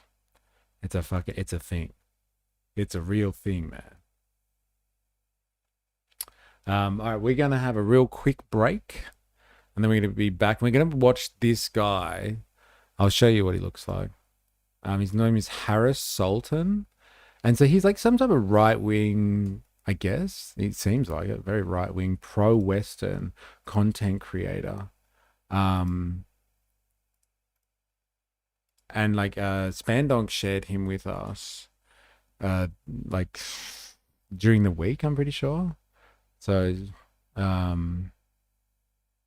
he seems to be so critical of just like his whole shtick is just Islam kind of thing. Islam bad, like gay bashing in Sydney. French women gets culturally enriched. Like, it's just non-stop war. Like pro-Palestinian protesters, thousands of patriots in London say no to Islam. Muslims unhappy with Texas Sharia law ban. Like, it seems to be wall to wall, like anti-Muslim stuff. Like, so this is deep. This is truly ingrained in, like, I would say, the Australian culture wars, this stuff. And he's a massive proponent of it. This guy. Had to pass it on. I hadn't seen anything of his before. I've never come across this guy either. But, like, you know, he's got 300,000 subscribers. He's got quite the following, this dude. And he translated his channel into many languages as well. Like, he's got a Spanish one, a Portuguese one, a Dutch one. Like, yeah, he's exporting the message hard. But she said, this is Britain, uncensored. Anyway, so we're going to check out this Harris Sultan guy. Like, the obvious, like, contradiction is, like, yeah, what's his background? And here he is defending Western culture. I think he's a bit of a shill, this guy. I get the vibe that he's just like, yeah, people love this type of content, shitting on Muslims. It's a big part of the culture wars. So, like, if I just turn this into a channel and I'm a POC, everyone's going to be like, yeah, he's right. And he's one of those, like, colored people too. And he's saying it? Of course. It must be okay then. So like he seems like a bit of a grifter, this guy. But like we'll check it out when we're back. I'll see you in a couple of minutes. Don't go anywhere. Tip your waitresses. Hit the like button if you haven't already.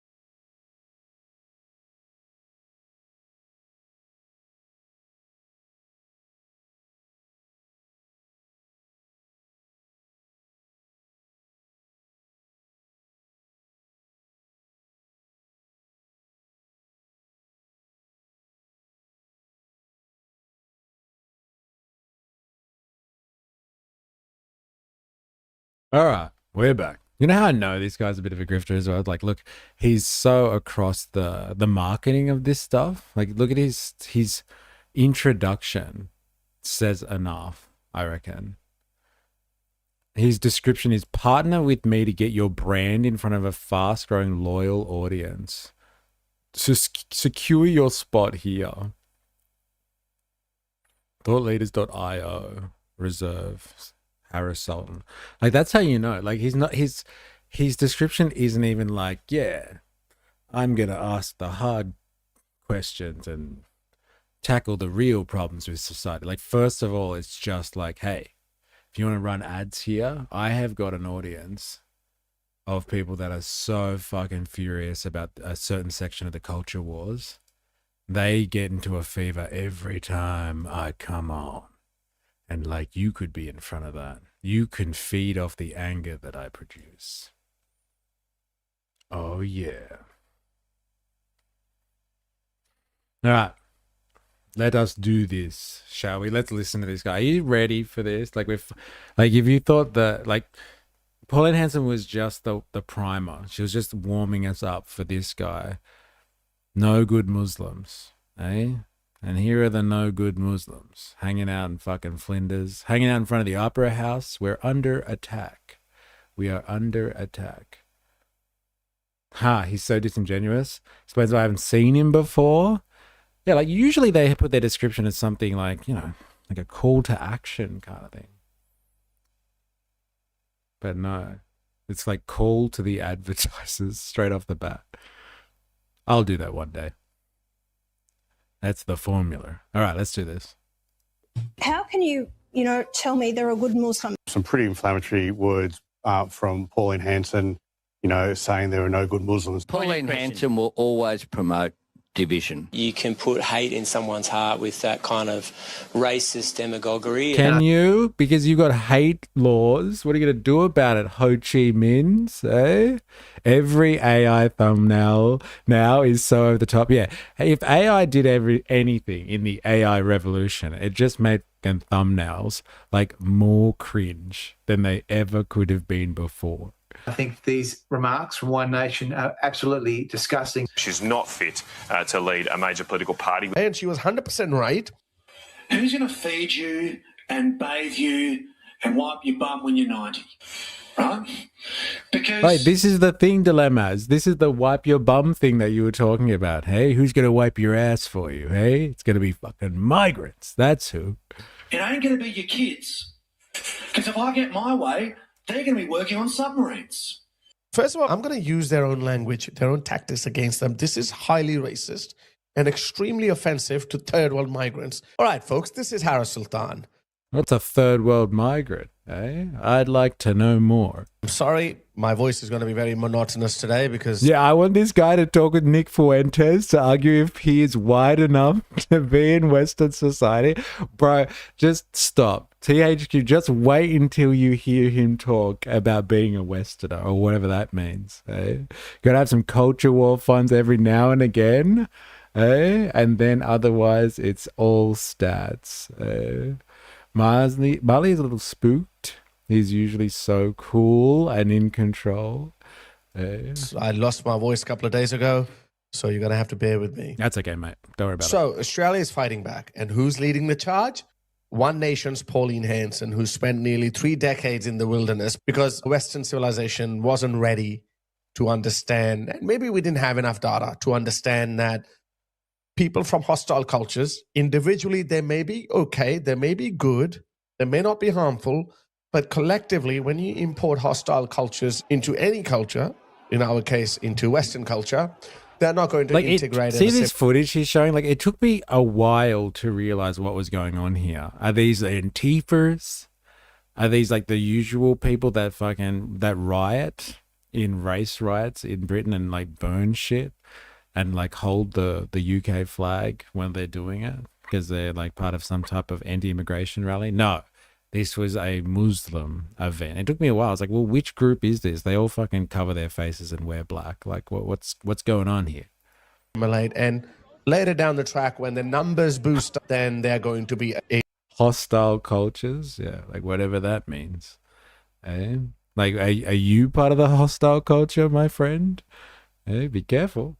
A direct threat to your own culture, identity, history, and civilization. And that's exactly what we're seeing panning out. Now we have enough data, so there's no excuse for ignorance. Okay, so let me start with this new poll that's come out. Victoria, which has been the most woke state of Australia, has done a full 180-degree turn. This new poll just came out. So good. One Using the word woke, it's so good. It's like, does it even have meaning anymore? Yeah, define culture even. I don't believe anything anymore. We aren't in a position to call other cultures hostile. Yeah, but as long as they're hostile over there. Just don't bring your hostility over here. Yeah, it's the wokest state. Takes the cake. Well, not anymore, according to this poll, mate. They're the most unwoke state. Nation has become the most popular political party in Victoria, the most woke state. Labour has been governing Victoria since 2014, okay? And this state had seen brutal COVID lockdowns, and they still didn't budge, and they still voted Jacinta Allen, who is Dan Andrews' successor. So, in my opinion, okay, I'm not a global expert, but I've been watching the US and the UK and Germany and France to a lesser degree, but I've been watching this shift from being a liberal to becoming conservative. I've been watching this transition taking place everywhere in the world, but let me assure you, in my opinion, this is the biggest single turn from being liberal to conservative anywhere in the world. Look at this. Just a month ago, Labour was leading the polls, albeit it was falling in popularity, and there might be other reasons too. So there's a massive corruption scandal taking place in Victoria right now, which could be contributing to that as well. But look at this. Australian Labor Party has lost 11 percentage points and has fallen to number 2. I love people who unironically use the word woke as a pejorative. But like, in the right context, like, fair enough. But like, this one is just like the most woke state ever. On what grounds? There's some pretty fucking woke states out there, hey? Stupid wokies. I wonder what his definition of liberal is. I think he means like liberal, like small L liberal, not the Liberal Party, which is kind of a confusing way because we know there's a distinction in Australia between small L liberals and capital L liberals. But like, whatever. That's not the point. He's just trying to grift. People need to find inner peace or we'll never have world peace. Not in this environment. Good luck. One Nation tripped and fell and landed on the most popular vote. It's all Labor and Liberals' fault. Is that Mao Nation that we're talking about here? Liberals 10 and the left in good times, 10 to the right, and it affects them personally. Philox, 1964-ish. He measured with his woke-o-meter. Yeah, but he must have one. I want to get my hands on this. He's talking like an American. He's ignoring our political names. I can't place this guy. I'm assuming he's got the American flag in the middle and the Australian and the British flag on the outside. So maybe he is American. Maybe. Position, and One Nation has gained 26 percentage points. They didn't go to Liberal or National Party coalition. They didn't go to the Greens. They went the opposite. Hard right political party, One Nation, led by Pauline Hanson. Right. Now, let me tell you about Pauline Hanson. Pauline Hanson said something clumsily, and this is why, Pauline, I think you need some training. You need to get your office to contact me. I'll tell you exactly how to handle them. You never say Muslim. You always say Islam. But Pauline Hanson... Wait, I'm telling you, bro, this is the thing. Like, the stream started like this. It was just like, hey, Islam was bashing gays in Sydney. It's like, really? The whole of Islam? Are you sure? Like, this guy's giving the game away. You never say Muslim. Say Islam. This guy, like, you want to learn culture wars. This is the fucking playbook. This is great. Handle them. You never say Muslim. You always say Islam. But Pauline Hanson, I get a point what she was trying to say, and she was 100% right. Instead of me trying to paraphrase her, This is what they are saying that she said, and they're going hard at her. Have a listen to what she says. And since that statement, they are absolutely going at her. But just like in the UK and America, it's having the exact opposite effect. She's becoming more and more popular. This poll that I showed you, that just came out yesterday, maybe around the same time or just after this statement. So have a listen to her. How can you tell me there are good Muslims? This was the comment. Did you hear that? And now look at this report by Channel 10, which is a very woke channel. How can you tell me there I are good? knew it. People have said that here before. I didn't believe them. Channel 10's fucking woke. Hey, Channel 10, fucking. He's got the woke-o-meter out. He's measuring Channel 10. It's so woke. He came on while I was gaming and thought, oh, this has to go on Friday's stream. Bro, you were so right. Hey, man's in the trenches with his bayonet. Yeah. And his barometer measuring the wokeness. LOL, Channel 10 is woke. I think it's because it has that, that show that we watched the other day when we were watching the Lismore flooding thing, the project or something like that. I think people think that the project is woke. So the entirety of Channel 10 is woke ass propaganda. Muslims. This was the comment that landed Pauline Hanson in hot water yet again. She's made a political career out of seeking to divide Australians against each other. So based on that clip, this is how they're reacting.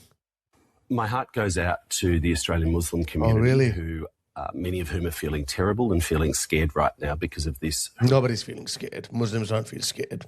That's a lie. Horrific. He's not happy. Hey? Don't you tell the Muslims how to feel. Hey, I'll tell you how you should feel about Muslims, though. Increase in racist threats, Islamophobic threats, but also rhetoric from so-called leaders. Some pretty inflammatory words from Pauline Hanson, saying there are no good Muslims. Pauline Hanson will always promote division. You can put hate in someone's heart with that kind of racist demagoguery. And I think these remarks from One Nation are absolutely disgusting. She's not fit to lead. Like, do you reckon Chris Minns really thinks about some of the stuff before he's like racist demagoguery? That's a fucking big call. Hey? She's a demagogue now. Interesting. A major political party. She's going to lead a major political party, and she's going to have a massive say in the next upcoming election. So the cause a storm in a teacup. Don't tell me how Muslims feel. I'll tell you what to think. I do Racing 101. I'm in the dark force of which Albo fears while he has tucked into his doona. What does she actually say? Have a listen to this. I've got no time for the radical Islam. Their religion concerns me because what it says in the Quran, they hate Westerners, and that's what it's all about. You say, oh well, there's good Muslims out there. Well, I'm sorry. How can you tell me there are good Muslims? And that's what they took out. She obviously had more to say, and I'll let her do the clarification. Moderate Muslims in Australia who are, as you put it, good Muslims. But I think we can agree that radical extremist Islam that doesn't support Australian values has no place here. I just want to pick up on... What did she actually mean by how can there be good Muslims? She was posing a question. Have a listen to this. This is what she meant. Do you want to correct and apologise for your comments that there are no such thing as a good Muslim in Australia? I don't know that, Chris. Can you guarantee it? When we've got 18,000 people on Asia watch list, who do I know who these people are? How do I know the vetting process of people coming to the country? And it's just not only Muslims. We can have other Australians here that are not Muslim who are not of good character coming into the country. I don't believe that we vet the... He's nodding. What is he nodding at? I don't understand what the point is so far. Like, I don't get it. She's just like, hey, well, there are 18,000 people on the watch list, and there's people that aren't Muslim that are bad character as well. It's like, well, are Muslims good or not? Like, generally speaking? Like, what has that got to do with it? I want to meet them one by one. Eh? I will personally vet them. Australian values not being racist. Oh, man. people enough that come into the country. And I'm concerned about, and I will have my say, and you won't shut me down over this or many other Australians. You know, the highest thing that people are concerned about is security. We are on a probable terrorist threat. We have seen what happened in Bondi. We've seen other terrorist threats here and also lives lost in this country. Islam is the only religion of hate that we see that's happening in the country. Why do I have to be shut? No, this guy is such a professional culture warrior. It's so good. Like his clips and stuff. Like, look, what's happening in London? They're pulling crosses down. And it's like, whoa. Like, would you be upset by that if you weren't religious? So, like, if you were Christian, I guess that would be very upsetting, right? But, like, if you weren't religious, would you be upset by that? I don't know. Would you be like, what's that dickhead doing on the roof? What a knob. Get off the fucking roof, bro. He's damn, you know what? I'd be neoliberal about it. He's damaging private property. That's it. This is a violation of the free market. Once the property laws break down, it'll be absolute chaos. Oh, Mubble's in the house. Well. How you going? Happy Friday. And I'm still normal enough to know it's just a fringe random dude who's probably frustrated. Hey. I'm enough of a throwback to be able to say Oz has always been racist. There was a short period in the 90s, early 2000s, where it looked like it was moving into the past, but then we stopped the boats. Then Stop the Boat started. Knob. It's such a good word, isn't it? Yeah, what a knob. Down because, you know, I'm concerned about the future of this nation. Why am I? We can only trust the judgment of Pauline Zedong. Hanson Dong. Actually, a white cop with a gun stopped the Pew Pew guys. What? Did I miss something, Dilemmas? What are you talking about? Is disagreeing with a culture or religion racist? By definition, no. Look at the thing I sent. Christchurch mosque shootings. Yeah, we know about Christchurch. We definitely know about Christchurch. So, like, you're talking about, yeah, the guy that came in and killed like 50 people. Not blanket everyone from his demographic as this dude.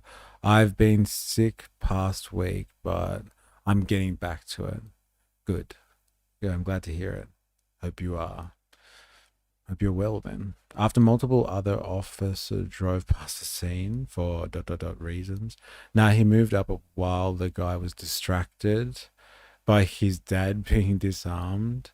Right, watched it live. The cops just drove past. I shut down because I'm concerned. I'm concerned about the future of this nation. Why am I shut down? Because I'm concerned. I don't want Australia to become like England. I don't want a caliphate across the world that they're pushing for. I don't want to see Sharia law. I don't want to see burqas worn by women. I don't want to see female circumcision. I don't want to see these women having child after child at the taxpayer's expense. And I will keep saying it. Was that a women having burqas worn by women? I don't want to see female circumcision. I don't want to see these women having child after child at the taxpayer's expense. And I will keep saying it. So you tell me, you know, whether it is good or bad. I don't know what these people think and what they will do if the numbers grow, as it has done in England and France. At the moment, it's 4%. But I tell what are you nodding at, bro? She's talking about you. She's talking about people like you. They're like, hey, when they come here in droves, maybe as individuals, they might be nice little content creators. But when you see them walking in the street together, hey, that's when you should get nervous. That's when they should get nervous. I'm telling you, people. Hey, when they gather in crowds, that's the worst thing out. And then they start having babies and taking up our social security. It's like, you know how many people have babies and sit on welfare? Like, don't mix the two, all right? If you hate people because of their race or their religion, you don't have to bleed that into the general hate that people already have for, like, dole bludgers and stuff like that. What a potent mix that is. Did you know that Muslims are coming and taking over and they're dole bludgers? It's like the perfect storm, isn't it? It's so good. Remember when times used to be simpler and people just hated poor people? Now we hate poor people of a particular religion or background. Let's just take it back to those simpler days where it was just economic. I can fight on an economic ground, but like culture war stuff is just makes people fucking, it makes people completely senseless. I think we won't hear from the government though. I still want to know why they had loaded paddy wagon just drive past there. Oh, this is the Bondi stuff, eh? Bondi, Bondi, Bondi. Hey, what if it gets more numbers than that, Chris? Well, then it might be a totally different country. But I don't want to see good Australian Muslims slurred in this way. I'm thinking of people like Ahmed Ahmed, who did a brave thing at Bondi to save the lives. He saved Jewish lives. And I met Ahmed. I met him and at the Opera House that night, and I thanked him for his courageousness in stopping that gun. Now, let me solve the good Muslim dilemma. I've said it before. It seems like everyone is conflicted on how to deal with this problem. What Pauline said, there's absolutely nothing wrong with that. You know what she meant by, I don't want it to turn into England? Have a look at this. This video just is going viral. And videos like these are coming out almost every single week, if not every single day. This is what Muslims are doing in the UK. Have a look at this. This female police officer was called by these Muslims who live in the area called Tower Hamlets. It's just East London, very close to central London, just the eastern part of London city. And it's not British at all. It's a Muslim area, as they would say themselves.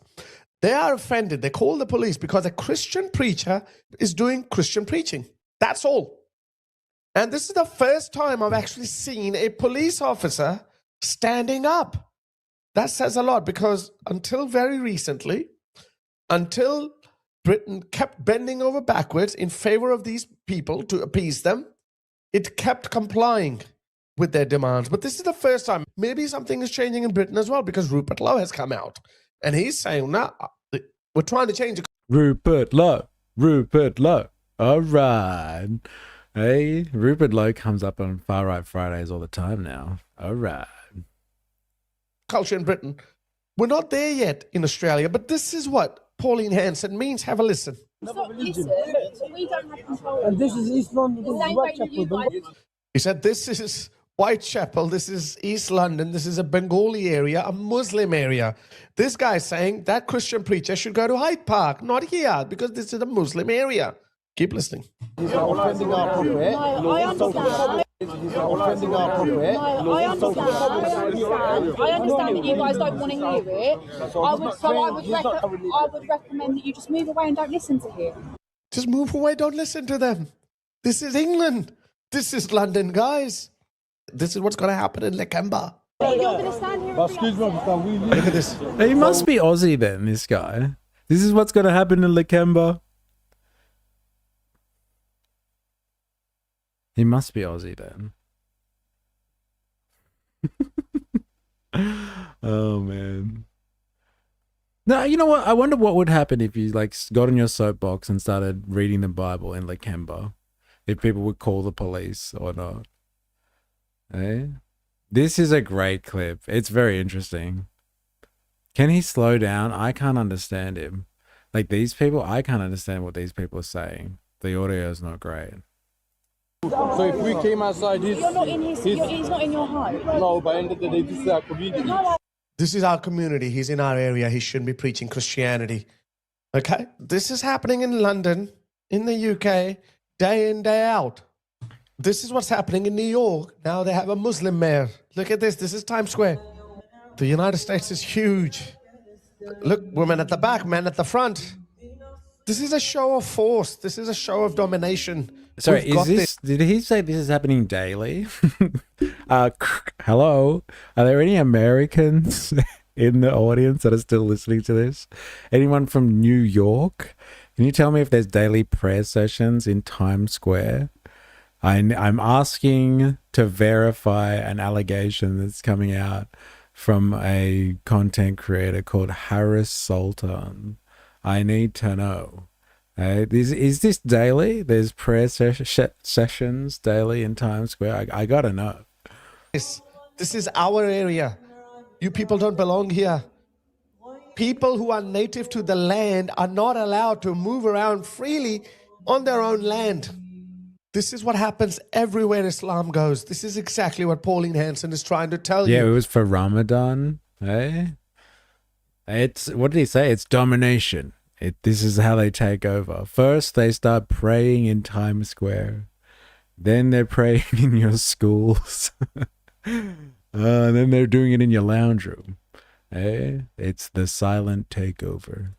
This is no time to listen to these politicians. These politicians, have a listen. Look at this clown. These are the same talking points they use in Britain.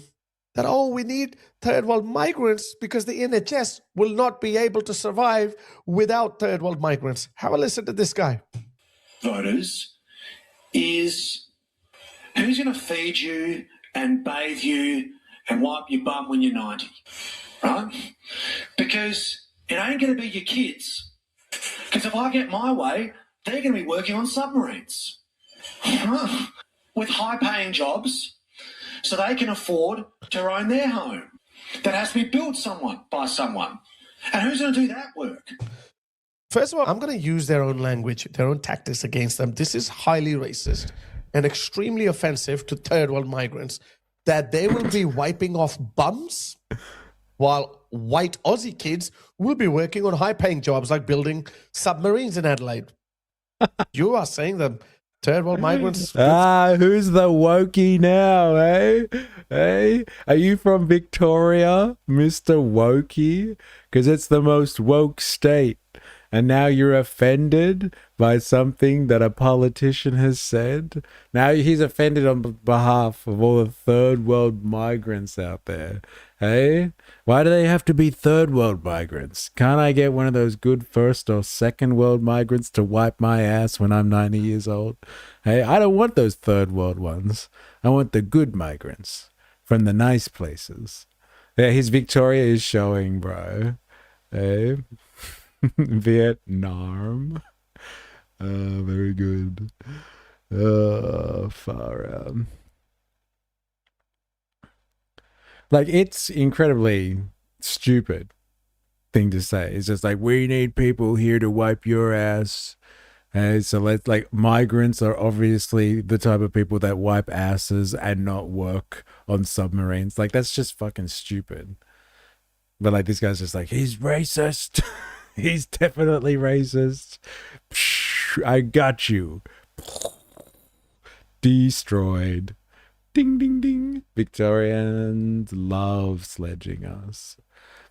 Remake Muslims are happening daily. Muslims are happening daily. I love the irony that even the right consider our society racist. Back to it. For cleaning bums, our kids do high-end jobs. That's number one. Number two, that's actually BS. This is exactly the same narrative that they use in the UK as well to justify third world migrants. Look at this. NHS to rely on migrants as government cuts British nurse training. So this is what they do. First of all, they bring in third world labourers, so they destroy the wages, because when a third world migrant comes, he's willing to do something for $10 an hour. Where an Aussie or a Brit, he's already used to a standard wage because he has a lifestyle to maintain. I think I gave you this example in one of my previous videos. I put up an ad on Airtasker, which is our Craigslist, for someone to come and assemble my trampoline. Some lazy, it takes 4 or 5 hours. I saw a lot of replies from It does not take 4 or 5 hours. You fucking liar. I put together a fucking trampoline before. It's difficult just to stretch the netting. That's as fucking hard as it gets, bro. Come on. Who is this guy? Hey? Does this guy like or hate migrants? I can't work it out from his bum wiping and trampoline rant. I don't know. I'm struggling to follow some of this shit. Like, he's saying that migrants will do cheaper work, but he's just like, it's racist to say that because migrants only come from the third world. Like, do they? Do they? What the fuck? Why are migrants? Why is he considering the only form of migration coming from the third world? Why do we have to leave it there? There's a lot of people that come to Australia that aren't just from the third world. Whatever that fucking means anyway. I wonder if he understands what the derivation of the third world is. In case you're not aware of it, let me just kind of tell you, and then you can call people like call people that use this rhetoric out for the bullshit that they peddle. The third world is not okay. It is now, but it was not originally meant to be anyone who's undeveloped, maldeveloped. The third world was a reference to anyone outside of the Cold War. So you had the first world, who were like the developed, rich capitalist countries at the end of the Second World War, including Japan. And then you had the second world, which were like anyone who associated with Soviet communism. So you had the first world and the second world. And then the third world was like a third option group altogether. They were like parts of the old colonial world that was beginning to get liberated. And they were seeking their own sovereignty in a new world where the UN would reign supreme and everyone would have, sovereign nationality and human rights and all this fucking fancy stuff that they promised and never delivered on. But like, the third world was like another option. The third world was going to be like these other countries are going to find their feet with their own political movements, and they're going to be outside, fucking the capitalist world led by the Americans and the Soviets led by Stalin, basically. And so like he doesn't even know how to use the third world. For him is like what he's saying, like brown people from fucking poor countries. And it's like, is it? Is it, bro? Is it? Come on, man. The bums aren't being wiped and the trampolines aren't being assembled in Lakemba. He'll tell you that for free. Oh, man. Third world migrants, you could tell from their a lot of replies from third world migrants, you could tell from their names, they were offering to do it for $100, $150, and a few Aussie names were like $400, $500. I had the luxury. I picked the Aussie because I had the luxury, I guess. But this is how they destroy. I picked the Aussie. What? What is he talking about? So like, let's just take a moment to fucking like test this out. If you put something on Airtasker or Craigslist, and fucking Harris Sultan comes up, and you're just like, Harris maybe, but Sultan? That's not an Aussie name. Definitely not paying for that. Even if he is cheaper, I'm going to go for the Aussie looking name. Eh? If only Harris over here dropped the Sultan, he could do my trampoline. He could do my trampoline any day. I picked the Aussie because I had the luxury, not a bigot. Oh, man. Night markets in the Canberra, more like dark markets. Mic drop, done. I don't get it, but mic drop all the way, man. All the way.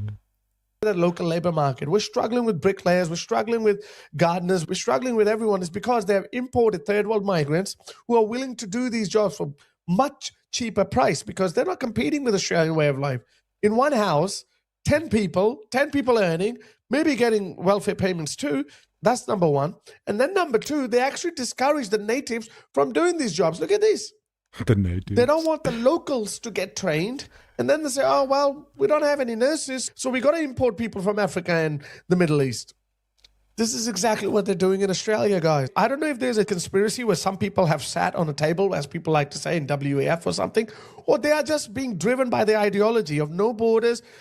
Some parts of the world are overpopulated. Some parts of the world are not going to be populated enough. So therefore, we have to somehow equally distribute our resources. Maybe that's the agenda. That's definitely the ideology. What they don't understand is, okay, you can spread the population evenly, depending on which country has more resources, but what about their culture? What about their way of life? That's what they want to ignore.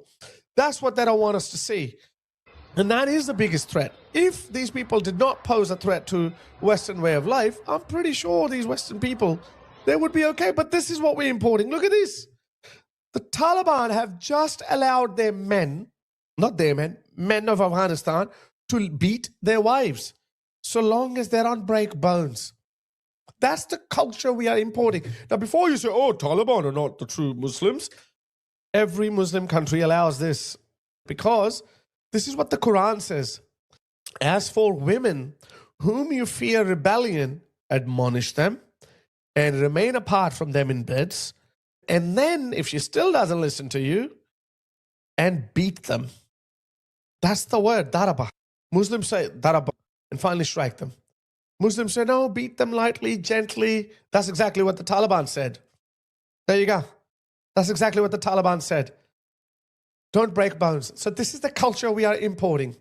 This is the culture that they're telling us to be okay and accept it. Look at this. This just came out of the UK again. Have a listen. Look at this. So, like, let me just get this straight. Western culture has never had violence in relationships. Is that what we're talking? Like, Western culture has never ever been associated with people who beat their wives and think that is fine and is perfectly acceptable. Is that what he's arguing here? Or is he just saying that this particular religion promotes it, where Western culture has spent a lot of time developing the culture around not supporting or encouraging this behavior and even criminalizing this behavior? But like, this religion here that you're importing, it has this as part of its culture. Now, like, the obvious answer to that is, well, then that's fucking wrong. That is completely wrong.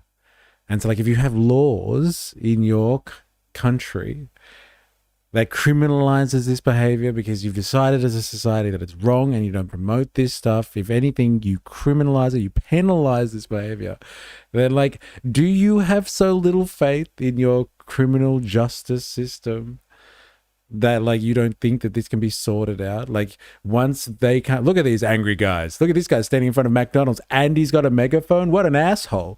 Like, do you have such little faith in your social structure that you can't deal with douchebag over here with fucking megaphone? Like, that is a poor amount of faith that you have in the Western society that you're fucking defending here.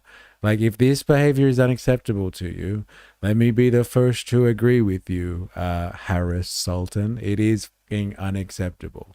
Completely unacceptable. Once again, it's not like Australia has one of the highest domestic violence rates. Seems like the Muslims he's referring to would assimilate easily. Savage, bro. Savage. So the fact that the Bible says that you should stone women, does that mean we should drive out all Christians from the country, just to follow his logic? I don't know, man. Like it makes sense. Like, be angry about this, bro. Be angry. Be like, look, this is fucked, isn't it? Yes, it's fucking outrageous. Like, juxtaposing that against Western society, like it's some bastion of against all forms of violence, it's just fucking, it's just weak. It doesn't hold. Your wife with a stick thinner than your thumb. YouTube is censoring the rule of thumb. Incels would love forced arranged marriage. It's scary, isn't it? Like how the incel community and like some of the people that would like this sort of stuff, like they would love the type of culture that they pretend to hate so much, you know. Hey? Violent Quip, yep. When liberals feel they have to defend immigration, they always resort to who's going to do the shitty jobs because they will never investigate the imperialist structure itself. Oh, what the fuck? Where does it say that in the Bible? It says, let he without sin cast the first stone, blah, blah, blah, blah, blah. Exactly. Oh no, the rule of thumb was an English law. It was about formalizing how much force you could use. Okay, gotcha. Absolutely. Yeah, it was the thickness of the rod, right? Yep. Girth. That's such a good word, isn't it? Girth. Hey, we all like a bit of girth. This is what Pauline Hanson is warning you about. I don't know what they're saying, but they're making Allahu Akbar chants and they're saying something is haram. And they're doing it in front of McDonald's. It's like, look at this. It's McDonald's. It's like a bastion of Western culture. It's fucking Macca's. I can't even go to Macca's without getting yelled at by Muslims with fucking megaphones. It's outrageous. We don't need to apologize for our identity, our values, and we don't need to listen to these woke, lefty, even the so-called conservative politicians like the Liberal Party or the National Party. If they are willing to appease Islam, they're anti-Australia. They're anti-West. Islam does not mix with Western civilization. Islam divides the world into two lenses, Darul Islam and Darul Harb. Darul Islam means House of Islam, like Pakistan, Saudi Arabia, Bangladesh, etc. Darul Harb means the House of War, which means Australia, Europe, America, Canada. That's why we see them praying in public in front of our landmarks. That's why we see them screaming Sharia in the UK, Sharia in Australia.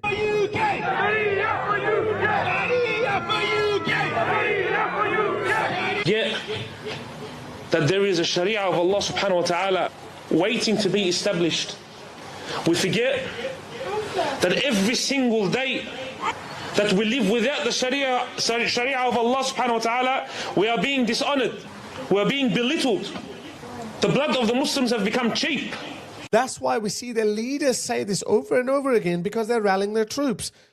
So who are the good Muslims and the bad Muslims? So according to Western definition, a good Muslim is the one who integrates and assimilates and does not challenge the authority of the country that he's in. Let's start with Australia, for example.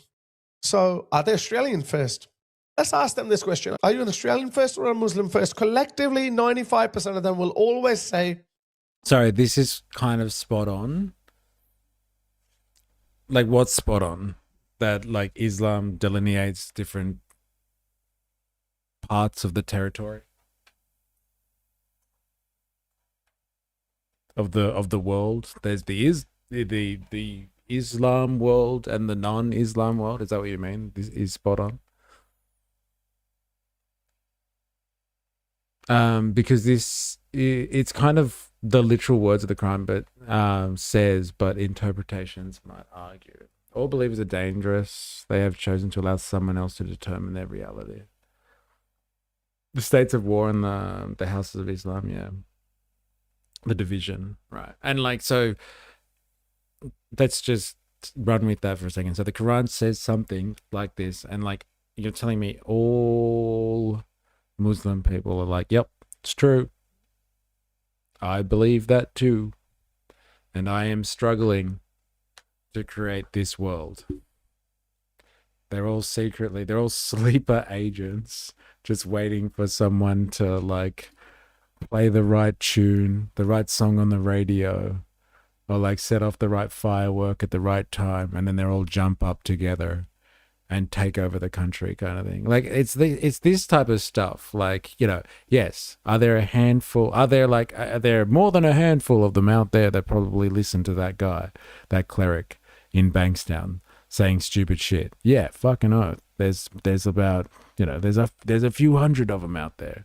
And like, are all of them down with this radical stuff? Like, no, it's obviously not the case at all. It's like saying all Christians or something all believe the exact same stuff and have read the Bible intensely and all have taken the same message from it.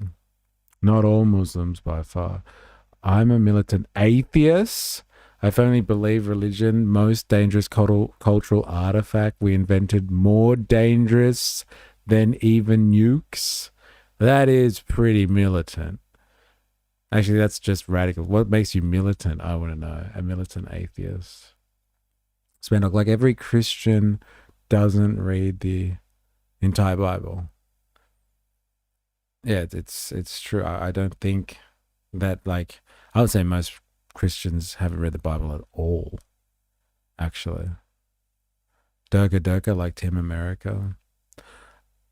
Violent Queen, but I'm not going to single one out. They all have their same basic issue with people fracturing from reality. For as my favorite contradiction to this, with these culture warriors, we are all individuals and we have our own lives, conditions, and views on matters. But when it's politically convenient for me, I will make other faiths and views a monolith so I can rally my troops. Yeah, so we're collective or individualistic? Yeah. I thought we liked individuals and individualism. What happened to individualism? It's interesting. This stream analyzes the right-wing pipeline through a left-leaning lens. Yeah, I guess you could say that. That's part of Far Right Fridays, right? It's trying to understand what's going on here. I've read more of Bible than most Bible bashers, just so I can deprogram them. I try to deprogram / convert people to a militant Christian or Muslim. So that's the type of militant atheist you are, eh? Collectively individualist. Wait, where were you before? I needed to know something. Have you seen in Times Square, or from your knowledge of Times Square, do Muslims gather in Times Square every night to do prayers? Just asking for a friend, Jag. I need to know. It's just that when it's in the text, it tends to cause more radical groups to rise and theocracies to develop because they interpret the text literally to back themselves up. Yeah. I think that is definitely a problem with religion. Yes, I agree. You need to think of it through the lens of ape mad, bills high, ape alone, weak, ape strong together. So I have to think of this tribalistically. I definitely can get down with that dilemma. This is definitely tribal, but the culture wars are tribal. That's the problem with the culture wars. They're too tribal. People have to pick sides on stuff, and they usually do it along tribal lines.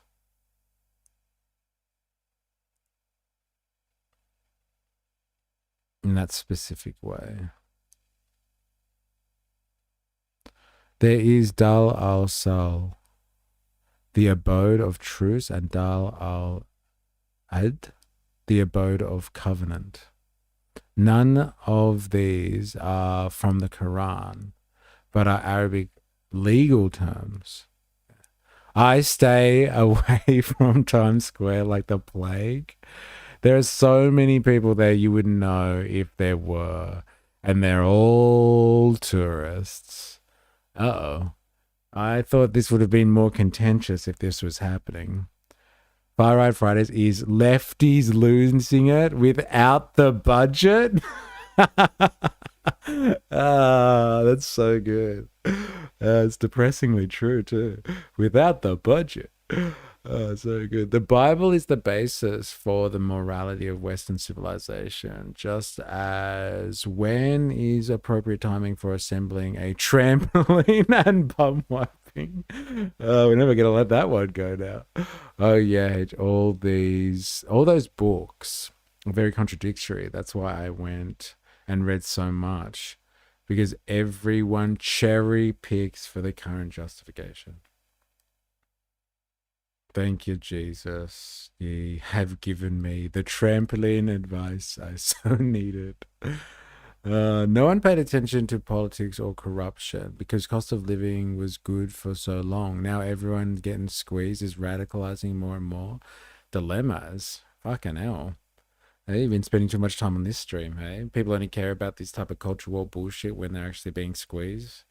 When people feel good because they're being serviced by their economic system.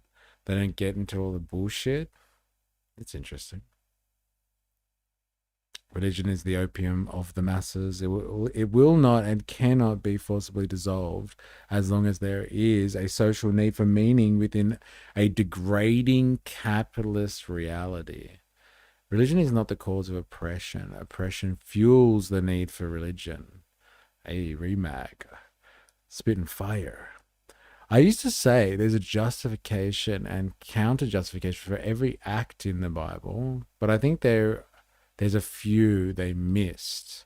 It's pretty close to it in most religious books from when they were maybe.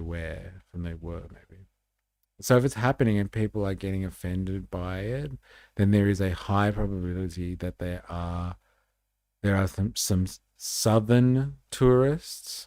Well, like, so this guy said, I can tell you most New Yorkers wouldn't give two shits. Well, like, look, apparently this is a big thing. Like, this guy was saying, look, they're taking over our spaces in the West. Look at them. They pray every night in Times Square. I'm pretty sure he said that. Like, tell me if I'm embellishing that. But he was like, they do this every night in Times Square. And people were like, no, I think that was just for Ramadan. So, I don't know. Politics is your future. Everyone should pay attention to how your future is going to turn out. Come and get the mud with the rest of us. In the mud with the rest of us. I would argue that culture war points have existed for the longest time. In the 90s, it was called political correctness. Now we keep going back further and find more examples. This is the Aussie right wing. Go to work hard, play hard on the weekends, own a piece of land. The elites ruined that. And now this is the revolution. Preach. Times Square is a capitalist cesspool. I wasn't looking for that critique. I was looking for a cultural critique. People practicing religious freedoms. It's outrageous. Does that not mean that religion can't be criticized or that it doesn't lead to oppression? Of course it does. But the solution is not the repression of religion. That would just lead to more problems. THQ, the stuff about that, there is only an area of Islam and war. There is only an area of Islam and of war is made up. Ooh, are you challenging Harris Sultan, THQ? How dare you? Harris Sultan is obviously an expert. Eh? How dare you? How dare you? I see religion as a cultural artifact like the corporation.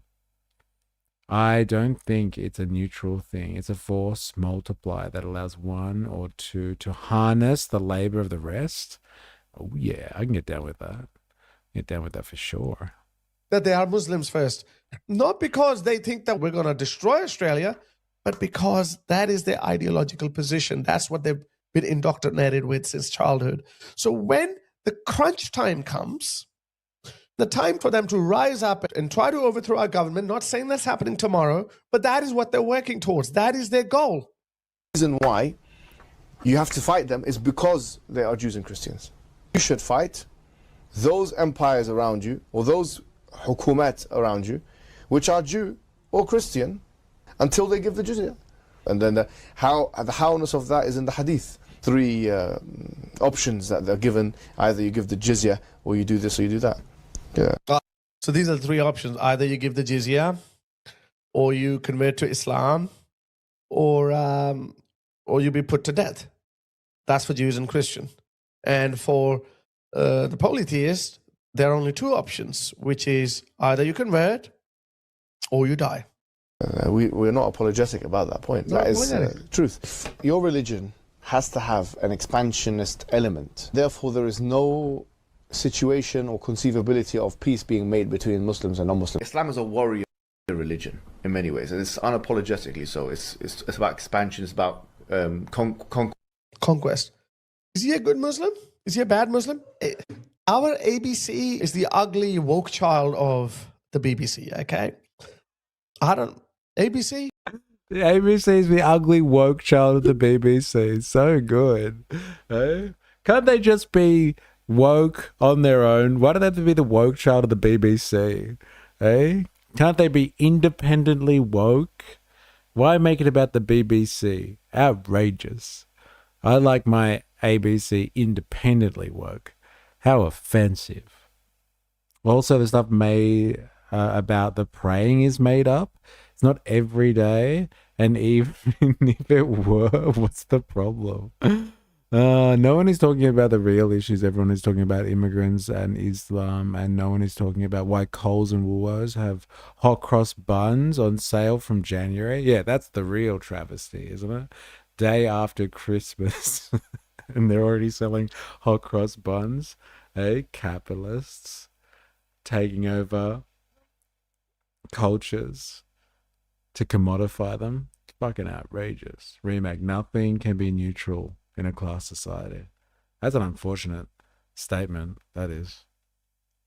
Violent Queen, yeah, it's all part of the structure that maintains the classes.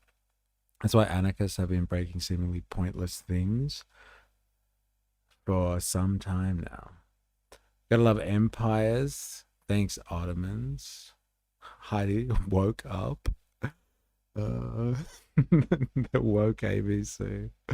He's approaching this from a place where this gentleman speaks on behalf of all Islam. Yeah, that's his edge, isn't it? He knows how to read Sanskrit. He knows how to speak the language. Where did all the atheists go on the internet? Yeah, like what happened to the atheists? Eh? Richard Dawkins, what happened to your army, bro? Dilemmas. I just want to know if the Somali priests are guarding the Ark of the Covenant and them going blind is all because of the nuclear power source of the ancient civilization. Ask Internet about how woke the ABC is. Eh? The video was from Muhammad Hijab, who would watch his content. This is a bunch of nitpicked clips cut into pieces. What? To prove his point? No way. Oh, empire is even more pernicious than religion is. It's not even a person, it's just a state. An idea that comes with control of people's life work. Indigenous Jesus was just born and you're already selling baked goods based on crucifixion? That's capitalism, baby. Hot cross buns? What? Is this radical Christianism? Christianism? That's so good. We can't call it Christianity anymore. We'll call it Christianism. That's so good. The Crusades have begun with hot cross buns. They banned a lot of accounts. I lost my old accounts. Not for my atheism though. For my anti-war stance. Hot cross buns with white icing and strawberry cross. Yummy. Also, a jizya is literally just a tax that is often less than what Muslims have to pay. Alright, back to it. They're doing propaganda against Pauline Hanson and they're bringing in Muslims. Why don't you bring in people like me? I'll ask them. I'll quote them the hadith. I'll tell them, okay, are you a good Muslim or a bad Muslim? Let's just talk about it. So our understanding of a good Muslim is who doesn't want to do those things that Muhammad Hijab just said, yeah? But Muhammad Hijab is Islamically sound. He did not say a single thing that any scholar can say he's wrong Islamically. Now, some Muslims will say, oh, I don't agree with him. That Muslim is an ignorant. He would say that I'm a Muslim first, then Australian. He would say, yeah, Sharia is a good. Ask them these questions, even to those good Muslims. Those good Muslims subconsciously agree with these people. They may not agree with on the surface level because it may seem very abrupt or very obnoxious to them. But as I said, when the crunch time comes, you think they're going to stand against their people who know about Islam? Muhammad Hijab can destroy these Muslims in a heartbeat. He quotes them all the time. And he's right. He can quote them verses and the hadith, and he can quote instances from Muhammad's example. What are your good Muslims going to do? They won't do anything. Like, this is the thing that we were talking about before. Like, what does this guy think is going to happen? Like, what? Like, all Muslims, whether they believe in like they follow the more extreme interpretations or like the real interpretation of the Quran, right? They're all like sleeper agents, and at one time, we're not to know yet when, but at some time, the bat signal will go out, or an alarm will go off and ring through the air. And like all these sleeper agents are just gonna wake up and fucking take over the place. Like he said before, he goes, "It's not gonna happen now," but and they understand subconsciously. They won't say it to you because like it's not cool, it's not politically correct. But when the fucking time is right, and like one of them starts doing it, and they see some traction and get a roll on, like they're all just going to jump in there, and then they'll take over your governments and your societies, and you'll all be saying, "Oh, I wish I listened to Harris Sultan. He saw it coming. He saw it coming." Look at Jack Doherty on Kick. His channel got nuked. All right, thanks, bro. Love it. The Kick, man. Like the people that come from Kick, seriously.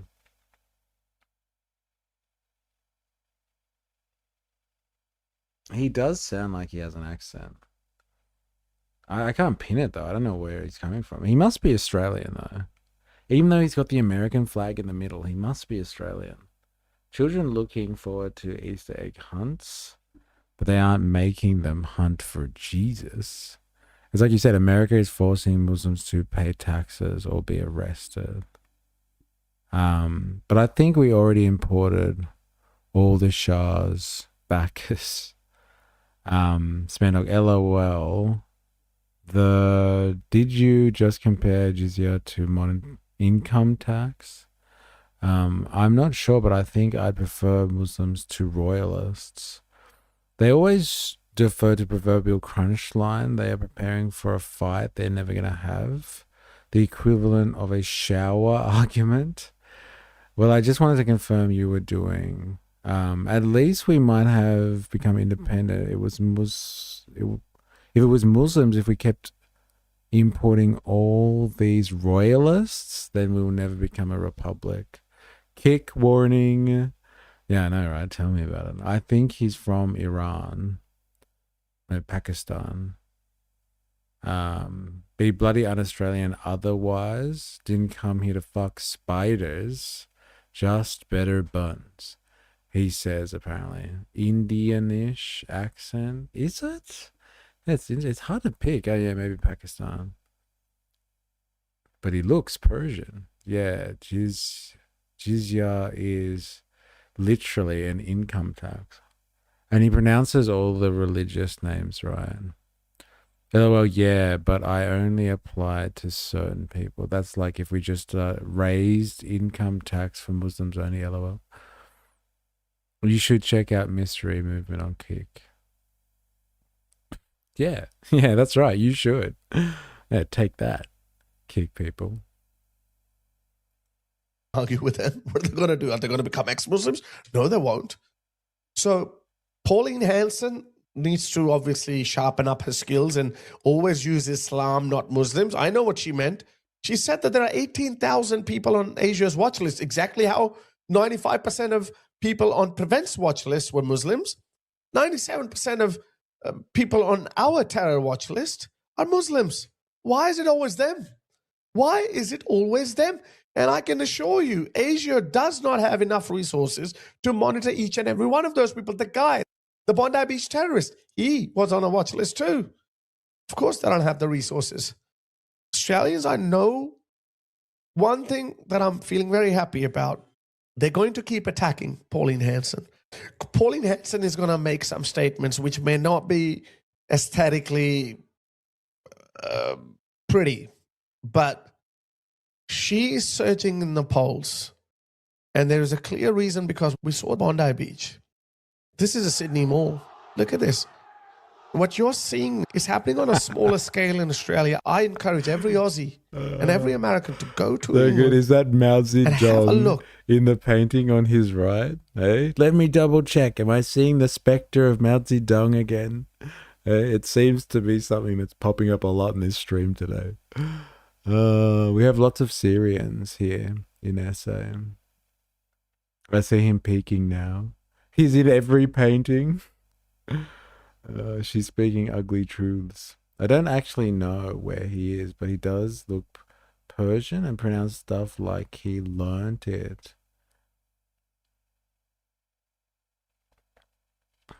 So I don't understand why he has a UK flag or the American flag. But I think he analyzes all of this kind of, you know, culture war the Muslims are taking over kind of stuff just from an Anglosphere perspective. So it's like, you know, it's basically AUKUS. He is AUKUS Muslim Watch, this guy, by the sound of it. You call it attacking Pauline. Some might call it defending against Pauline. Framing. Like, there's dozens of Persian artworks that he could be the face of the guy in.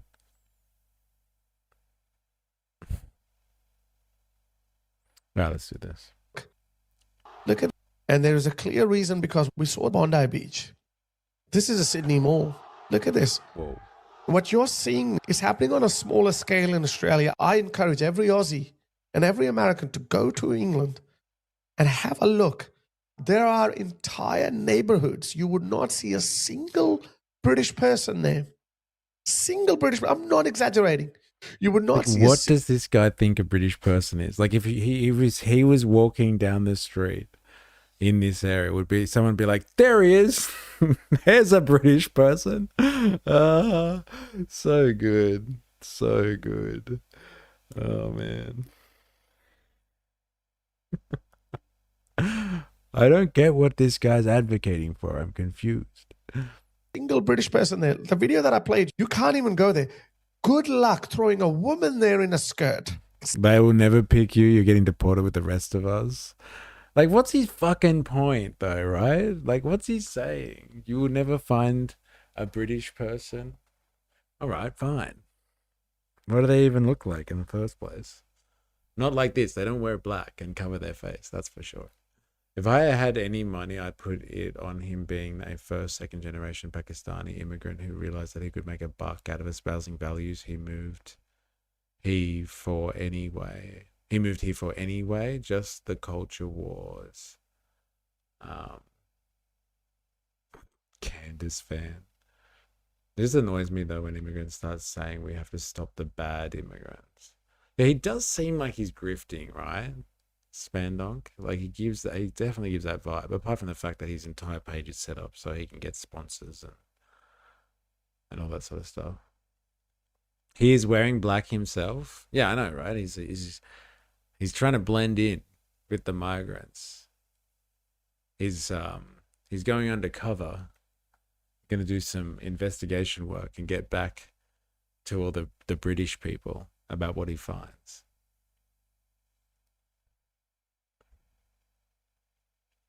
There were a lot of British-looking old ladies getting manhandled by the fuzz that day. He's got too much opinion, not enough facts. See what happens. Is that what you want to see in the suburbs of Melbourne and Sydney? Is that what you want to see? This is what Pauline Hanson said about Lakemba. Whether you're a Pauline Hanson supporter or not, there is right and wrong. And that is the wrong thing to say because it is just so wrong. They don't want to go in certain suburbs, and I've been there myself in Lakemba. Which suburb? You feel unwanted, you not want to be there. Lakemba. Have you been there? No, apparently you haven't. To suggest that people are scared or uncomfortable or unwelcome to go to suburbs like Lakemba is just wrong. I like Pauline Hanson. Mark Levy, you have no idea what you're talking about. Let me show you what Lakemba is truly like. This is Amin Navabi, an ex-Muslim. And this video is, I think, probably about 7 or 8 years old. Not recent. We've been shouting from the rooftops for a very long time that this is going to happen to Australia. Show us fucking Lakemba, bro. Come on. Yeah. Look, this video is about 7 or 8 years old. Listen to this. Do you think at some point there's going to be Sharia law everywhere? 100%. This is my goal and every Muslim's goal. That's his goal. Do you think establish Sharia law on earth? Okay, but when there is Sharia law on earth, then somebody like me should be killed? Because I am a murtad. It's up to the Amir. But it's under Islamic law, it says that I should be killed. So you think that's okay? The law, that's what I follow. But do you think that's fair for me? Like, let's say you're right, I'm wrong. Do you think it's fair to kill me because I got the conclusions right, wrong? If Sharia law states that, then it should be fair for me. There's always a safe haven for you under Sharia law. No, because you said Sharia law on. Bro, show fucking Lakemba, bro. Why are you talking to this guy? Hey? Shock. He needs music, he needs sound design to make this stuff more scary. He'll be fucking on 1 million subs in no time. Everywhere on earth, so there's not going to be any safe haven for me. If Islam dominates all of earth, That's the plan. And you that's either the have plan. So one where would be my safe haven? in Islam. But that would be by force then, wouldn't it? No. If my only safe haven is by Islam, and if I don't go back to Islam, punishment is death. So there's then- two choices: then- Islam or death. Islam or death. This is Lakemba, guys. So these Freaking views are Lakemba. held. This guy's clearly saying that he wants Sharia not only in Man, Sydney. I thought he was going to or give us a Australia, tour, but all of tour of fucking Lakemba. Let's cross the evangelical Christians to hear about how they feel about the gays. No, let's not do that. We're not critiquing Western society here. We are simply protecting it. From what? I don't know. The specter of Mao Zedong, maybe? This is interesting. over the world. These are the people who live there. And you tell me, there was another video. Look at this. It's a 4-minute long clip, guys. Again, this is a nearly 10-year-old clip. When was this? 2018. I'm headed to an area called Lakemba in Sydney, Australia, and it's supposed to be a very high Muslim population area, kind of like Markslow or Molenbeek in Europe. I think that in Australia, the no-go zone areas wouldn't be as bad as Europe just because they've got less mass immigration, but I've heard some pretty bizarre stories about riots, about attacks, kind of grooming gangs in Lakemba as well. Not grooming gangs, but we had a similar incident in 2004 and we nipped it in the bud. Listen to this. To look at us and find out what we were doing. Men started yelling in Arabic across the street at us.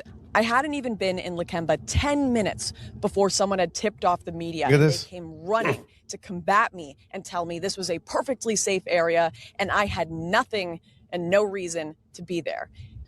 Almost immediately, the media's story was proven to be wrong. As we went to go for a walk to the local mosque, a very high-ranked police officer came up to me and begged with me, do not go there. Speaking. Inspector Rick Ages from Campsie Police. Yep. I've been informed that you're intending of attending the Lakemba Mosque. Is that correct? Oh, I think I remember this. I think I remember seeing this, actually. Who knew there were so many Mao Zedong sleeper Asians in Australia? This is crazy. I have no intentions of attending. I was just planning on walking through the streets and seeing how the culture was here. Yes. Yeah. Are you satisfied with that? Yep. So where do you intend on walking to now? I was just going to walk out and check how the mosque was. Check where the mosque was? Yeah. Would I not be allowed to attend if I wanted to? I've got grave concerns that you may cause an imminent breach of the peace down there. So I'm asking you not to attend. Why would I cause a breach of the peace? Because it's highly religious down there. And Highly religious down there. What does that mean? Do you see that, guys? This is how they've been bending over backwards for decades. This is from 2018. And now they're telling us that, oh, Lakemba is safe. Pauline Hanson is talking from a backside. Do you see that? Who do they think we are? Idiots? This is the respect that they give to the Australian public. My dear Aussies, please wake the Is she fucking Australian though? She sounds like she's not from Australia and like she's making a point of being out here. Like deliberately being antagonistic. But like, you know what? Fucking let her go. Like if she wants to walk down in front of the mosque, like in the police chief over here, it's just like, I'm asking you not to do it. Please don't go down there. Let her fucking walk in front of it. Hey? She wants to play. Let her play. What's the problem? I don't see the problem. There was a cut in the video after she said it's highly religious. Yeah, I can see that. I mean, all culture wars are just a way to the wealthy to keep their shit. She sounds American. And she does. And she was talking about like other places when she was talking in the car before, right? Like other places she's been to. No, she's a Yank. Okay, right. Yeah. It feels staged. Hello, I've got mystery started. All these people talking about what is Australian don't sound Australian. What's going on here? If you go back in the video, you can see his cut. It's very deceptive, right? Fuck up. They're lying to you. It's happened in Europe already. This is just Lakemba, I'm telling you. In Melbourne, maybe Faulkner is not there yet, but it's gonna get there as their numbers swell. Would it be me causing a breach of the peace, or would it be the people there? Well, your presence may cause them to be, be offensive and Why? objective to your attending there. Why? Who is she? A blonde woman? A blonde white woman? Her arms visible? Why would they be offended? Why? This is treason. This is treason. The police should be going with her. And anyone who looks at her funny, they should be arresting them. And so that would be them being offended Please, by me. Can you not interview me? No. The local community walk around here without any fear. I walk around here without any Right, but fear. I'm a critic of Islam. Yes. So I can't be in this multicultural because my culture is allowed to have free speech and criticizes I understand Islam. you have your own beliefs and you're allowed to have your own beliefs. I have no issue with that. I'm asking you not to attend down there because I have a fear that you may cause an imminent breach of the peace. In doing so, you may commit an offence. Am I allowed to walk through the area? I'm asking you not to go down. You're asking me, but do I have the legal right to walk down this area? At this point in time, no. I know you're walking away, but I would like to do some interviews. Would I be allowed to do interviews? No, you're not welcome in there. No, I'm not. No. Just to do interviews on the street. Am I allowed to? No. Why not? Because I'm asking you not to. Would I be allowed? Okay, no cameras, nothing. Would I be allowed to talk to people and criticize Islam? No. Why? Because I'm telling you, no. You're committing an offence. Why do you need to do it here? Because this is a highly Islamic area. What questions do you intend asking? Could I not talk to people and criticize Islam? Question? Why do you want to? Why do you want to criticize Islam? Like I said, if you're inside, I have fear that you're going to cause a breach of the peace. No, you have fear people will be offended by me. No, yeah. Yes, thank you. And you're committing a breach of the peace. I've given you that warning. And if you do that, you may be breaking the law. Do you understand that? Yep, I understand it. I perfectly understand. As far as I'm concerned, you have Sharia law here. As far as I'm concerned. Yeah, we'll go to jail if we talk to people. As far as I'm concerned, they have Sharia law here. I was told if I talk to people, even if I put all my cameras away, I can't criticize Islam to people here. Not even criticize, she can't even go there. So that is Lakemba, guys.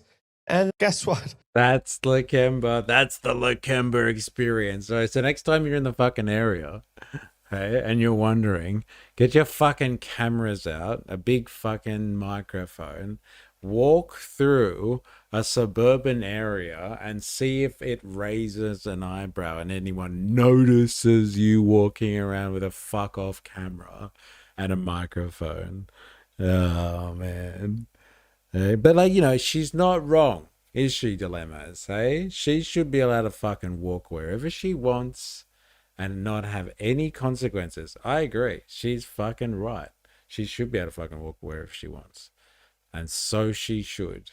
Let her fucking go, man. Let her go. Let her walk around, man. Comes like her aren't allowed. Sounds like paradise. Well, people deliberately being antagonistic. Who would have thought? But like, no, just let her go. Let her do whatever she wants. Hey, disturbing the peace. Hey, it's not your problem. Let her go. Let her do her thing. Let her get her clips. Of course, you have to leave, LOL. It's private property, and then in the street, you're nearby a place of worship. You can't do that here. Oh, this chick. For years now. They can do it anywhere. So what is the go as well? Like, I guess depending on the time of day that she goes there or the time of the week that she goes there.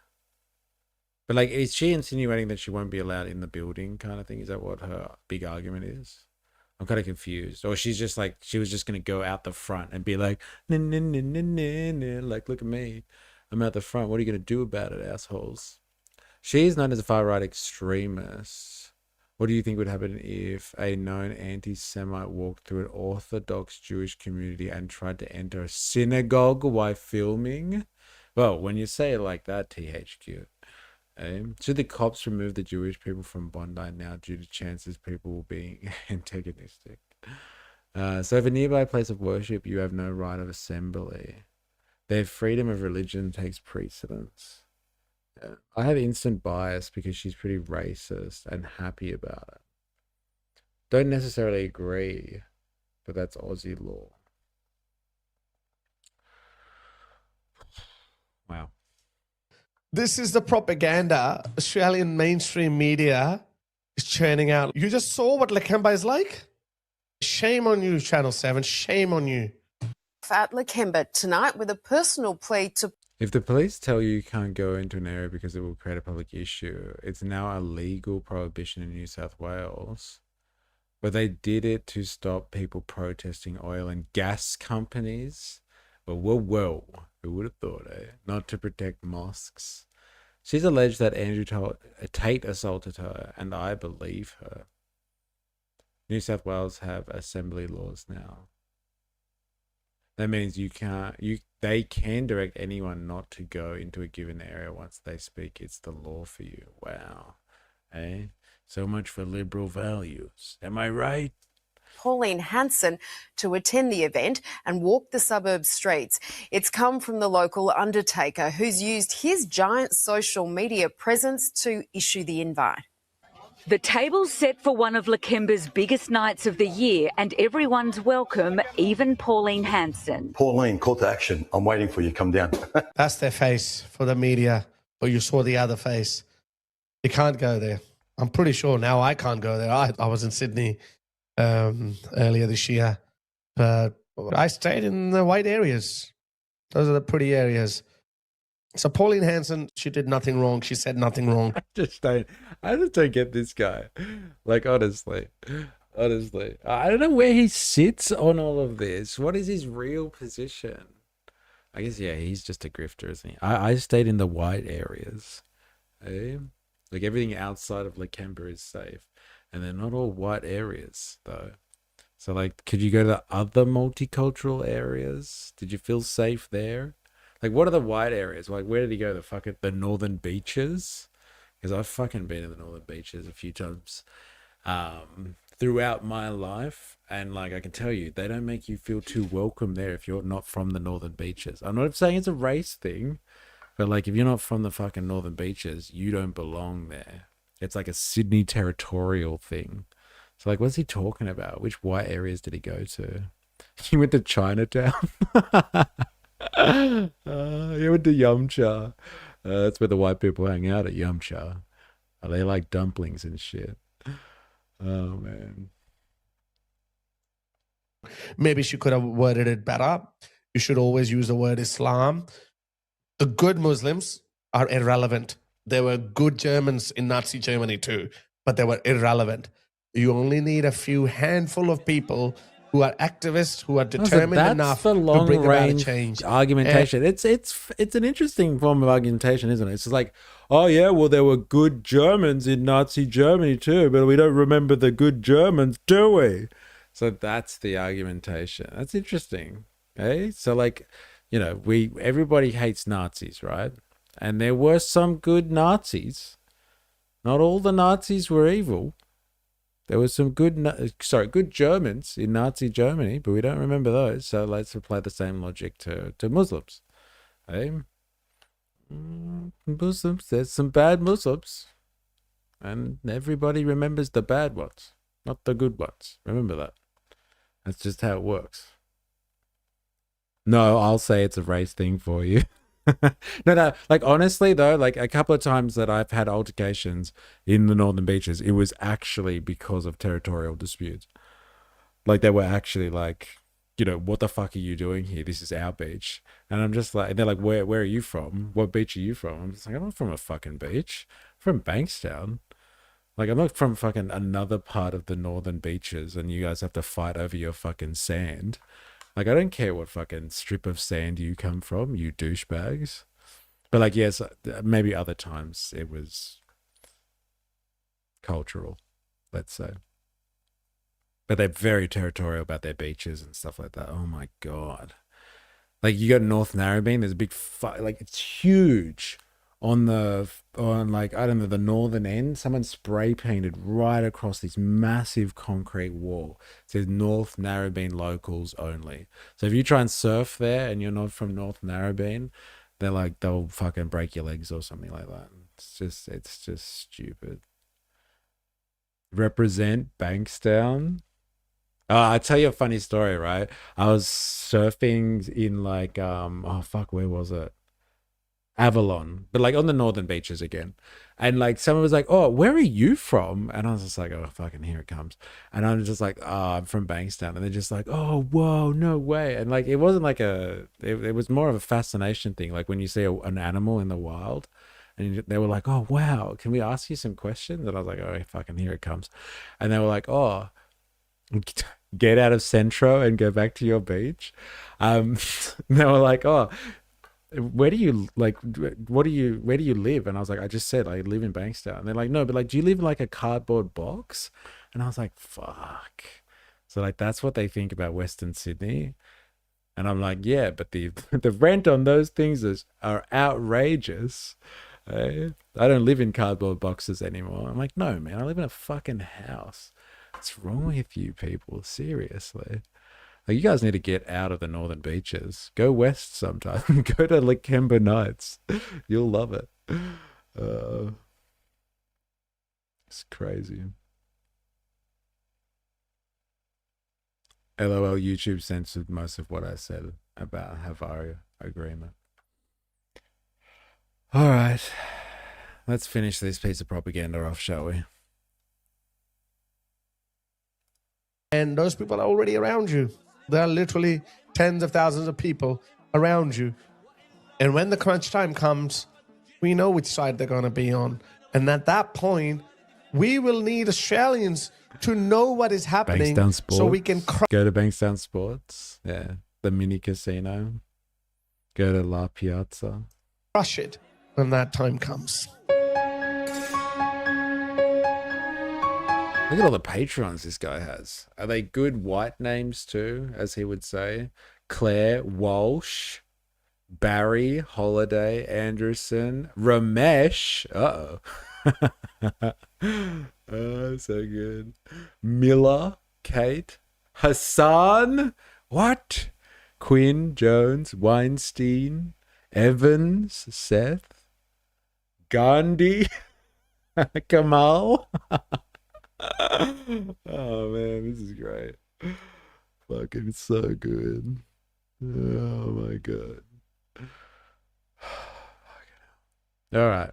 Oh my god, should we? I don't know if I can do this. As a proud South Australian that has both helped my family members wipe their bums and urinate when they have not been capable of themselves, I find Milanukas's comments highly offensive. What family values do you claim to have if you cannot give your family the dignity of going to the toilet after they have given you life? Shame on you. Shame. Pauline Hanson has more moral backbone than you will ever have, Mally. Shame on you. Damn, this guy's fucking angry. Maybe now that One Nation and Restore Britain are surging in popularity, it will inspire others to rise up and fight for their countries too. Whose countries? The people that migrated here or your country? Because you're a real member of that country. Praying outdoors means marching Islamic army to show off their strength. Islam is not a race, it's an ideology, a political movement. When are people going to get that through their heads? Radical Islam is the snake hiding in the grass. Moderate Islam is the grass hiding the snake. Understand this. Okay, says Mr. T over here. Okay, bro.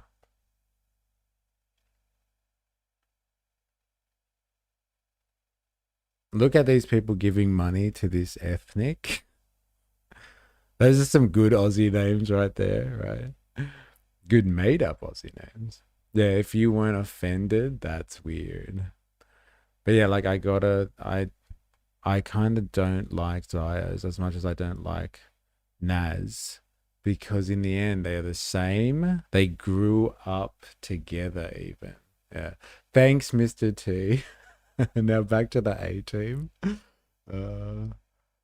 Mr. Patreon list, Allah Akbar, Islam MD Karim, Moe Yusuf. That's Moe. Moe's in there. I love your stuff, bro. Oh my god. It's so true. Absurd. Vote One Nation.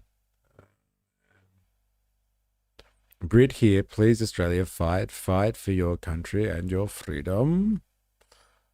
These lefty, woke, pathetic politicians are a disgrace to Australia. A goddamn disgrace. It's fucking outrageous. Albo is the one, I guess the one, dividing the country. We can't stand it. If all Muslims believe the same book, then they're all the same. Says the person about Christian, like with the cross, right? Watch out. That logic might come back at you. New York should be ashamed of itself. A betrayal to the victims of 9/11. See, this is what I'm talking about. This is what I'm talking about. Hey, they gathering in Times Square every night for prayers. Outrageous. Moe for B-Town. He's got my vote. Hey? Jewish Germans were moved to Palestine during the war. Yeah, the Havara Agreement means the transfer agreement. Zionist Germans were moved to Palestine. All the commies and socialists went to camps. As an Indigenous Australian, full respect to Pauline Hanson, single biggest threat to our existence and must be addressed. What's the single biggest? What, Indigenous Australians or having respect for Pauline Hanson? What's the biggest threat? Come on. Finish it off, brother. Pauline Hanson will be the best PM when it happens. Love you, Pauline. I guess the comment section is pretty predictable, isn't it? Like sometimes we do get surprised by a good comment section. No one in here said it's just a distraction from the Epstein files. I'm still waiting for that one to come out. Maybe these guys have forgotten about the Epstein files. Unfortunate. I live in New South Wales and the state is unrecognizable now. Pauline is our only hope to save Australia. Our PM and the Labor government are destroying this once great country. Rise up. I know money changed hand and the Germans got to make good and steal value from local Jews on their way out. Didn't know about anyone being exchanged. That's messed up. Sorry, moving voluntarily when they were getting fired and lost their work.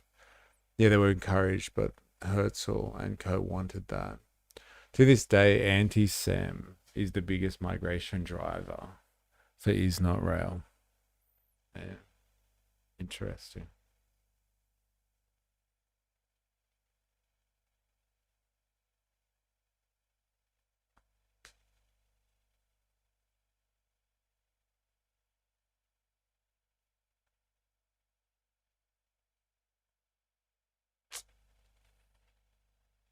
Oh, look at this one. Fucking hell. So fucking it doesn't get no good Muslims. I'm with you, Pauline.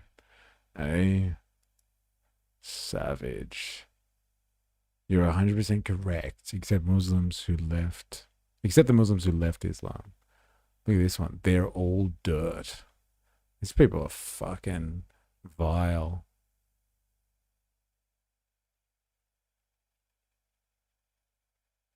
If they're good, they're not real Muslims. My God. Yeah, too far down the pipeline you are. Corrupt Australia, 5 subscribers. Fuck off. We're full. Is this a real account or is this one of those bot accounts that we know? Do you reckon? Australia, beware, our politicians are ruining the economy while simultaneously handing control and freedoms over to extreme terror groups. Beware. Dun dun dun. Interesting. Well, Sam Harris. No, not Sam Harris. I'm not talking about Harris Sultan. This is your fucking. These are your viewers, bro. The people that say fuck off, we're full. All right. Now, I remember distinctly when we streamed the very first March for Australia rally, and we were fucking hanging out at Victoria Park for the speeches. Do you remember that? And they were just like, and they got up and they were saying all Indians and Chinese people need to get the fuck out of Australia. Fuck off, we're full. I know that you're standing up for the Western culture here. But the people that are watching your stuff and saying, fuck off, we're full, man. Like, they want you to get the fuck out. Get rid of them all. But I do fully believe Bondi was because Australia was a better looking place to go than Israel for Jay, looking for a safe place in the world. Now it's on Australian shores. And BB said it. Tried to warn the Australian government, but they didn't listen.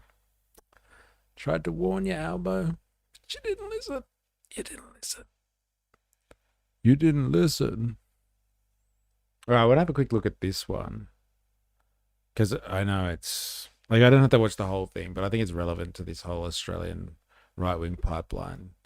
Yeah, he's right up there. He's second in charge. He's 2 IC next to Pauline. Pants down. So I'm just going to leave you with that image. We're going to watch this guy talk. We're going back for Carl round number 2. I'm going to listen to fucking Barnaby Joyce. You're not wrong. We have such acceptance here. You can have a little parallel society safely, whoever you are.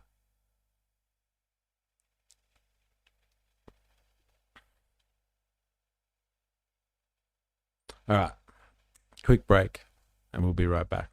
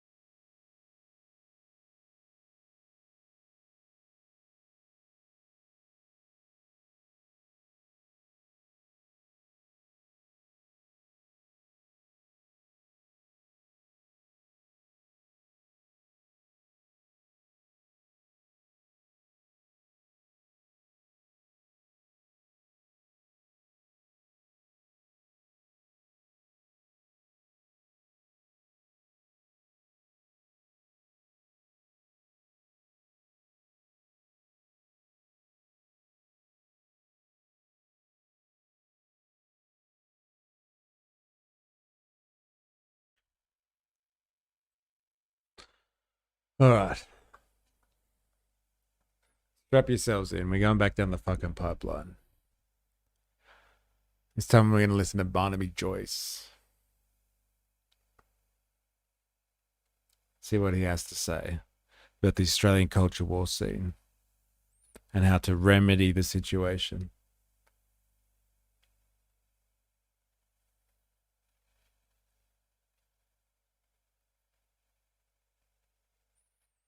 Imagine having to buy and blackmail people to pretend to like you. Who are we talking about here? What, you mean imagine being in politics? That's a good one. But to play devil's advocate again, you could argue the same thing about Islamophobia and the large monetary influence of nations, of Saudi Arabia, etc. Like the two bozos we're about to watch probably privately hate each other's guts. Interesting. I wonder if that's true. I have this curious beast that lives inside. Shut up, More off. I think you should put it on just to show the punters. Now, folks, any bigger than that, you'd come out of here bucking. Well, Bob Catter reckons I've got a big hat but not a lot of cattle. I don't think Bob's got any cattle at all, so you'll do all right. Oh, you're getting on with Bobby all right, Yeah, aren't I'll you? get along all right with him, but I don't know whether he's a bona fide cattle producer. We got cattle, but good luck to me. You know, I've listened to all Bob's stories. Yeah. And if they're all true, he's 253. He's got residence, though. He works it. You know, he's kind of crazy. He's a bit like Sir Joe, like that. Yeah. Look, I like Bob, but you know, Bob's got a big story. I think that it would be smart for him to start thinking about, you know, what's next. I'll worry about him. He's a good guy. He's got a good soul. But I think there comes a time where you got. No, not Barnaby. Yeah, strap yourself in, please. Think about it. You don't turn into a Joe Biden. You're gonna tell that to his face because he's got a raft of heavy machinery. You're not going to, are you? Yeah, I just did, didn't I? Hey, Bob Catter's going to come looking for this guy. Yeah. Hey, look, what's it like being home? Because I can't imagine a place that's more removed than Canberra to here. I love being home. I feel like there's two people. There's more removed from Canberra than being here in what? Rural Australia? Eh? What about being in fucking Arnhem Land? Wouldn't that be a little bit different to being in fucking Canberra? What the fuck are you talking about? Canberra is literally a city constructed in the middle of fucking rural Australia. Seriously. Barnaby, and so it sounds weird talking about yourself in the third person, so give me some leverage for this. There's Barnaby on television, and there's Barnaby at Danglemaar, and Barnaby at Danglemaar doesn't even know who Barnaby on television is. They're two different people. They live two different lives. I'm obviously I'm closer to my natural person when I'm at home. Oddly enough, I'd prefer to be by myself, working by myself. Other people, when they work with me, get a bit annoyed by that. I'll go out and do my own stuff out in the scrub, you know, go fencing or do a bit of cattle work or something like that. But then you've got to be, you know, Barney and lights on down in Canberra. And if you're not Barney and lights, you're not going to have a job in politics, and that's a different person, and he has to do a different job. You're talking about it in a third person, like you actually have to work at separating them. Yeah, you do. What's the difference between Barnaby at home and Barnaby at work? Well, one has to be in the public gaze and has to understand they're a product of, you know, that the public demands to see and wants to hear. You got to talk all the time. You got to explain your position. Barnaby at home has to work out how to get steel posts to line up for a fence, and to make sure that a paddock doesn't run out of water, and to keep the cattle coming in. So my brother, who does the books, has the money turning over to run the property. So we have a family operation. You know, I run the on property side, and my brother runs the financial side. You're talking as if it's a character, the Barnaby in Canberra. It's false. No, it's not false. It's just a different chapter of yourself. Like, I suppose, I bet it's the same with you and people watching this. Do you talk the same to your mum and dad that you do to your mates? Probably a bit more respectful to mum than my mates. I'd say that'd be the case. But you're not two different people. It's just that you got your roles to play when you're in that position. A heightened version of yourself. He can't leave the Akubra. He's got to have it. It's morphed into his scalp now. He washes it with his hair. It's like that fucking joke from Family Guy where he's got that big fucking cowboy hat thing and he won't take it off. He's like, I can take it off. I just don't want it. It's polite to take your hat off when you're talking with someone inside, boys. I find it interesting he'd rather paint an image of himself as a farmer than talk about his family, i.e. the children that he had out of wedlock. And it's so good when you hear him talk about it with all these marriage analogies as well. Naughty, naughty man. What happened to his Western Christian values? Eh? I forgot about that Family Guy thing. It's funny, isn't it? I could take it off anytime I want. I just don't want to. He's got this massive green hat on. For the cameras and whatnot. Yeah, maybe that's. Gee, it's running hot at the moment for you and One Nation. Yeah. Did you? I mean, I know that you love this area of Australia. Yep, I do. And I know that you loved the Nationals. Yeah. Yeah. And it looked like you separated without too much regret. How angst-ridden was the decision? It's like leaving a marriage. You don't do it flippantly. You don't. Hey, he would fucking know, wouldn't he? Hey, Barnaby. Hey, where's your Christian values? So good. The safety word is bananas. Think about it for a long while, and you try to sort it out. But when it becomes apparent that you can't sort it out, and my relationship with David was completely dysfunctional, it was unbecoming of me. It was discordant. I was just becoming bitter and angry, and there seemed no way out. And, obviously I was isolated. He's stuck in a corner, no questions, corner of the parliament. We don't want you out of the electorate because we don't think people like you, blah, blah, blah, blah, blah, blah, blah, blah, blah. And then you just get to a point and go, I'm out. That's it. I'm gone. And when I was gone, to be honest, the greatest relief I've ever felt in my life, I just walked and I was driving up the road. I know exactly where I was. I was between Uralla and Armidale, just gone over the Great Dividing Range. And all of a sudden this feeling came over me like, why didn't I do that a year ago? Thank God that's over. Divorcing the National Party or just David Littleproud? Well, probably more David, to be honest. Frank? You don't like him, do you? We've got issues. So, that's, I've got to get over it. But now I don't have to worry about that. I moved on. You move on, you move on, you move on. And that's life. I think that people do say, I love the membership of the branches. I hadn't been with the National Party for 10 years. I'd been with them for 30. Yeah. 10 years as just a party member and 20 years as an elected representative. So, of course, you don't walk out and go, I can't listen to this guy fucking talking about himself. He's got to be talking about something else, please. Rise of One Nation and voter sentiment. Right, talk about politics, please. My God. Reef to allow them to build a dam at Tamworth, so that they get these massive costs, and you find out most of it is.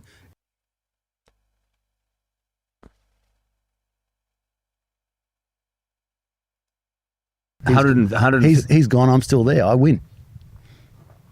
Hard to argue with that. Yeah. 150 seats you want to put candidates into.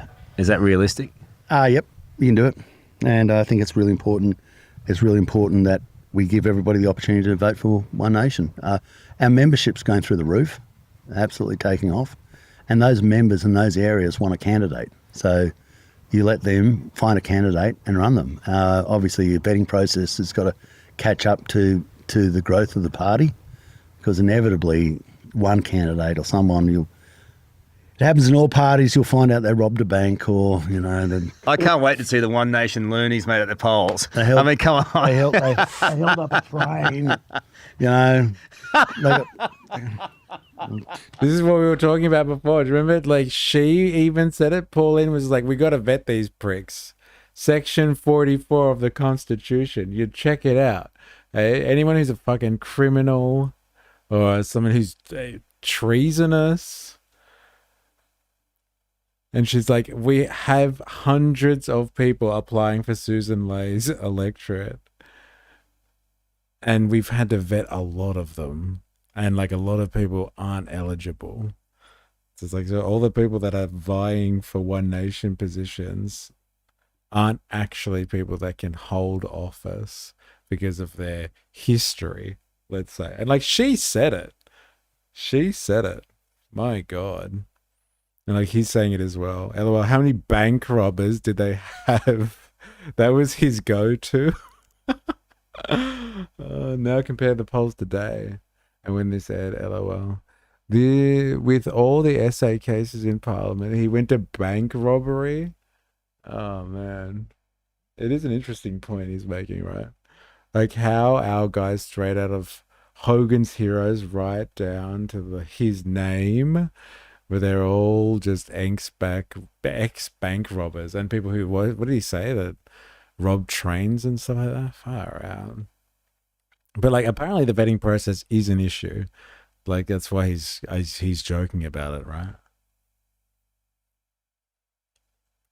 What's wrong with that? You know, old school. had a more than endearing affection for their neighbour's goat or something. One goat, Barnaby. Just one goat, but a man. But you know what it's like in all parties, you find out too late about the crazy person, and then inevitably you'll have one of those. I think for sure Labor thought you weren't a threat, and I think their tone has changed in the last couple of weeks. Their tone's changed now. Are you going after them in? No, we're a conservative party. You know, we're not. We're a conservative party, and we're happy to replace other people who aren't able to do that job, and we're going to go after the socialists. You know, we do not believe the essence of conservatism is not rich people, right? It's not.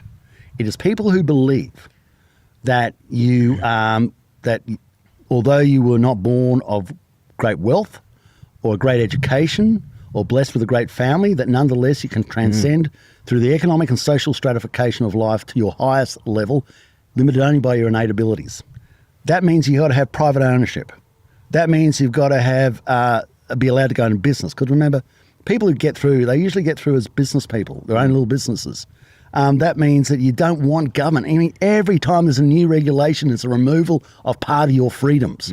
We don't like government in every corner of our life. We want government to worry about defending the nation, pick up the rubbish, grade the roads, but don't start telling me what power I'm going to use and what I can say and sticking myriads of flags up in front of me and saying... Don't tell me what power I can use, but I definitely need the power. So if you could provide that too with the grading of the roads and the army and the fucking and whatever else he rattled off there as examples. Well, I do need the power. Just don't tell me what type of power I can use because it's part of my fucking culture war stick. It's how I get votes. But like I need the power and I need the running water too. And if you don't mind educating people to a certain standard so I can employ them in my businesses, and if you could set up some type of legal system and structure to protect my private property and my rights to that private property. So if you could basically just have government there to be the backbone of society for me to set up my business and live and enjoy my rights and freedoms as an individual. And when I feel like I'm being encroached on them in my own personal life, due to my personal circumstances, I want to reserve the right to fucking be critical as hell of the government. So I want them to fill in the gaps so I can live my charmed life, but also blame them for everything at the same time. Now that's the conservative dream.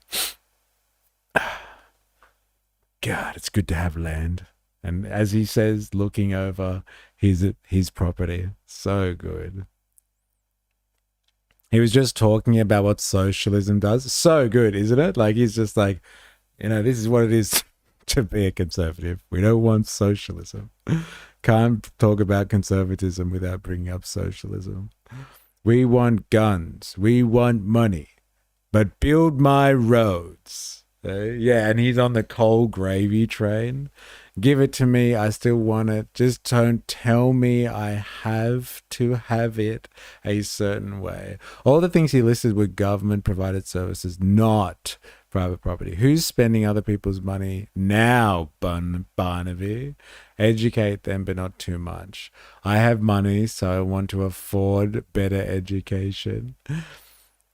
He's rich, so he wants to keep it. It's not about wealth. Being conservative isn't about wealth. It's about living the Australian dream and being able to pull yourself up by your bootstraps. It's actually, conservatism is meritocracy and the ability to perpetuate. Too deep, peeps.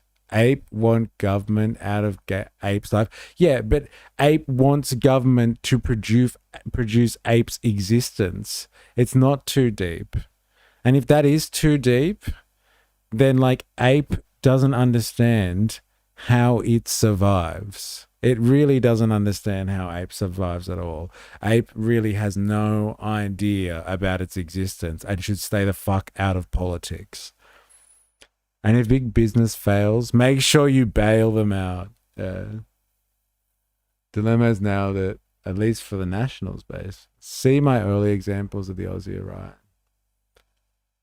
Yes, social programs will be a thing. We live under the threat of poverty in the working class. Ape knows how it survives. It's relying on other apes. Not Barnaby. Barnaby is an accountant. I'm just giving you the right lens. Interesting. I'm sure he's going to give us some other wonderful insights here. I have to salute the lot. And what I can say, and sticking myriads of flags up in front of me and saying I have to salute the lot, and and do all these other things which just says intrusion by the government. We don't want the government in our lives. We do want them to build things, though. But they're not very good at it, are they? I mean, when was the last dam that I was the minister when we built the last dam. I think it was Charleston Dam up in Georgetown, North Queensland, out here. They don't like dams. They love the Environment Department.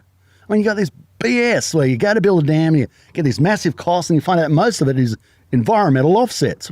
So that they do a study into Ningaloo Reef to allow them to build a dam at Tamworth, and we believe this shit. And, this is, and we just got to peel this garbage back. So would you invest in, we produce a shit ton of coal. We should have coal-fired power stations. In every state? Coal-fired power stations. This is nothing. Why? You're wondering why One Nation grows. So we've got coal that starts at Wollongong and goes to Mackay. All along there. We used to have the cheapest power. People, pensioners, were comfortable because we had cheap power. And then they decided they were going to replace the coal-fired power stations with windmills and solar panels all up and down the coast and transmission lines, and it was going to work perfectly. And hasn't it worked well? You're going to have coal-fired power stations. People say, the climate, bullshit. You're not going to change the climate. Chris Bowen is not God. He cannot change the great vault of heaven. That is going to stay around about where it is, and I've had a good look at Chris. I don't think the man could change a tyre, let alone the weather. I read this thing the other day. It was quite... Whoa, slow down. Like, he got his zinger in there, but what did he actually say? He said, we got coal up and down the east coast of Australia, and we used to have cheap power. And so if we had used more coal, then we'd have cheaper power. From what my understanding is, from the whole coal-fired power station situation, is that we spent a lot of time privatizing our electricity grid and our power generation in this company. We privatized our coal-fired power stations. And it's the private sector who is refusing to invest. They don't want to fucking upgrade the coal-fired power stations, and they don't want to build new ones. And so he just rambled on about a conservative ideal and letting get the government out, stop regulating stuff. We need private property. Hey, we need fucking privateers. And they don't want to build fucking coal-fired power stations anyway. What's going on? He's committed to the bit. But is it is it the market that's supposed to provide this stuff, or should the government? Is he saying though that the government needs to build coal-fired power stations, take it off the market? Because that sounds like fucking evil socialism to me. Hey? That sounds fucking socialistic if I've ever heard it. I'm back. Hey, it's the let's keep private things private, just privately guy. Yes, that's the guy. Conservative fucking powerhouse over here. Howard and Keating privatized most of it. Okay. And so from what I understand though, it's not feasible anymore. It's like doing the coal fire stuff. It just doesn't work. They would be investing in it. They would be able to find investors if the private sector wanted to provide this now. But it's not sure. I'm not sure if this is a viable option.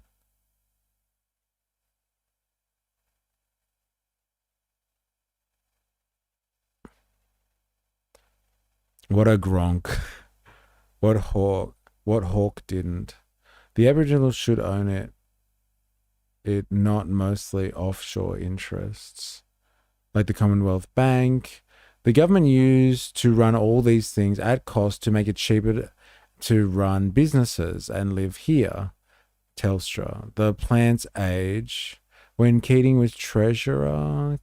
Steam turbines explode. When they get old. Barnaby and Moses Bridge. It's confirmed. He's talking like it's still 2000, not 2026. Can someone confiscate his hat for fuck's sake? But like is that not the thing though? Is that not a factor that they don't want to invest in it? So like you want the free market? Why is the free market not fucking serving your interest and investing in coal? I wonder if I need to fact check this. I must be discussing this wrong. I don't see anyone disputing this though.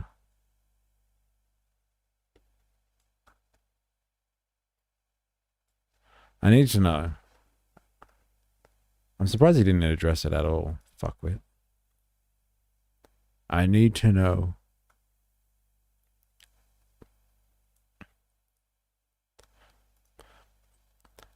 I have heard the allegation in Australia that there are no investors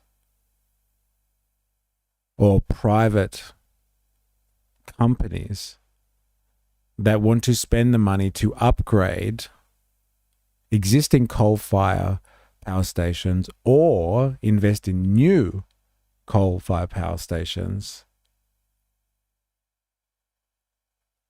And that is a large factor as to why we are not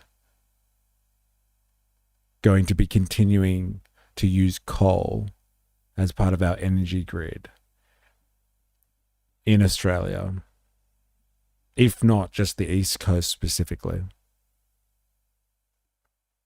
It's no longer a feasible option financially.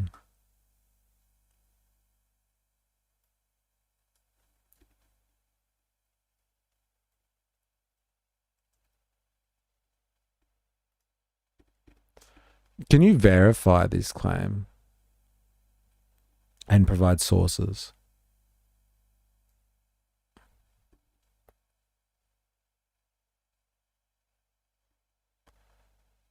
Yes, there's strong evidence supporting this claim with an important caveat. Here we go. It's not that no one anywhere would ever invest in coal, but in Australia and similar developed markets, private capital has largely moved away from new coal power plants and major upgrades because they are seen as financially unattractive and high risk. Private investors have largely exited the new coal power in Australia. Multiple analyses and industry statements say that there is very little private sector appetite for new coal fired power.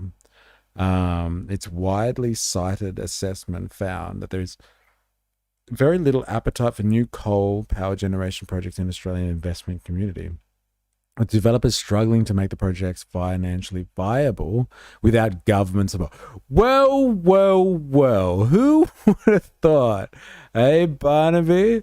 Hey, need some fucking socialism? Hey, come on, government, give us some handouts. No, you wouldn't do it for dole bludgers, would you? Why would you do it for the private sector? No, it's okay when the private sector gets government handouts, just not dole bludgers or migrants. It's the worst when migrants get government handouts. Major banks and financial institutions have ruled out financing new coal coal projects reflecting both financial and ESG, environmental, social, and governmental risk. Fucking woke rubbish. Let's just stick to the financial stuff, please. Woke rubbish. Source, Climate Council. Woke garbage. And The Guardian, woke garbage. PPCA, woke garbage. The core reason, economics. It's not just climate policy. New coal power is expensive versus alternatives. New coal generation in Australia is significantly more expensive than renewables. Even more than double the cost of wind and solar. Woke propaganda. Analysis shows electricity systems relying on coal and gas would be up to 50% more expensive than those including renewables. Woke garbage. No new coal power stations have been built in Australia for many years. The last major ones in the 2000s. Existing plants are being extended temporarily for grid stability, but still planned for closure, not replacement. Government are often stepping in with subsidies, extensions, reliability mechanisms. Important nuance. The claim is broadly true but not absolute. Coal is still operating and sometimes extended for energy security reasons. Some governments-backed or subsidized projects may still occur. Investments still exist in coal mining, especially for export. Definitely can make money out of the coal in the ground. But like building the infrastructure that allows it to be burnt here and keeping that going, the private industry is not interested. They'll take it out of the ground though and ship it somewhere else. Interesting. Does anyone dispute the stuff that I'm reading now? Anyone? No, I don't think so. Unless I've missed something in the chat. Dilemmas, do you dispute this stuff? That the private sector don't have a bar of this?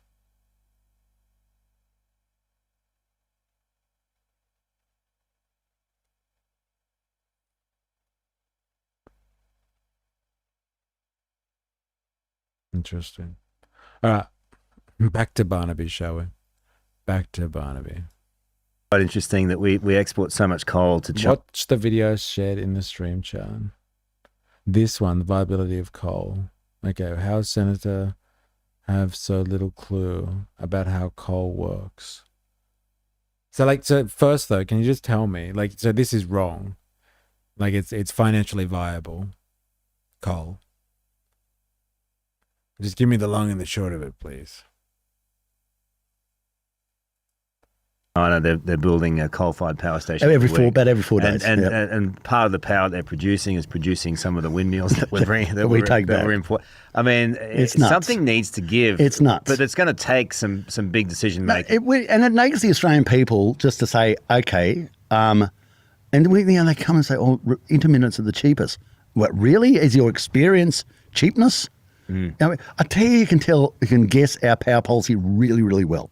Forget about CSIRO; they're basically owned. I really lost faith in them, or AEMO. CSIRO, Rio Tinto.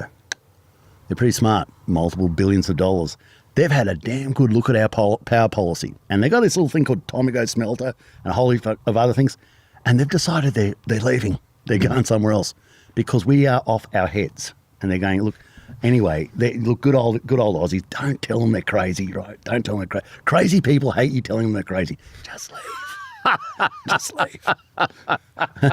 And they're just going.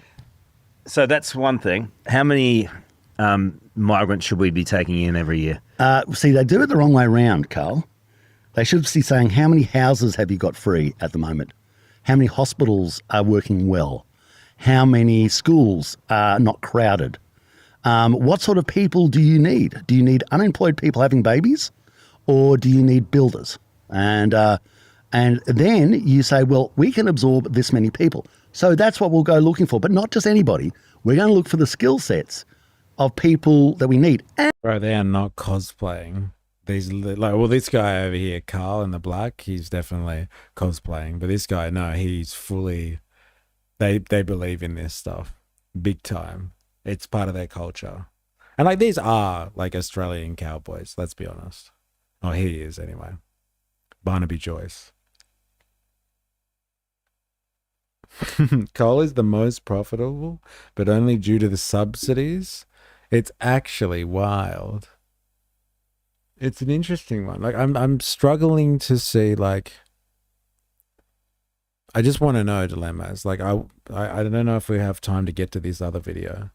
If we do, fine. But like, do they say in this one here with Toffa Field, do they say it is financially viable? It's all rubbish, right? Of course we can afford to do that as long as the government pays for it.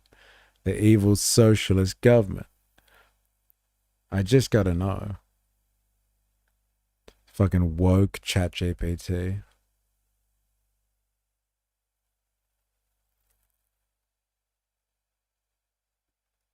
And we're going to say, here's the contract. Do you want to live in Australia? You can't. There's two things you cannot be. In the crime pages or on Social Security, okay? So if you want to be in the crime pages or on Social Security, you cannot come. And I don't care if you're coming from the Vatican, Central America, Central Africa, or the middle of Europe. If you're going to turn up and yak eye on, cause problems, then you stay where you are. If you pine for where you came from and say, I really want Australia to be just like the shithole I came from, you go back there.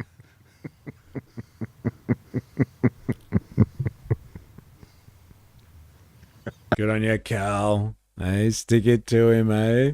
The shithole, eh? He said the line. He said the line. It was true. Well, I mean, it's a fair statement, but I want to know from you, you're in power tomorrow, say you're the PM. By the way, incidentally, who's PM, you or Pauline? Pauline, there you go. Just let's see, people are trying to divide us up by, you know. No, but someone's got to take the job. Yeah. Look, Pauline could be PM. It could be PM. Anybody. That's the great thing about it. He's really uncomfortable about answering this question. Remember we saw him on, I don't know, Channel 9 or something, and they were just like, will you support Pauline if she is going to be PM? And he's like, well, look, And it's like, well, come on, just answer the question. Will you support her? And like, do you want to be PM? And he's just like, oh, look, everybody wants to be PM, eh? Doesn't everyone grow up wanting to be PM? Come on. You're not determined by a dot on your forehead or what your name was or whether you have a hyphenated double barrel name. In Australia, you just are who you are and you get ahead and you can be the Prime Minister if you want to be in Australia. I love that. For example, hypothetical, Barnaby Joyce is the Prime Minister. What do you do with immigration from day one? Straight away start doing a stock take on what Australia can absorb, because I think you'll find that we can't absorb what we've got. I mean, this is a nutcase. We're bringing in more than the population of Canberra a year. You say, have you built the houses in Canberra? Have you built the schools? Have you built a new dam? Have you built, where's your power plants? You can tinker around with the budget all you want, but it's not going to build homes. No, and see, a budget, what you got to do with the budget, this is another thing. See, if you've been in business, you realise this. Running the nation is like running a business. Boom. Any monetary theorists out there? That would really fucking piss you off hearing this one. Running the nation is like running a business. Interesting. 1-to-1 ratio. Let's do this. Your balance sheet, your assets and your liabilities.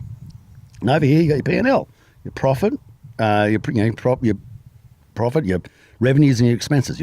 So now, what the Labor Party does, it spends all the time talking about the revenue and expenses, mainly the expenses. So they spend more money on childcare, more money on this, more money on that. They're going to have a new subsidy over here. A lot more expenses. And you say, okay, Cyclone, that's great. How are you paying for it? Well, windmills, solar panels. I mean, they don't talk about bolstering up the balance sheet. You need substantial assets on the balance sheet. You need your dams, you need your freight rail, you need your roads, you need your schools. You need markets developed overseas. You need coal-fired power stations. You need big assets on your balance sheet.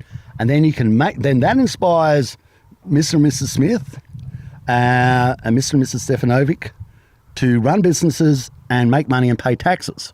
And then they pay taxes, and those taxes help you pay for your expenses. You get your revenues, which are your income tax, to pay for the expenses. And see, when you have a government that just tells you about how much more money they're going to spend, then you naturally have to ask, well, how are you going to make it? And if they say, well, I'm just going to make it by more taxes on what's already there, you go, well, that just means I'm poorer. That's all that happens. I'm becoming poorer. And we're not having that proper narrative, Carl, in how we explain economics to the Australian people. I think the Australian people will run with you if you say, look, we're going to start building up our asset base because we've got no hope of meeting these expenses. So what's happening in the short term is we're borrowing money. We're borrowing big chunks of money from the middle. He understands finance well. He is an accountant. No, he's not. He runs the farm and his brother does the accountants. He does the finances. He runs the farm. I deal with the cattle and I do the fencing. That's what I do. This is how business schemes the taxpayer. But he doesn't understand the cost of power generation.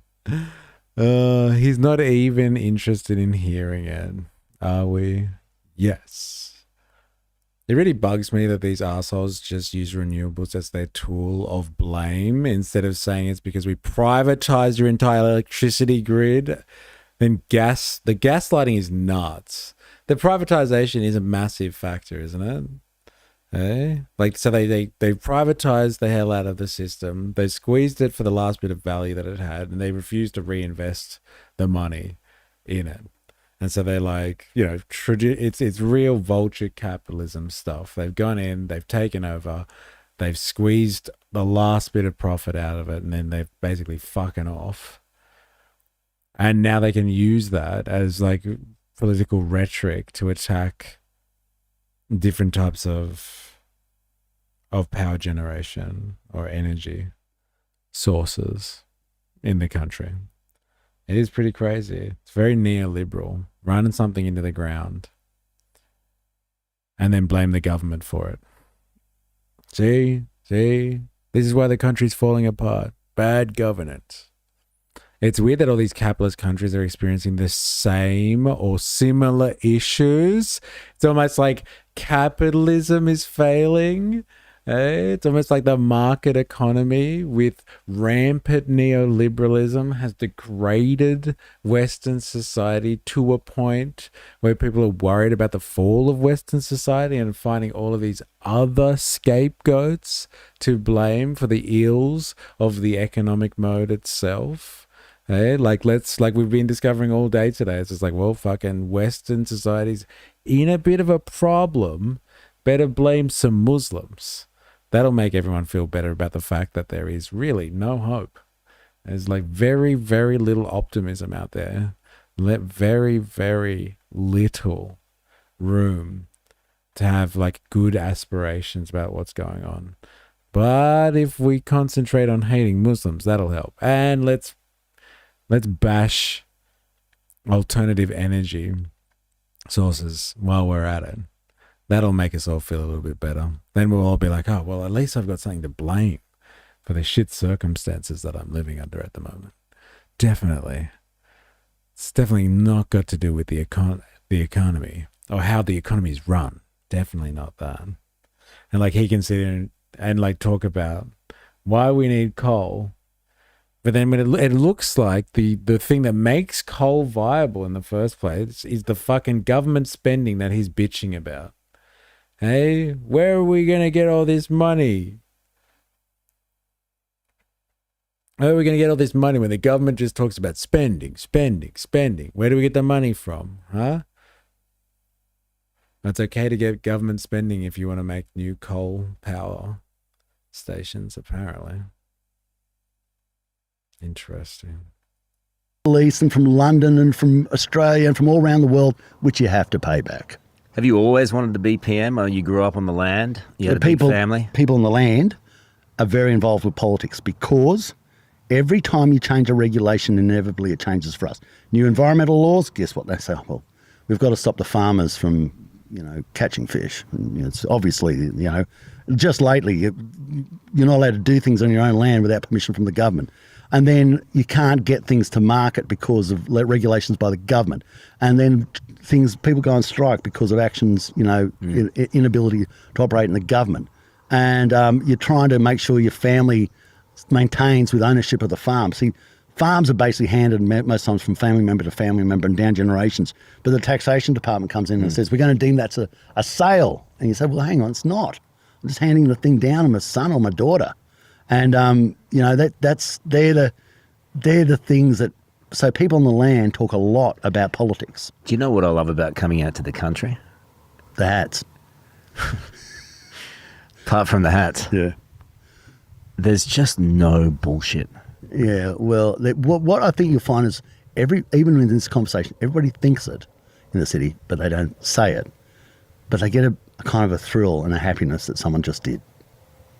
Yeah, I'm happy to talk like this with you all the time. I talk like this. Yeah. So there's no bullshit about me and the way I'm talking to you.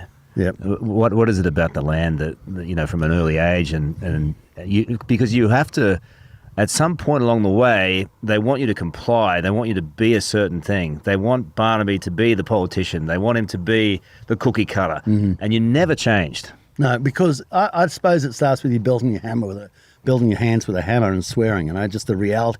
It's a real life. Is that like some land term that I'm not aware of? Me, the city slicker, you have to build a hammer with your hands? Is that what you said? Or you build your hands with a hammer? We'll just get that one. Building your hands with a hammer. You have to build your hands with a hammer. I'm confused. Call this ignorant city boy fucking confused, but I'm really confused by that statement. I guess I just don't come from the land. I'm not buying it, Carl. Yeah, either am I. Like, he's just like, yeah, you can talk to me, right, Barnaby? I'm one of you guys. That sounds like it hurts. Building your hands with a hammer. Oh, man. So good. Swearing, just the reality. It's a real life. It's physical work. It's actual physical work, which gives you a sense of realism. It's there's not like you fucking city office workers, hey, sipping on your fucking lattes. This is real work, hey. It's not all that abstract shit that you city slickers do. Consequences to actions. Even it's not so much when I was young, I used to ride a horse a lot, but not so much now, but certainly work with cattle. You can be as big a talker as you want, but that horse weighs 450 kilograms and you weigh 80. And that beast weighs 400-500 kilograms and you weigh 100. And you can talk a big game, but it'll win. And so it gives you a sense of realism in how something breaks down in the country. You got to fix it. You can't just, mum, help. You actually got to fix it, And so it's a realism in your life, which is conveyed as a realism in how you express yourself. And mainly some people will find things you say offensive because they're abruptness. No, you can tackle a horse. Well, obviously, he's not really from the land, is he? You just have to commit to it. Fuck that. How many horses have you tackled, Varley Quinn? You obviously got to go speak to Barnaby. You don't know what he's talking about. Him with his hammer hands. What was it? What would he know? But you say, I've just got to cut through things quickly to get to where I need to be with you. I haven't got all day to massage your ego because you're some psych case who's going to run off and say that you had a troubled childhood. I just want to, let's just get to where we need to get to. You ever been in a fight in Canberra? Probably, I think so, yes. You have been in a fight in Canberra? I don't know, yeah, probably some, I don't know, stupid. Maybe, I'm pretty sure. I don't think we know that. I think I played, yeah, I have. Yeah. Okay. Because I read that you're a bouncer. Yeah, well, I'm not proud of that, but I was. Yeah. What's wrong with being a bouncer? I don't know. Were you good at it? I was cunning enough to be able to do it for 2 years. Look, here's a trick. The best thing you can use in a time of peril is your mouth, not because don't get just remember you're dealing with people who are drunk and have massive egos, and just work with them, work, let them calm down and don't. If you try to be a hero, you are definitely going to meet someone who's going to beat you, and they're going to beat you badly. How'd your mouth go in all Yeah, I lost my front teeth. I removed. I can even know the person. I know the name of the person who removed them, which goes to show you can meet someone bigger and uglier than you, and they do it very quickly. The wonderful thing I think about you is, and also, I guess it's the most controversial thing about you, is that you are Barnaby Joyce. You're authentically Barnaby, and you do things sometimes get me in trouble. Yep. So is Barnaby Joyce's own worst enemy? The first thing I like to say is, talk about the fucking jerk circle on this one. God damn. The most controversial thing about you, Barnaby, is that you're a Barnaby. How do you respond to that? I just live my life one day at a time. It's not easy being Barnaby. Thank you to the people who are so forgiving for me. I mean, look, I don't know. I mean, okay, the planter box thing. For a lot of people, that would have been the end of their career, but my vote went up. It's just, I think people are forgiving of you. Don't make a habit of it. But I think people, if they believe that you're real and... Yeah, no, it's so deep, isn't it? The most controversial thing about you is you. Come on, Carl. Does anyone know about the planter box incident? This guy was trashed in Canberra. Elected representative over here. And he was stumbling around, got pissed, fell over planter box. It made the news. People were very excited about it. Very excited about it. You are who you are. And he used to race some pretty big fancy horses. LOL, the Saudis bought more than one for insane prices. Oh, well. Not many in a long time, LOL. But no, I've seen my mate's dad who used to break horses tackle a couple. Shit, that's crazy. Damn. I suppose sometimes I just go, it's kind of par for the course for him, I suppose. You remember I rang you? Well, I thought I was the best dressed vagabond in Canberra. I remember looking at the photos and I thought, that's remarkable. I've got my suit on, my top button's done up. I've got a tie on, and I'm talking on my phone. I mean, it's just how you do business, isn't it? Not that you take advice from me, but I texted you and said, mate, damage to you nil, because it's you, but you had some regrets. I wouldn't do it again. Believe you me, that was a cluster of monumental proportion. But I mean, the funny story is my poor old chief of staff. He rang up and he goes, Barnaby, it's been this terrible, slanderous story about you. Slanderous. And I go, oh, God, no, that's no good. What is it? And he goes, it's just disgusting. He said, they say they have this, someone has this film of you, absolutely paralytic, can't move, lying on a footpath on Lonsdale Street in Canberra, talking on swearing on your mobile phone. And he said, I've told them we're going to sue them. And for me, it was just crickets, dead silence. And he goes, now there's no chance this is true, is there? And I went, maybe. I noticed you go to a soft tone when something's true. I've always wanted to know, did you get in much trouble when you got home that night? Oh, yeah, of course. Oh, yeah. I mean, of course you get into trouble. But you deserve to get into trouble. It was just stupidity. I mean, I wasn't at work. I was. His property has petroleum exploration licensing? Really? Say it ain't so. I'd say he's got a conflict of interest in government. Interesting. Well. Let us refer to our little friend, the Constitution, shall we? I'm sure we checked that before. He has a conflict? Well. Now, if he admitted that everyone else would have been more honest about their conflicts of interest too, can't call him out.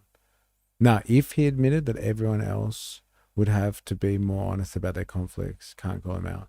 Yeah, okay. Yeah, he's pro fracking. That's why he almost lost his seat as much as anything else. Ooh. Well, because his constituents didn't like the fracking. That's interesting. He's like, come on. What's not to love? it's, it was 11 o'clock at night. I was out completely cold. But well, as someone who never does that. Yeah, never done. We've all never done that, have we? No. No. You know what used to I found funny? All the journos get all super serious and how do you feel about this? Are you going to resign? Yeah. And once the cameras were off, they go, "Well, mate, it's nothing compared to what I've done." I was talking to one, and she was saying, "Mate, it's funny how we're all getting up here about this because on the weekend I was at a hens night, and I was doing somersaults into the Archibald fountain." Well, journos don't like to hold themselves to account. I mean, no. Other people for sure. Yeah. And I've been on the receiving end of all that. Yeah, you would have seen that. Yeah. Holier than thou. But the point is, it was you. Mm-hmm. You did it. You said sorry. You rolled. It's not popular with the neighbors who are actual farmers, eh? So accountable. Well, some of them. Some of them don't mind. Some really worried about their water. Yeah, fair enough, eh? Fair enough. On. Yep. And the public seem to be okay with it. Yeah, well, I suppose that they look for your next game. Are you back in the saddle? Are you working hard for them? Are you sharpening yourself up? Are you going to do that again? And I think that's what they're judging. Okay, they don't give you a medal for it. They go, they just, Australians are good like that. They go, okay, that was a class 1 cluster, but I'm worried about what you're going to do next. And you get back, work hard, be looking after me, focus on me, focus on my kids, focus on my husband, my wife, and we'll be right. We'll move on. Barnaby, divorce is hard in the public eye. Yep. Was that a hard slog for you? Worst time of your life. Don't do it. Here's my tip. If you don't need to do it, don't do it. What was? Here's. Yep. Was that a hard slog for you? Worst time of your life. Don't do it. Here's. Well, now he's giving the advice. If you can avoid having a divorce, ladies and gentlemen, don't do it. It's the hardest time of my life. Here come the conservative values to save us all. Just don't do it. I knew my conservative values. I should have stuck by them in the first place.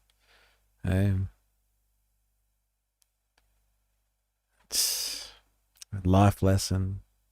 Some people got to learn the hard way. What? Cheat on your missus? Yeah, I know, right? Tell us why. Why did you have to divorce your wife, Barnaby? What happened? What caused the split? Was it them conservative values? Forget I'm early in WA. Oh, holy shit, you're WA. Time difference. And get them preggers. Preggers is pregnant for anyone who's not Australian watching this. For the American audience, preggers is pregnant. My tip, if you don't need to do it, don't do it.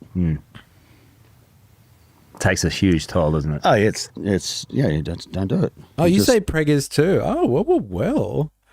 Interesting. I just assumed that was Australian. How ignorant of me. So, but it happened. And that's one of the things. I don't make excuses. All my fault. 100% my fault. That. But it's not assisted by being away from home all the time, which is what happens in politics. You're always on the road, and 100% my fault. But God, was it tempting? Like, I'm on the road a lot, and a guy has needs, and he gets drunk all the time. Hey, am I right? Live on the land. Do you know what I mean? Hey, anyone from on the land here? Anyone? I wouldn't doubt that we got it from y'all. So good. And here's why it wasn't all my fault. Cheating so much easier than living by your conservative values. You probably 5-6 years works, 8 years starts getting a bit scratchy, 10, 13 years all starts coming unstuck. And but anyway, there you go. Everyone makes If he's cheating on his wife, I wonder how much he's cheated the average Aussie. Especially because he keeps using the relationship analogies, right? Milking the cow, snout in the trough. Give me some more metaphors, please.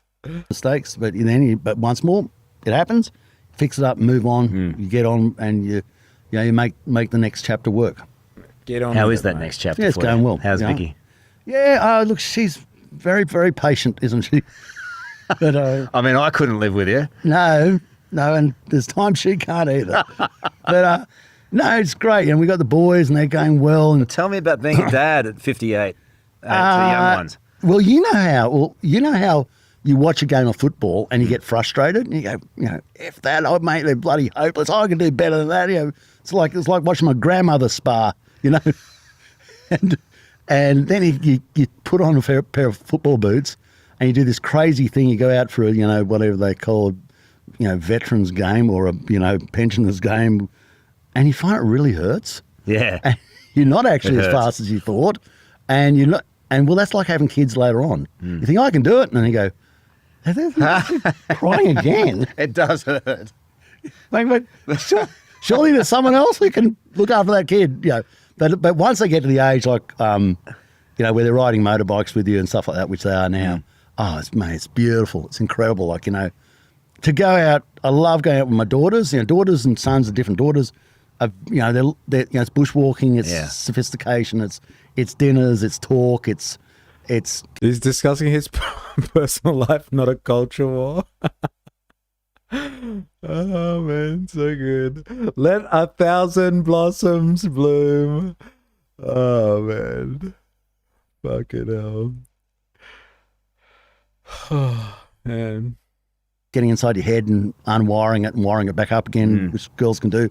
Boys, it's like get on the motorbike. It's like roll around the grass. It's like get in the canoe. It's all that. And I do love that. I love them all the same, but it's different. And I get an immense sense of joy, like I did with the girls, now doing boy things with the boys. And I wouldn't hand it back for anything. I love it.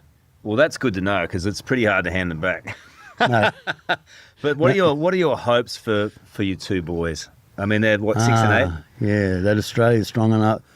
On a serious note, I worry about Australia. I think the world's changed, and we have now a totalitarian regime breathing down our neck called China. They're not mucking about. Yes. Fuck yeah. Stop talking about him and his personal life. Let's get on to fucking China. We have a totalitarian regime breathing down our necks. Fucking here. Hey? Boys suck, girls rule. Boo. Boo. Go be a full-time dad, mate. Hey, yeah, get back in the canoe, Barnaby. The boys are waiting. Now, let's get into it. The Red Dragon's coming. It's time for this totalitarian regime. Can't wait to hear what he has to say about this. About either Mr. Xi Jinping is a bullshit artist, because he says he's going to take Taiwan by 2027. We're living in 2026 this year. Or what the fuck has that got to do with Australia? He just said it. He said, look, I'm really worried about Australia. I'm worried about the world. We have a totalitarian regime beating down our necks.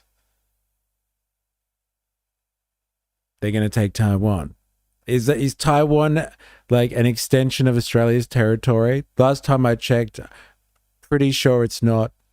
We do have some strange claims to land in Australia, a few islands, things off the coastline, but Taiwan seems too far away for being another Australian territory. I'm pretty sure. China bad, Cole good, so good. He's China spelled USA, where Barnaby's from. Great move, well done, Angus. My God. Let's see where he goes with this. We should have Far Right Friday bingo. Yes, we've mentioned the Muslims, we've mentioned green technologies, now we've mentioned China, baby. Hey, we're on Friday. Far Right Friday bingo is on. Do we have any winners? He's fair income and telling the truth. I think the latter. I think he's fair income. I think he's going to do it. I have returned, and also Australia should have all of Antarctica and New Zealand. Look, it makes sense. It makes sense. We should have territorial claims over New Zealand. Okay? I have returned. But women in the bush have done all the same jobs men do, and then usually a few more from my experience. Yeah. Well, like someone's got to do the work, right? No, I was wondering if you were still paying attention, if you were still here. Voltaire. Hey, we have fucking claims and rights over NZ, bro. All right? It's basically ours. Like, come on. I'm waiting for YouTube. Jenny side. Oh no. Oh no. We're not prepared for it. Well, people don't even think about the short term. Like, when this goes off, what's going to happen to your coal exports? They're finished. Being Australian, but also not following up on what that means is in the bingo square. No way. That's a good one. Making babies sounds pretty full on. Oh man. I think he's going to do it. We're not prepared for it. Well, people don't. We're not prepared for it. What is this? Our war? Hello. If they want to take Taiwan by military force, like what has that got to do with us? You two cowboys sitting here talking about how to be more and more Australian. Like, are you honestly contemplating this? We are not prepared for what? For China and Taiwan to figure out a domestic dispute? Do you listen to yourselves? I think he's going to do it. We're not prepared for it. Well, people don't even think about the short term. Like, when this goes off, what's going to happen to your coal exports? They're finished. Iron ore exports, they're finished. Gas, beef, cotton, all the things you hated. You won't have to worry about them anymore because we won't export them anymore because all your trade will finish. So good. All the things you fucking wokies hated in the first place. Beef? Apparently. I don't know. I don't know about that. Wine? Like, all this stuff won't matter when China takes Taiwan. Why? Because what? We're going to declare war on China because they take Taiwan? Why? Why do we have to get involved? Am I missing something here? Why is China v. Taiwan our problem? Because America said it was our problem? America has us so by the nuts. If they take Taiwan, we're getting dragged into this for sure. And that brings down our fucking economy. Like, seriously, what has this got to do with us? We love Mummy and Daddy Empire. Every signal on this side of the world from us, command bounces off Pine Gap. He thinks we're dumb. Surely Australia gets Taiwan as well. Enough net zero 2050. Let's have Australian Empire 2050. It will be stuck in a major conflict between the US and China. Yeah. By us, everyone in the left is vegan. Yeah, apparently.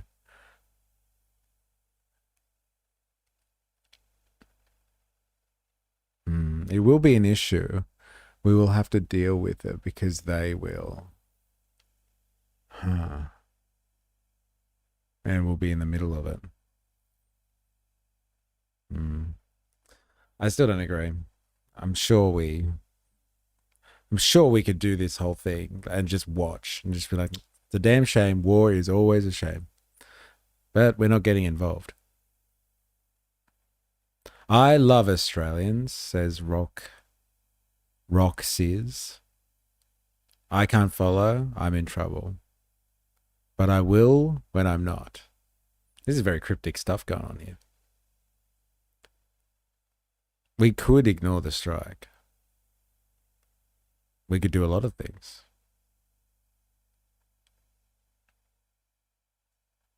So your dollar will be worth nothing. Nothing. And seeing everything you have is imported, inflation will go through the roof. The only way we'll try and keep a dollar up is to put interest rates through the roof. Australia will be absolutely turned upside down, more so than any other country around the world. And we're not ready for it. There's no discussion going on in Canberra about that. I mean, you have a look. Basically what he's saying is, if China attacks Taiwan and we get pulled into some type of military conflict around that, because of our affiliation to the US, because the US would somehow want to do something about that situation. That'll fuck over our economy, because our economy is actually completely reliant on trade with China. And so, like, if he's talking about, like, making sense of that situation, what I'm hearing is that we should actually frame up our actual relations with our biggest economic trading partner and, like, forego our military relations with the US if they're going to force us into conflict with China over Taiwan. So we need to break our security ties with the US if they're going to force our hand over this one, and stick with China, because if we don't stick with China, our entire economy will be destroyed. The entire of Australian society will be plunged into economic chaos and ruin. And so, like, we're happy to just follow along with the US on this one and plunge the country into economic ruin. Like, is that what we're talking about here without actually talking about it? Wookiees, we should start teaching Mandarin in schools. Is that the logic here? Is that what I'm hearing?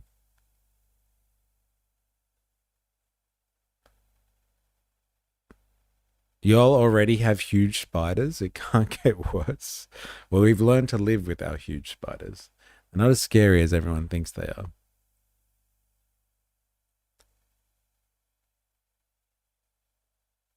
Good question time. It's a circus. It's not a question time.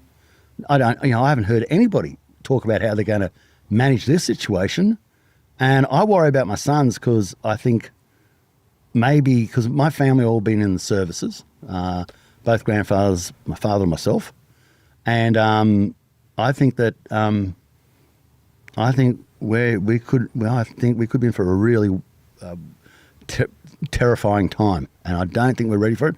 And those two boys are going to live in it, and that's why I get really serious about, we got to get it together in Canberra, because we are drifting.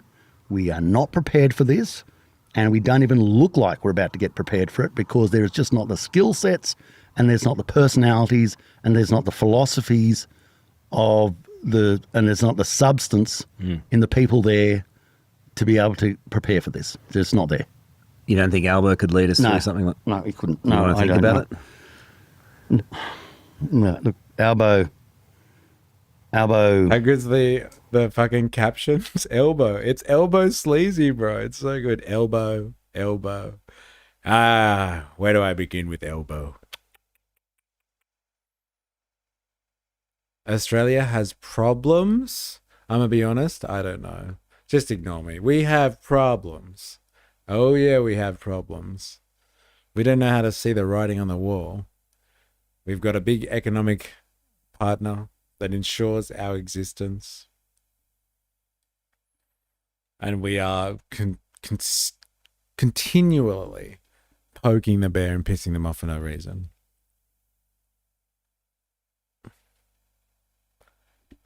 Continually.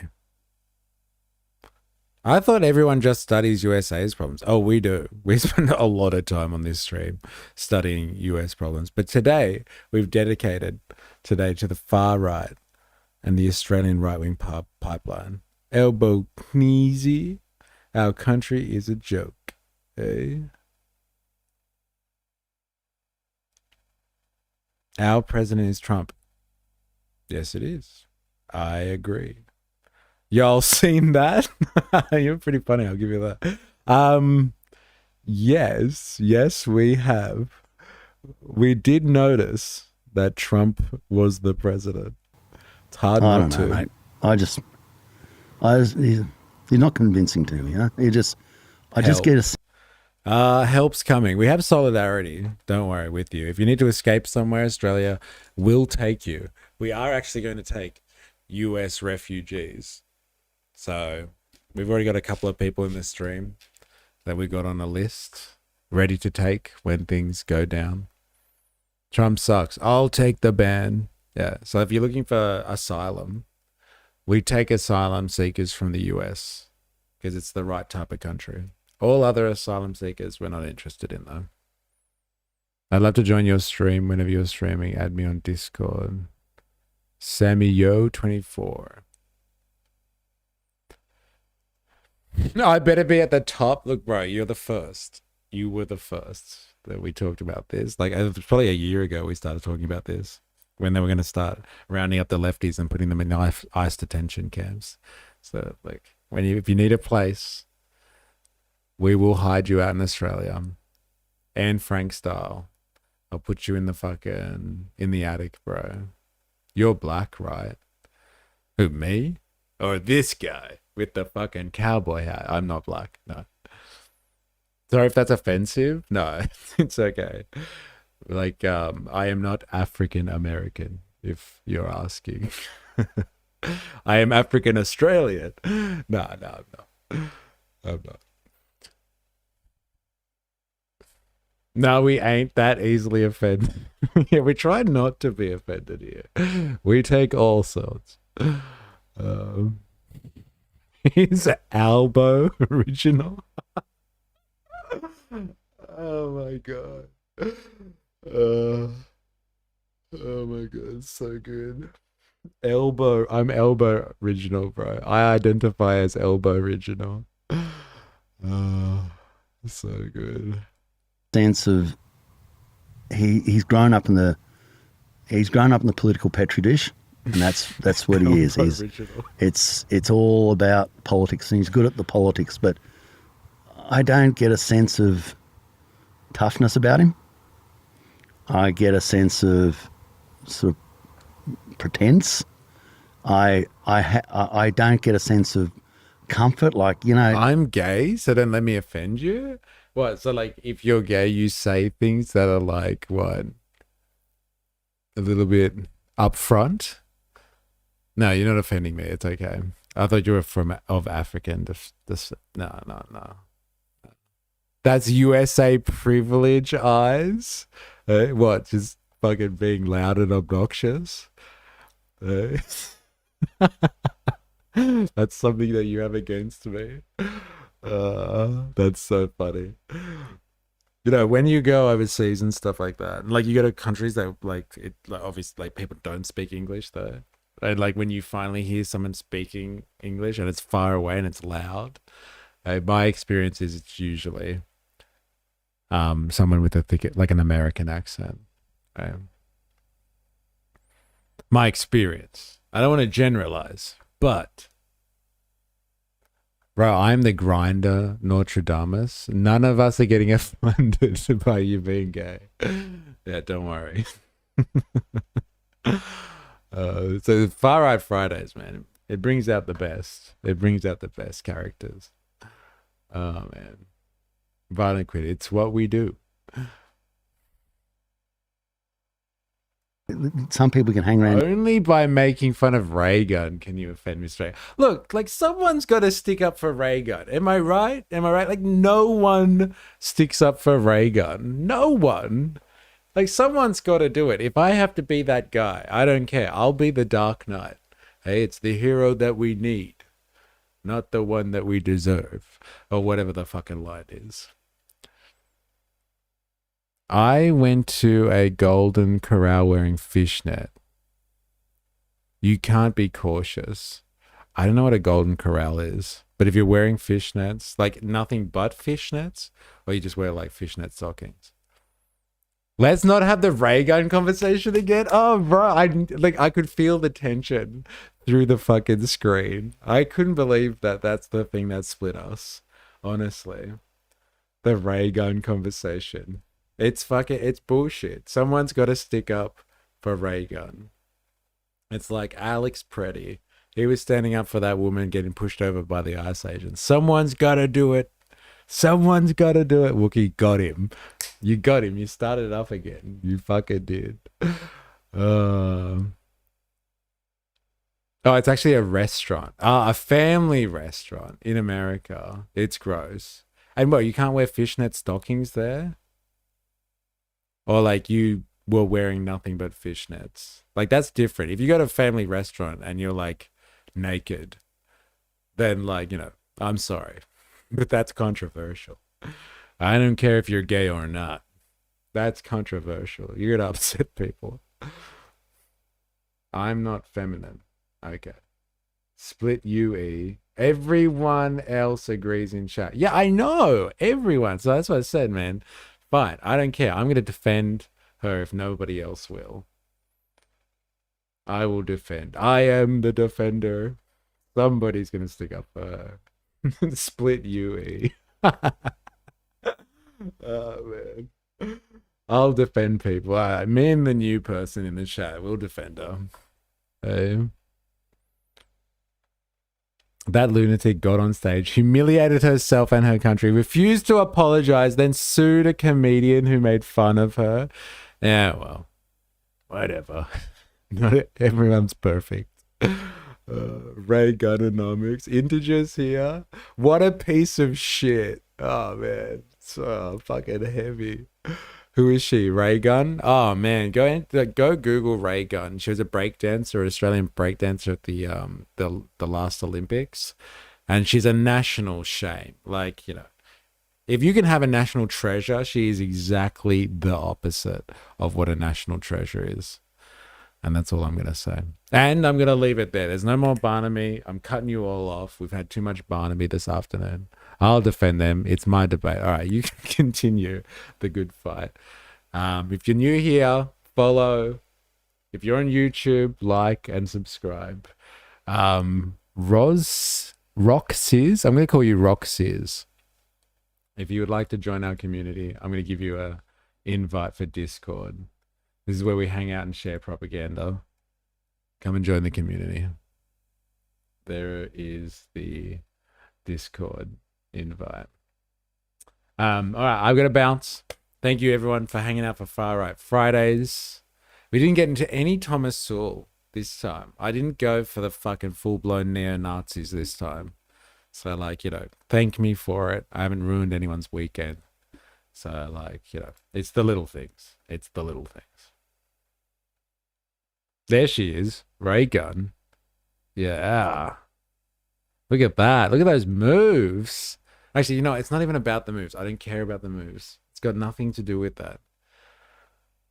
It's got nothing to do with that. I'm disappointed. What, you want more Barnaby? I'm sorry. I'm done. After 6 hours. Even Barnaby's too much for me at the moment. I feel like if she went and tried to join some street breakdance sideshow or something, she would be equally shot down and kicked out of the event. I feel like it's part of the culture. Yeah. See, somebody gets it. Somebody gets it. They have breakdancing at the Olympics, but people are worried about if men are playing in women's sports. LOL. Hey, am I right? Am I right? I promise I'll never blindly defend Pauline Hanson. If you stop blindly defending Ray Gun. I don't know, man. There's plenty of people that will defend Pauline. Plenty of people. We are retarded. Oh, man, come on. Come on, I take up one questionable position that everyone hates me for, and now we're all retarded. That sucks. That sucks. Vote 1 Fanta Claus. So good. All right. Thanks for everyone for hanging out. Wookie, Violet Quinn, Taygard, Spandonk, Dilemmas, Jag. Hey, everyone hanging out. Roxyz coming in late there. 4AS in here earlier. Ninja Nurse. Heidi the Sausage hanging out for a while today. Heidi, good to have you. I'm sorry if I've missed anyone. I know Raygun, oh my god, Ravy Baby was here earlier. I can't see all the way back. Goes too far. Matt Bon in the house, hanging out. I'm sorry if I've missed anyone, but yeah, I will see you on Monday. Enjoy your weekends, everybody. I hope you get away from the clutches of capital. And until next time, please remember, I am, you are, we are a mystery. Enjoy your weekend.